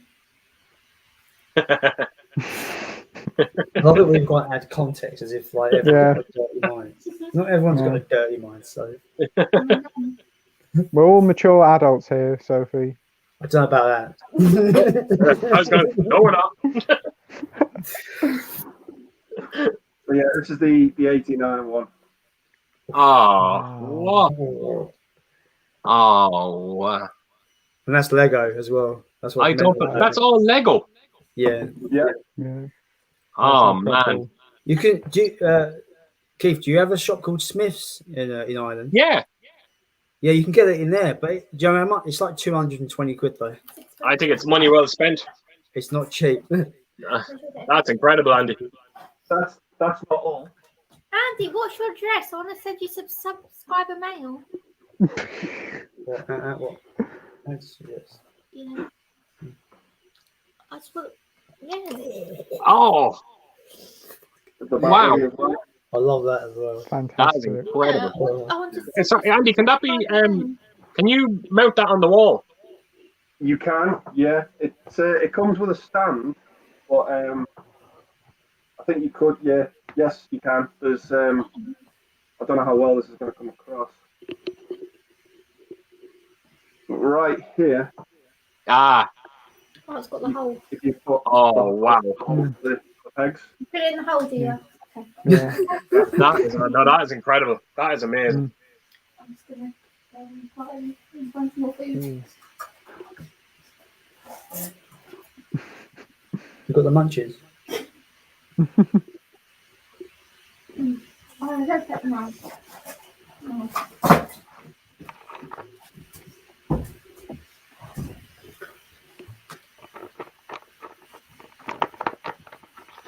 I'll just wait until Andy comes back. Mm-hmm. It tastes nice, cold. What's those? And potato tots. Oh, potato shit anyway. You can't say about potatoes. There's an Irishman here. I don't like potato. I'm sorry.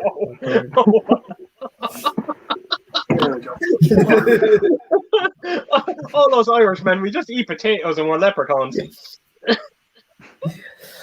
I remember I used to work for a food factory, Keith, right? And I used to work with a lot of like Asian people, like Nepalese people, Indian people. What? Yeah. People from Nepal, Nepalese. Yeah, Nepalese please. people. You didn't say that the first time. What did I say? It just didn't sound right. I went. Yeah, so I worked with like people like that, and so what I do, I would have to pack the food into crates. They come off a conveyor belt, and a line operator would put them in the crate, and I would have to stack the crates on a pallet. Could you reach? Shut up. I need a step ladder. All right. Carry on. And there was this Indian lady, and she was like telling me like we were packing this like cauliflower mash. It was basically packing it, and she goes, "You love this, didn't you?" I was like, "What's that?" Mashed potato. And I was like, "Why?" He goes, "Because you're English. All English loves mashed potato." And I'm like, "What stereotype is that?" What? No, apparently all British people love tea. I'm sorry, I don't believe it. Oh god. Never heard that stereotype that English people like No. mashed potato. I don't understand. Maybe she watched a lot of Bodger and Badger when she grew up. I don't know.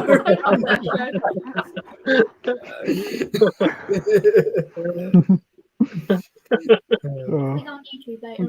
Bodger and Badger. I think I might watch some Bodger and Badger.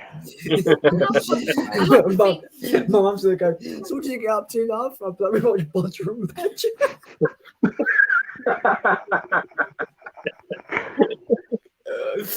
But first date ideas, guys. Bodger and Badger. Thanks. I'll write it down for my next date. Yeah. Pete, you just need a YouTube channel talking about all your bad dates because they're brilliant. Yeah, taking a Bad dates. vegetarian girl to a meat-eating place. Jason was smart in that one. He just like asked us a random question. Mm-hmm. Yeah. Oh god. Right. I've got the Bodger and Badger theme in my head. It's not going away. That one. Now I've got it stuck in my head. Enough. Yeah, it's in mine now. I got his voice. I got his voice in my head. Oh, hi, Mousy.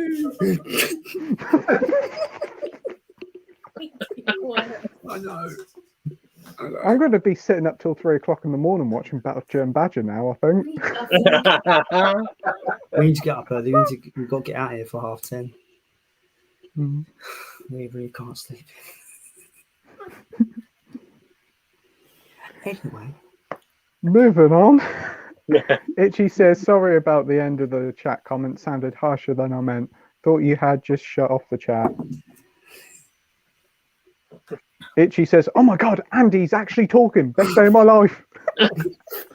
He's a man with very few words. Yeah, wow.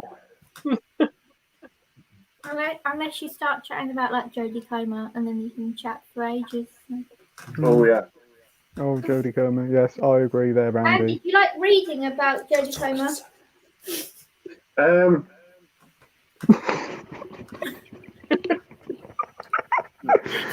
why not? Yeah. We're going to have to explain to people after the live. Yeah, there's some good articles, let's put it that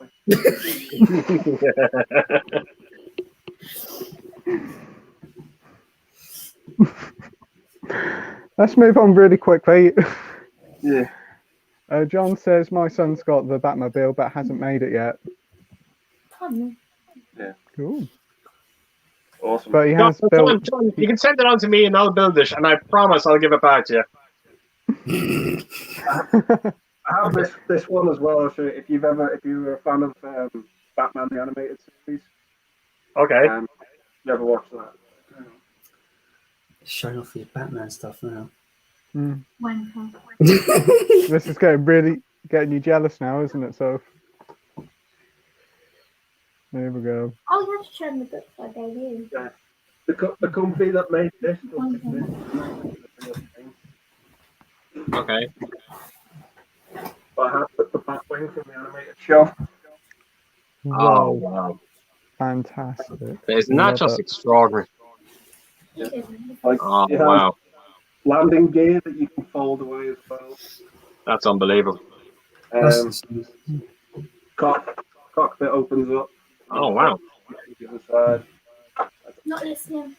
How do you have them displayed, Andy? This is it. It's just on my floor at the minute. Mm. That's the only place I've got the room for it. Andy, send it to me or give it a loving home. Don't mind, Sophie. I have a better spot for it. But yeah, this. When I got it, I didn't expect it to be as big as it is. Oh, it's incredible. That's certainly a big one, Andy. Oh, wow.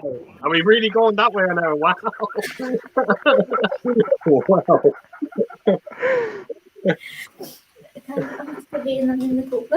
Such immature thoughts, guys. Wow. I'm disappointed. The adult in the room is disappointed.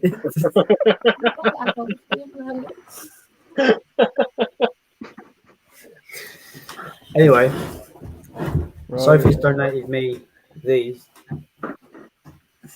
Oh, wow.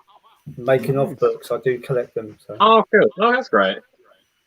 Because they were just sitting under my bed, so I thought you'd give them a better That's cool. home. Batman Returns. Oh, I nice. didn't make more after that. I only had them first two films. They're cool, though. They're cool, though. I like them. That's really cool. Yeah. I'm a nice human being, I know. You're a nun. I'm a nun. Church of Paul. I was actually just looking around my room to see if I actually got anything collectible when it comes to Batman. And I don't. That's okay, Keith. We can still be friends.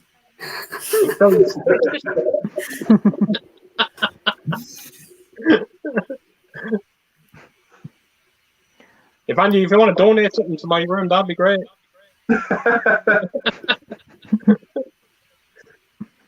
Andy, I'm closer, so it's fine. Yeah. Andy, I'll appreciate it more. Cheaper shipping costs, Andy, to save. Yeah. I'll give you a kidney.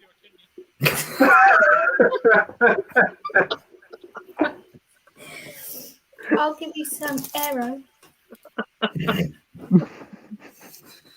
I don't think the value proposition for like either a kidney or an arrow is much of a competition. Yeah, it's much more easier. I'll tell you what, subscriber mail ain't what it used to be. The community is good, but it's not that good. Yeah. It's going somewhere. An unboxing Certain for a trainers kidney. will do. That's what you said I was doing earlier. Oh, What I said. Oh man. oh.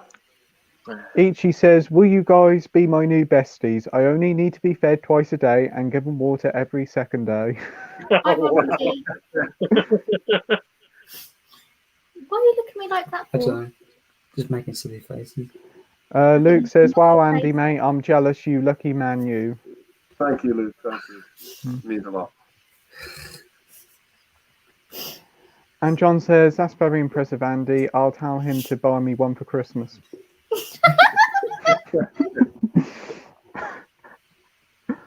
That didn't look good.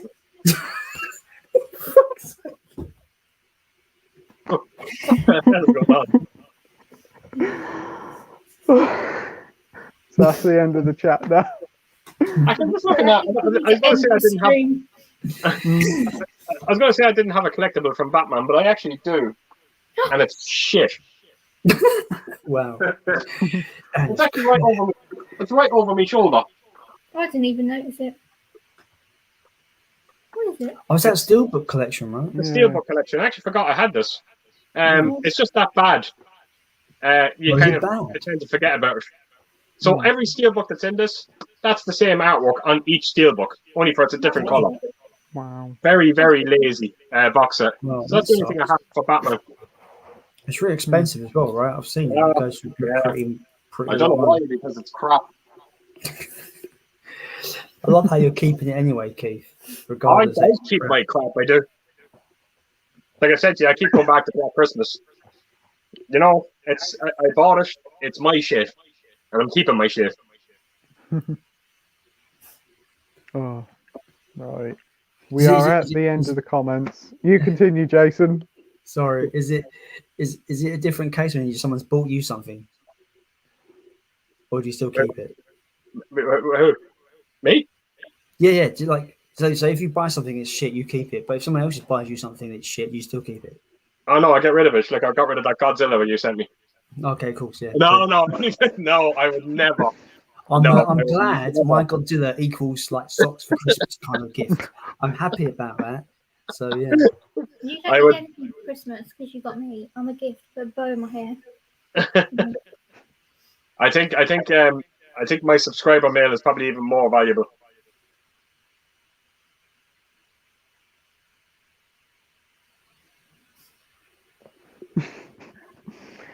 Moving on. Awkward silence. Ichi says got the 4K full film Batman set for £18 last Sunday. That's a really good price. Oh, that's incredible. Yeah. I'm well gutted. I didn't pull the trigger on that. It was the French set. I didn't have the money to really pull the trigger, and when I did get money, it was no longer on sale. Right. That's actually great. That's an incredible price. Really annoyed me. Because that's about the price of the Blu-ray set, isn't it? Yeah. I paid 10 for yours. Yeah, I paid £10 for mine, still sealed from Amazon. Mine was 11. And then £11 for the Dark Knight one. That's a good price. Ichi says, have a great night, everyone, and see you on the next stream. I won't Thanks be for able joining, to. Fantastic. And Chris says, anyone getting the Screen 4K on the 18th of October? Yeah. I'm probably. Yeah. You know, this is going to sound fucking stupid, but I'm buying it twice. Right? Because I want the steelbook of it. But I can't get it before the 18th, unfortunately. And I want to see the collection before Halloween night, so I won't start watching Scream films until I get the 4K. So I'm going to be buying the standard. I'm going to buy the steelbook as well. So yeah, I'm looking forward to it. It seems to be a thing at the moment with 4K, and I don't feel nostalgic. This thing of bringing out one movie from a franchise on 4K. They've done it with Saw now recently. Saw came out in 4K. Just bring the whole lot of them out. I don't get it. Make more money. That's it, yeah. Idiots like me going out and buying them. And then when they bring out the inevitable box set, I'll go out and buy it as well.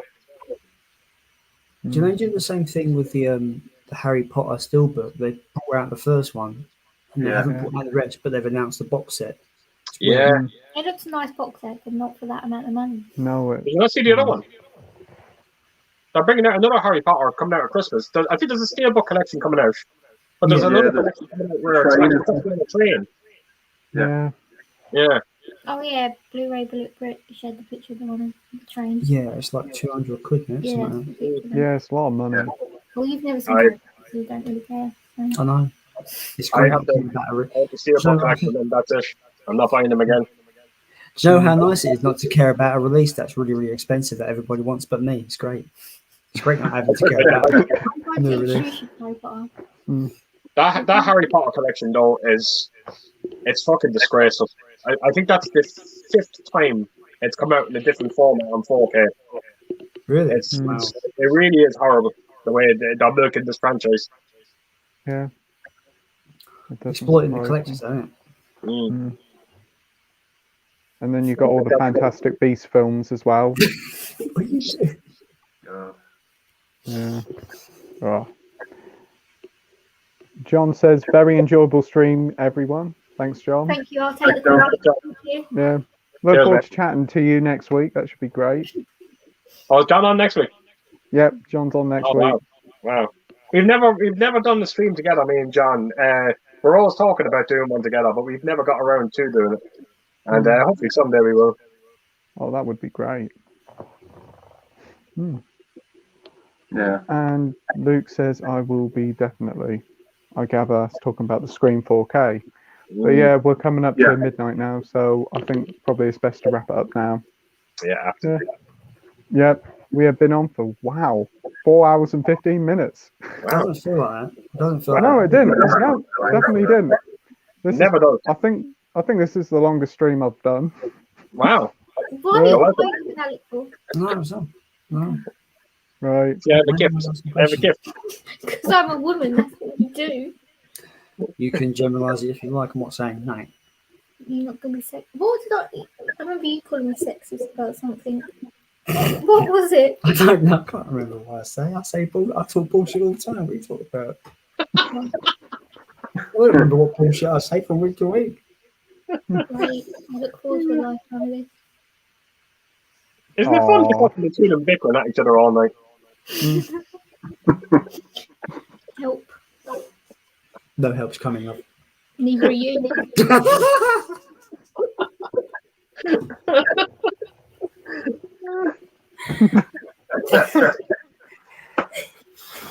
Oh, wow. Right. Right. I think we'll end it there now, Em. So thanks everybody for watching at home. Thanks for Keith for coming on. It's been a blast to have you on. Definitely Thanks, we'll be Pete, asking you so to come much. back Thanks for on the invite. in the future. I really appreciate it. And great to actually finally be able to speak to Andy face to face. So, You too. Yeah, you too. Yeah. What about me? Sophie, I'm so sorry. Oh my God. Yes, of course, Sophie as well. Shocking. No, Yep. yes, you can feck off. I'm sick of looking at you now. Yep. You've never Too watched nice. Father Ted, have you? You need to watch Father Ted. What happened there? Brilliant. That's the last one I'm going to introduce you to. I'm seeing more of Jason than I am my own fiance, so. I could put bad over his head or something, I don't know.